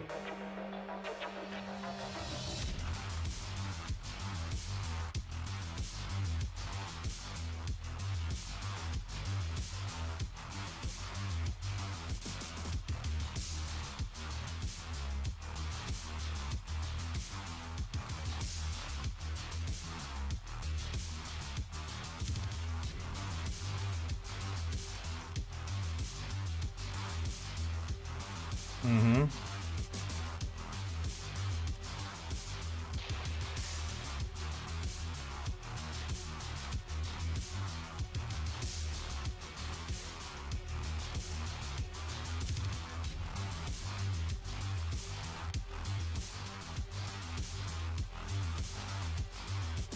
There are some good Zephyr Blade decks, guys, for sure, but he's not top tier. It's hard for him to be top tier, but, you know, he's alright.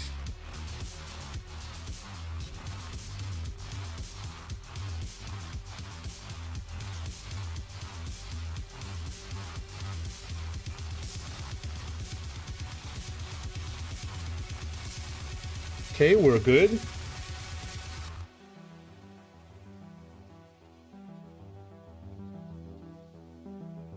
Oh, Avenging Zeal. Guys, this is gonna be a crazy game. This is about to be crazy.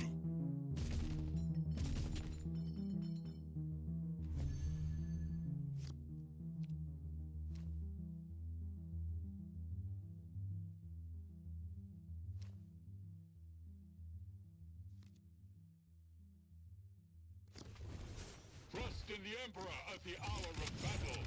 There's no reason to rush, though. We all looking forward to Sisters? Oh yes, BJ. I can finally actually be the Ecclesiarch. I'm looking forward to that.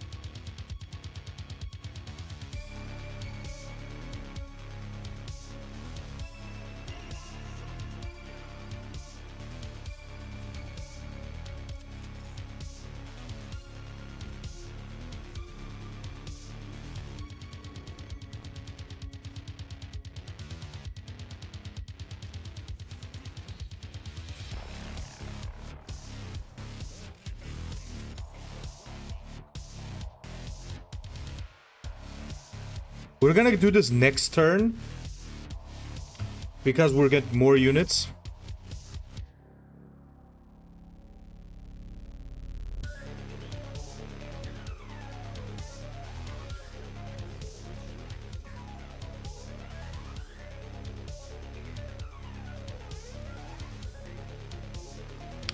Okay, so first off,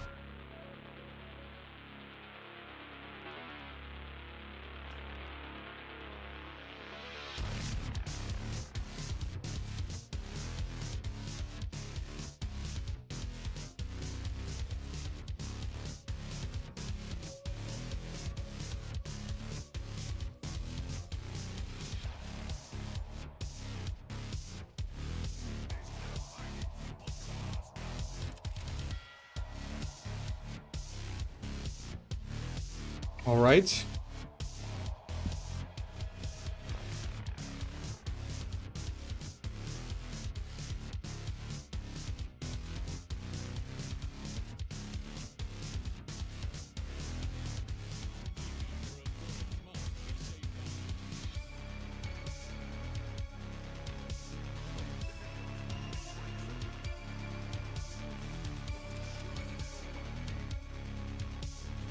Okay.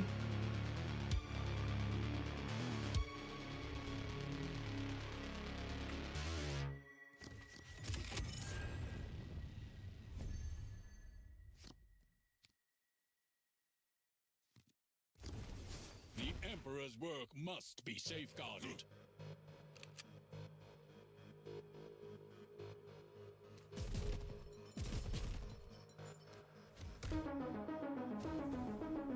Oh, did I make a mistake there? Ah, never mind. I think I made some misplay there, but that's okay.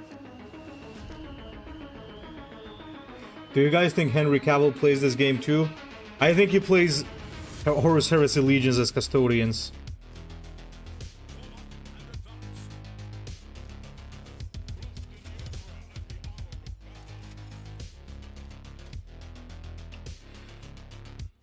god, the stupid refills.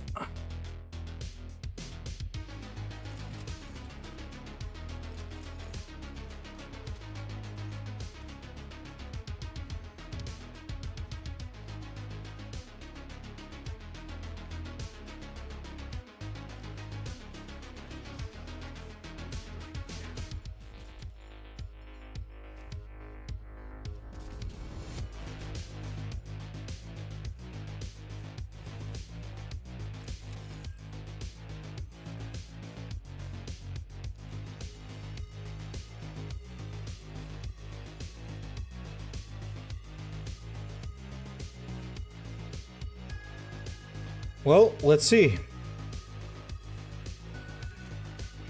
What? He has a finisher?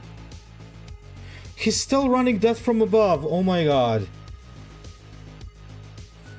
People still run that? I thought that people didn't run that anymore. What is he dropping instead of this? He's running Infiltrator and he's running that. What is he dropping? So if he's doing that, then he's not running something, right? So what did he drop? I guess the Copter? I don't know. Well, didn't expect that to happen, but alright. Well, well, well, look at what we have here.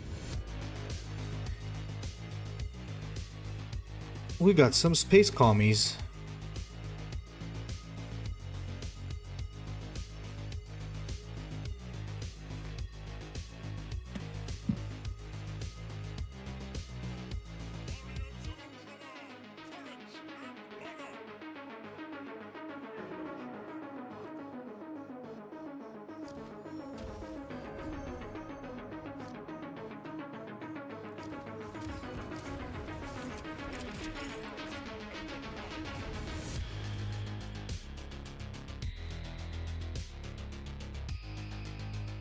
Let's see how good drones are against the Ultramarines.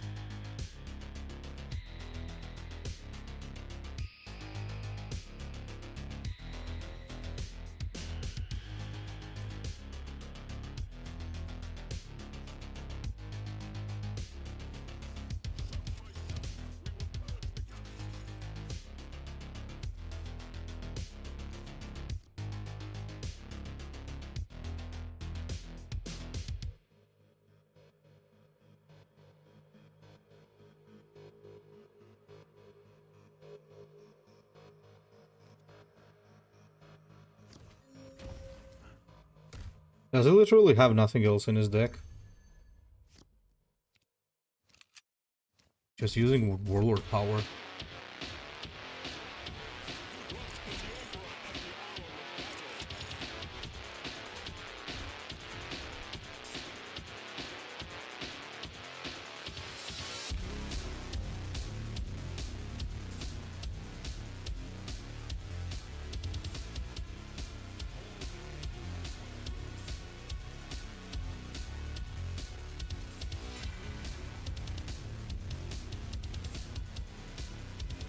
And I think this guy is gonna have a bad day.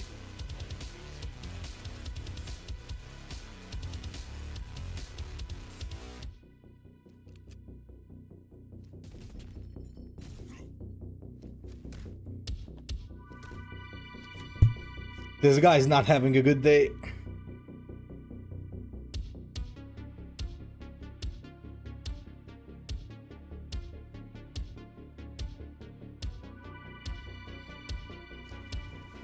All that we do is for the greater good.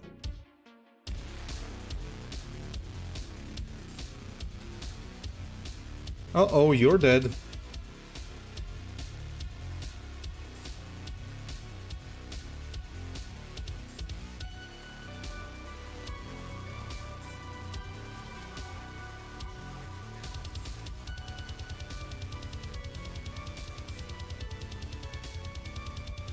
Oh, that was easy.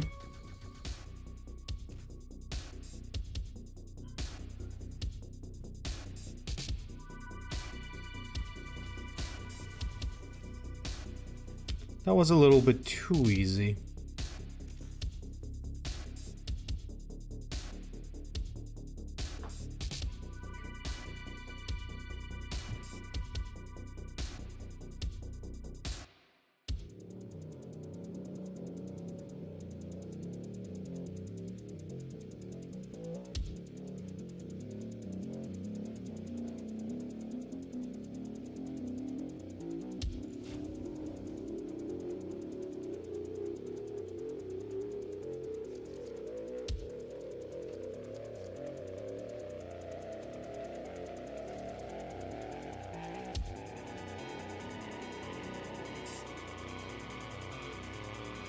Big units Calgar is more late game, this is more aggro.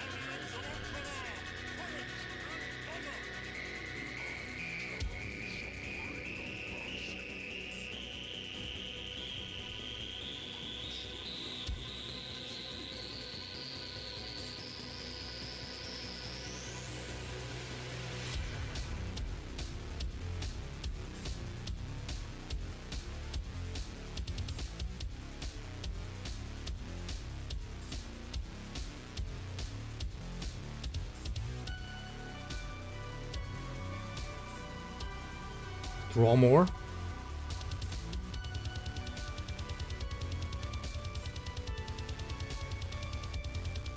How players deserve it once in a while? Yes. Absolutely. Once in a while, it's alright to bully Tau.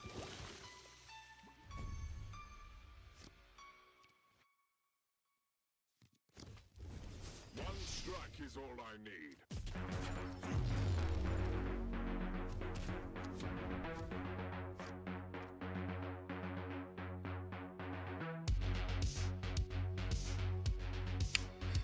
Hey Black Cat, so I haven't tried both yet. Hard to say which one does better. But I think, as with all Everguild games, I think aggro is in the end gonna do better. Simply because it's an Everguild game.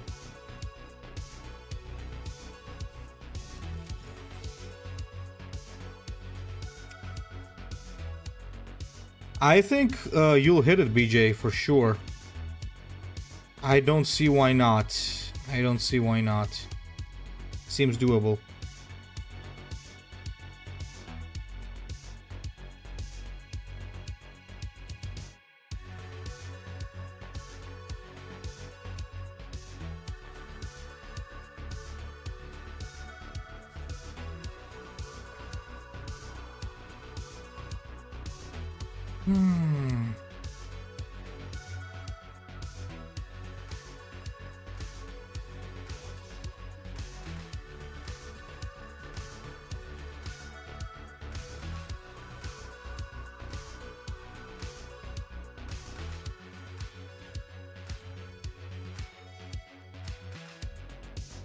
Oh, that's true. We gotta decide. Definitely we need to decide that. What are you, let's not spoil it, BJ. Let's have that conversation once we have the guys around. Once we have a chance to speak on that. So, yeah, let's see. I have a couple of ideas, though, about which ones I want to bring.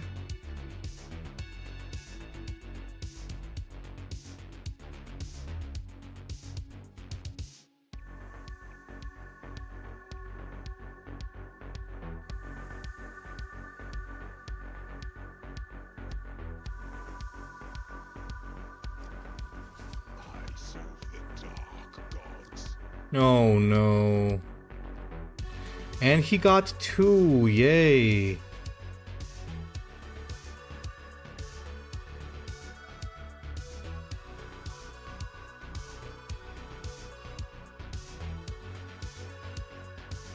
Azile Kononos, so we got an Emperor's Children fan here. Wrong target, my friend. Never mind though.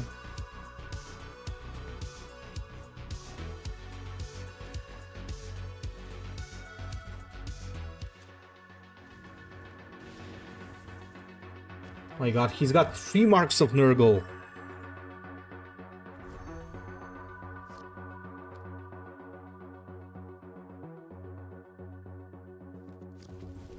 Target located. Flying into position.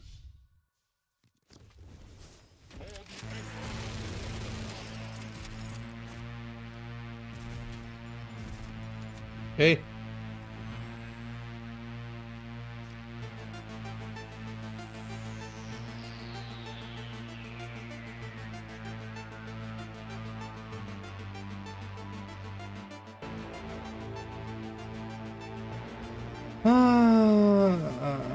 No idea, guys. What? Oh, yeah, there it is. There it is.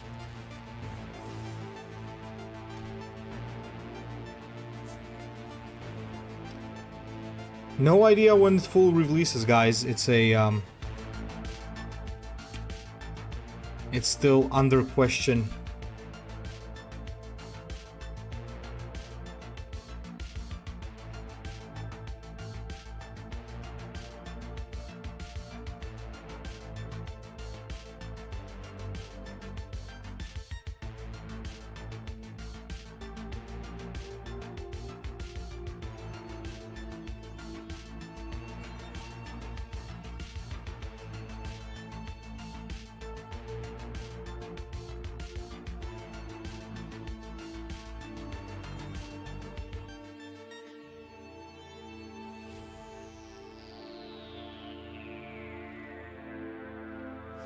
Well, well, well, we got another Tau.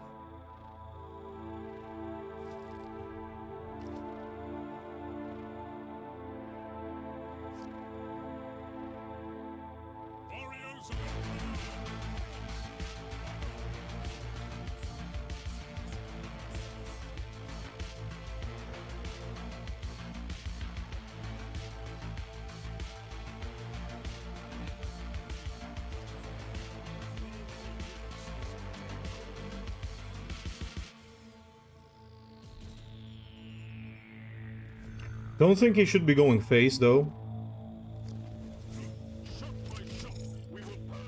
He's really not gonna be able to outtrade.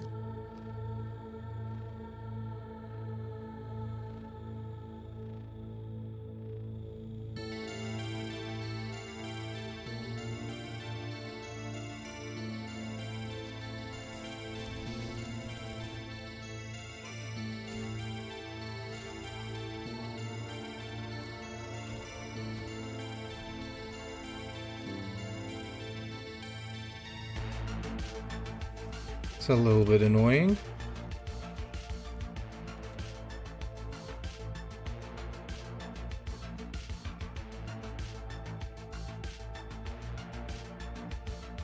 Okay, dynamic offensive, that's alright.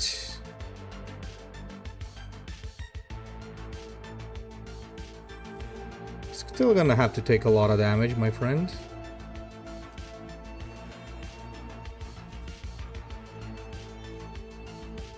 Should have attacked with that.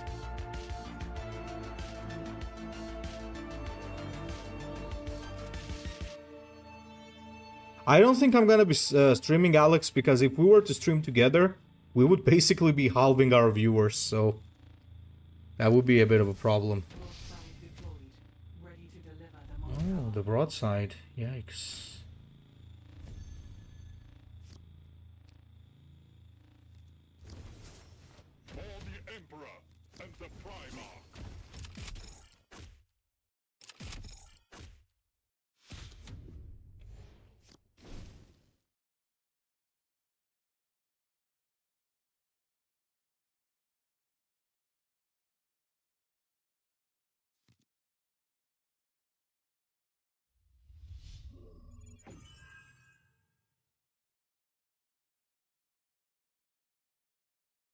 How about an Age of Mythology campaign street speedrun? If enough of you people vote on it, for sure. Oh no, not this.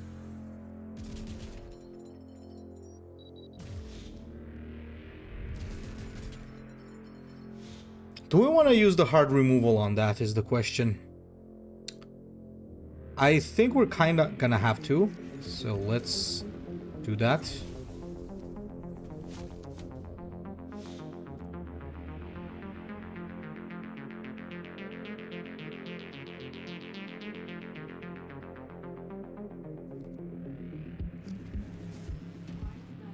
Oh boy.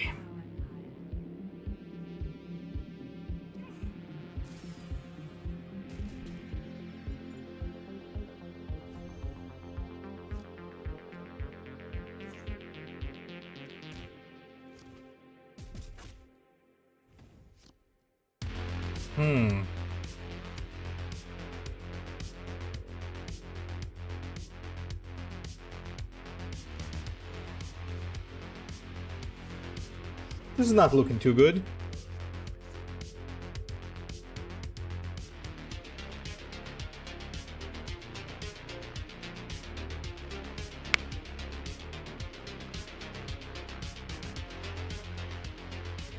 He went face, okay. But why did he go face?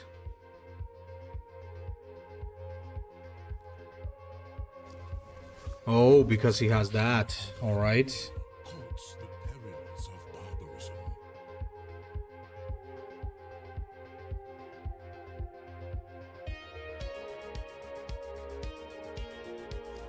Stealth, okay.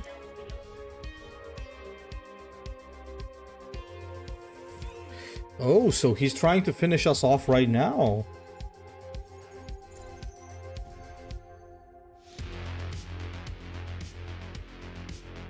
You know what? Fair enough.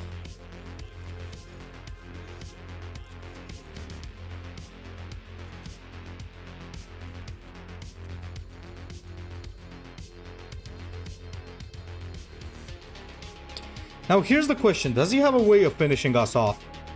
So that's... Oh, wait a minute. But no, that's the range damage. So that would be... That would not be enough. That would not be enough. Or wait, would it? 6, 10, 13. Yeah, he has enough. I totally forgot that these guys actually generate that. I totally forgot that these ethereals generate that shit.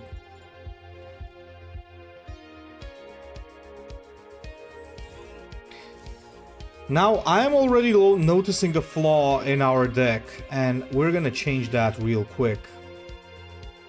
So let me tell you what the flaw here is. The main flaw that we have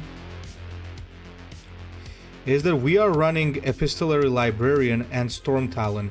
These are both extra. We should be running something like Primaris Reaver instead, and it'll work better.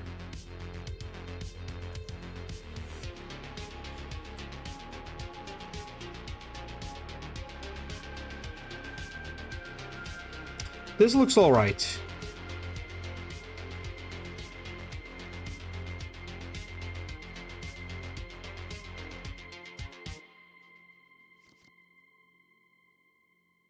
Warriors of Ultramar, courage and honor for Ultramar! Okay, let's draw.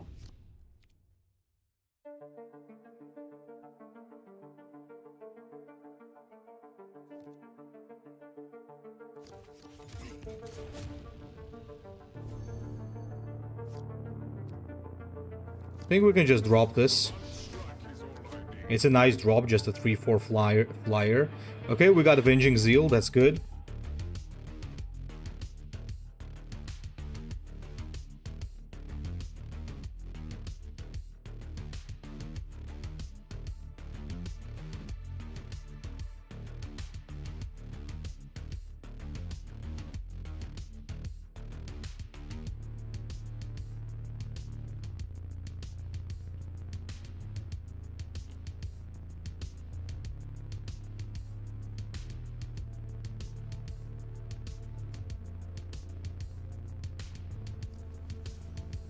Aha, so he has to trade.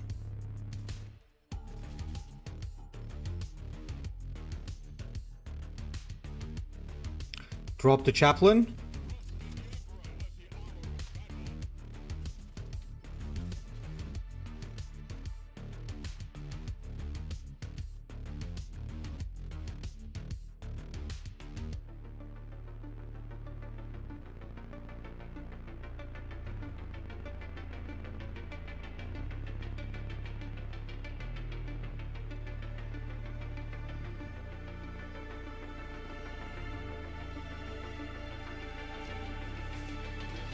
Okay, he got a Reaver, that's fine. Oh, nice, nice. He took a lot of damage there. Alright, so we can drop the Impulsor now.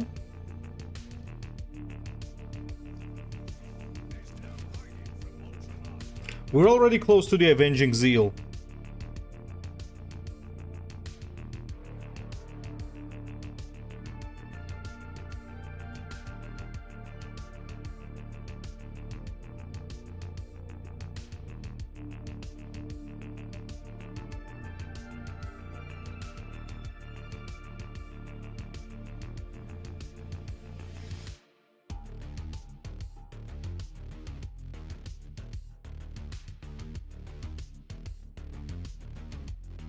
He drops his own chaplain? Okay. Ah, then he gets a high factory, sure, and a reaver, alright. So that'll actually be enough to take this out, okay. In that case, my friend, this is what we do. We drop the firstborn, and we drop our own chaplain.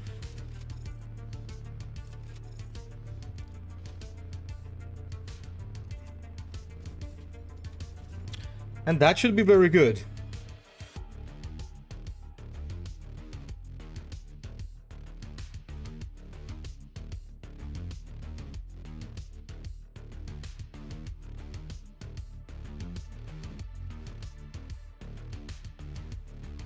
So, if I trigger Avenging Zeal at 0, is the Codex gonna trigger off it?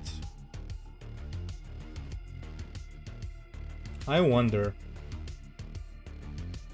I think we're about to find out.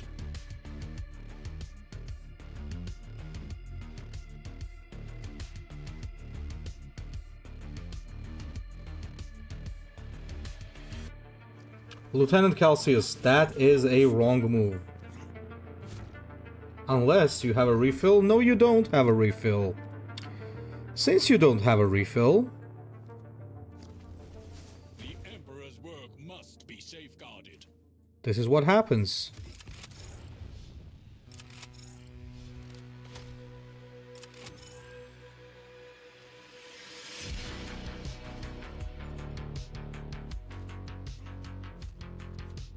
All right.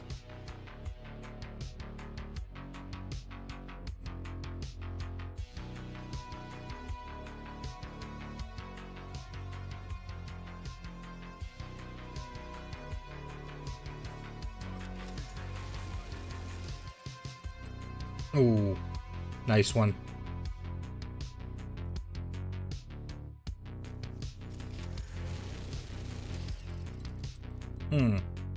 Which one are you gonna take out?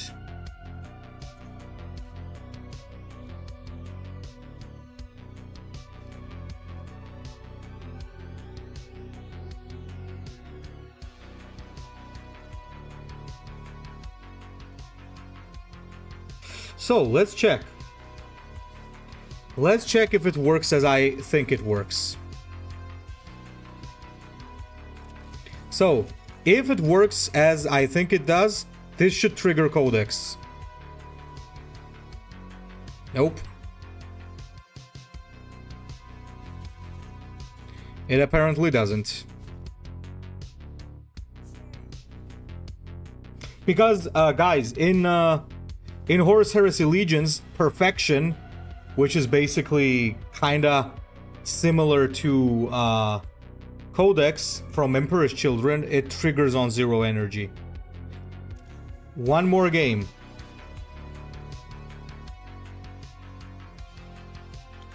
Okay, we got the Madreal Galen. This could be pretty good, but nah, I'm gonna ditch it. Okay, still got it. Should I do this? No, I don't think so. We're playing low curve, so we don't need to give him more energy. Cleanse this place. We must protect the craft world. Refill is good.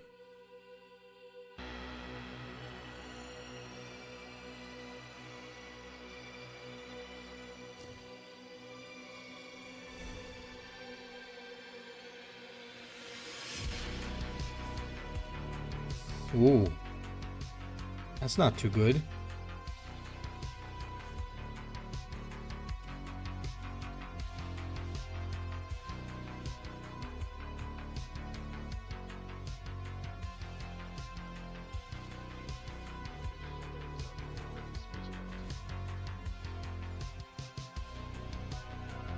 Why did he not pick up his spirit stone? What the hell, bro?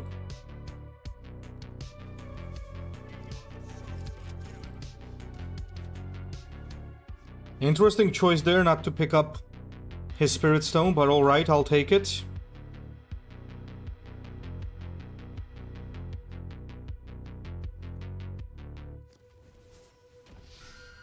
Oh, we got the Screeching Banshees.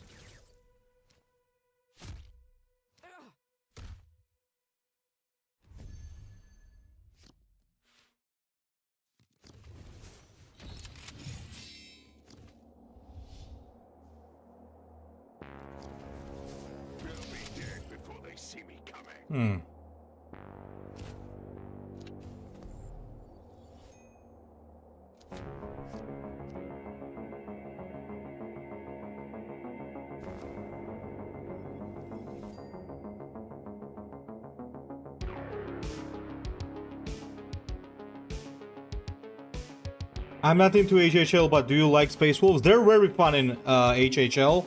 But I'm not sure how the new ones are gonna be. Old ones were very fun. Not the best faction out there, but they were certainly very fun. The thing you could not take away from them.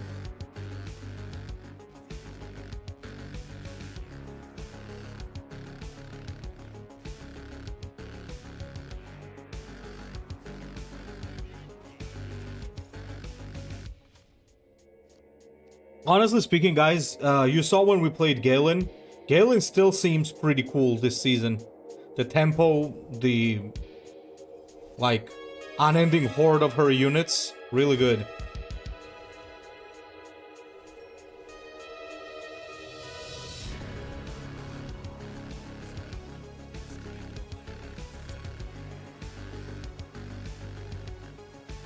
Uh-oh, I think that's a mistake. She just lost tempo.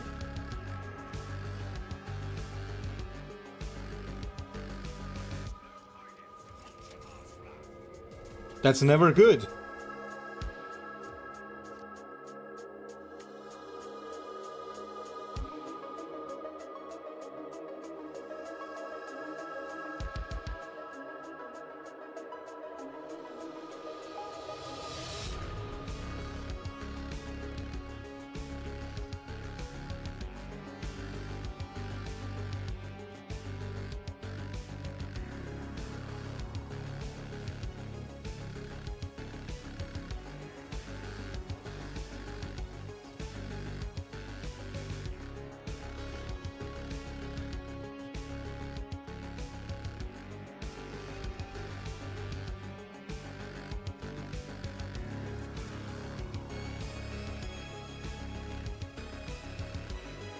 Okay.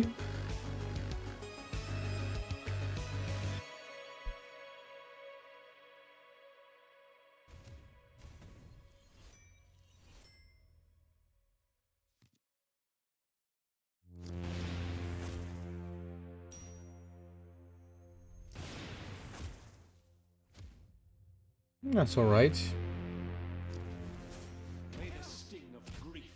Who the heck plays that?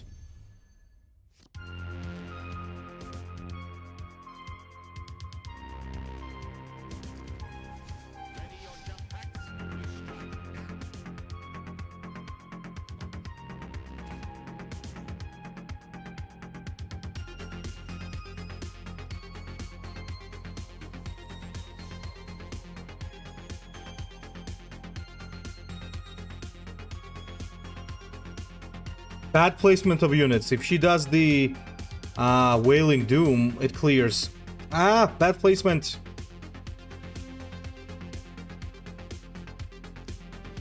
Oh, wait, no, good placement. If you think about it. Okay, okay.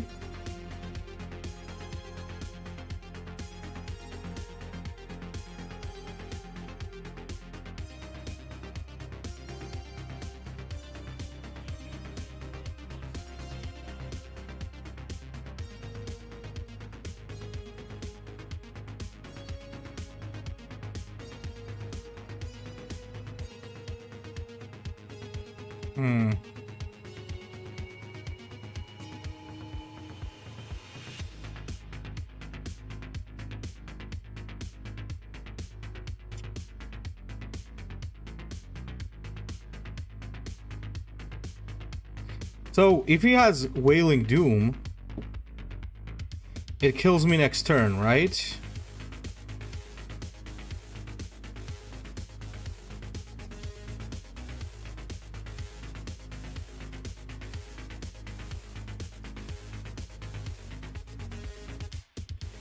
Well, we can't have that. Oh no, that's a mistake, again. I think I'm starting to get a little sleepy. Making too many mistakes now.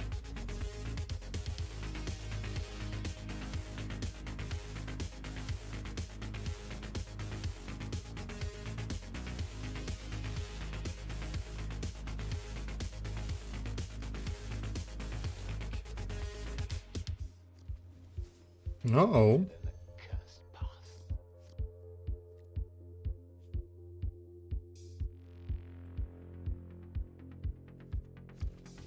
Uh-oh.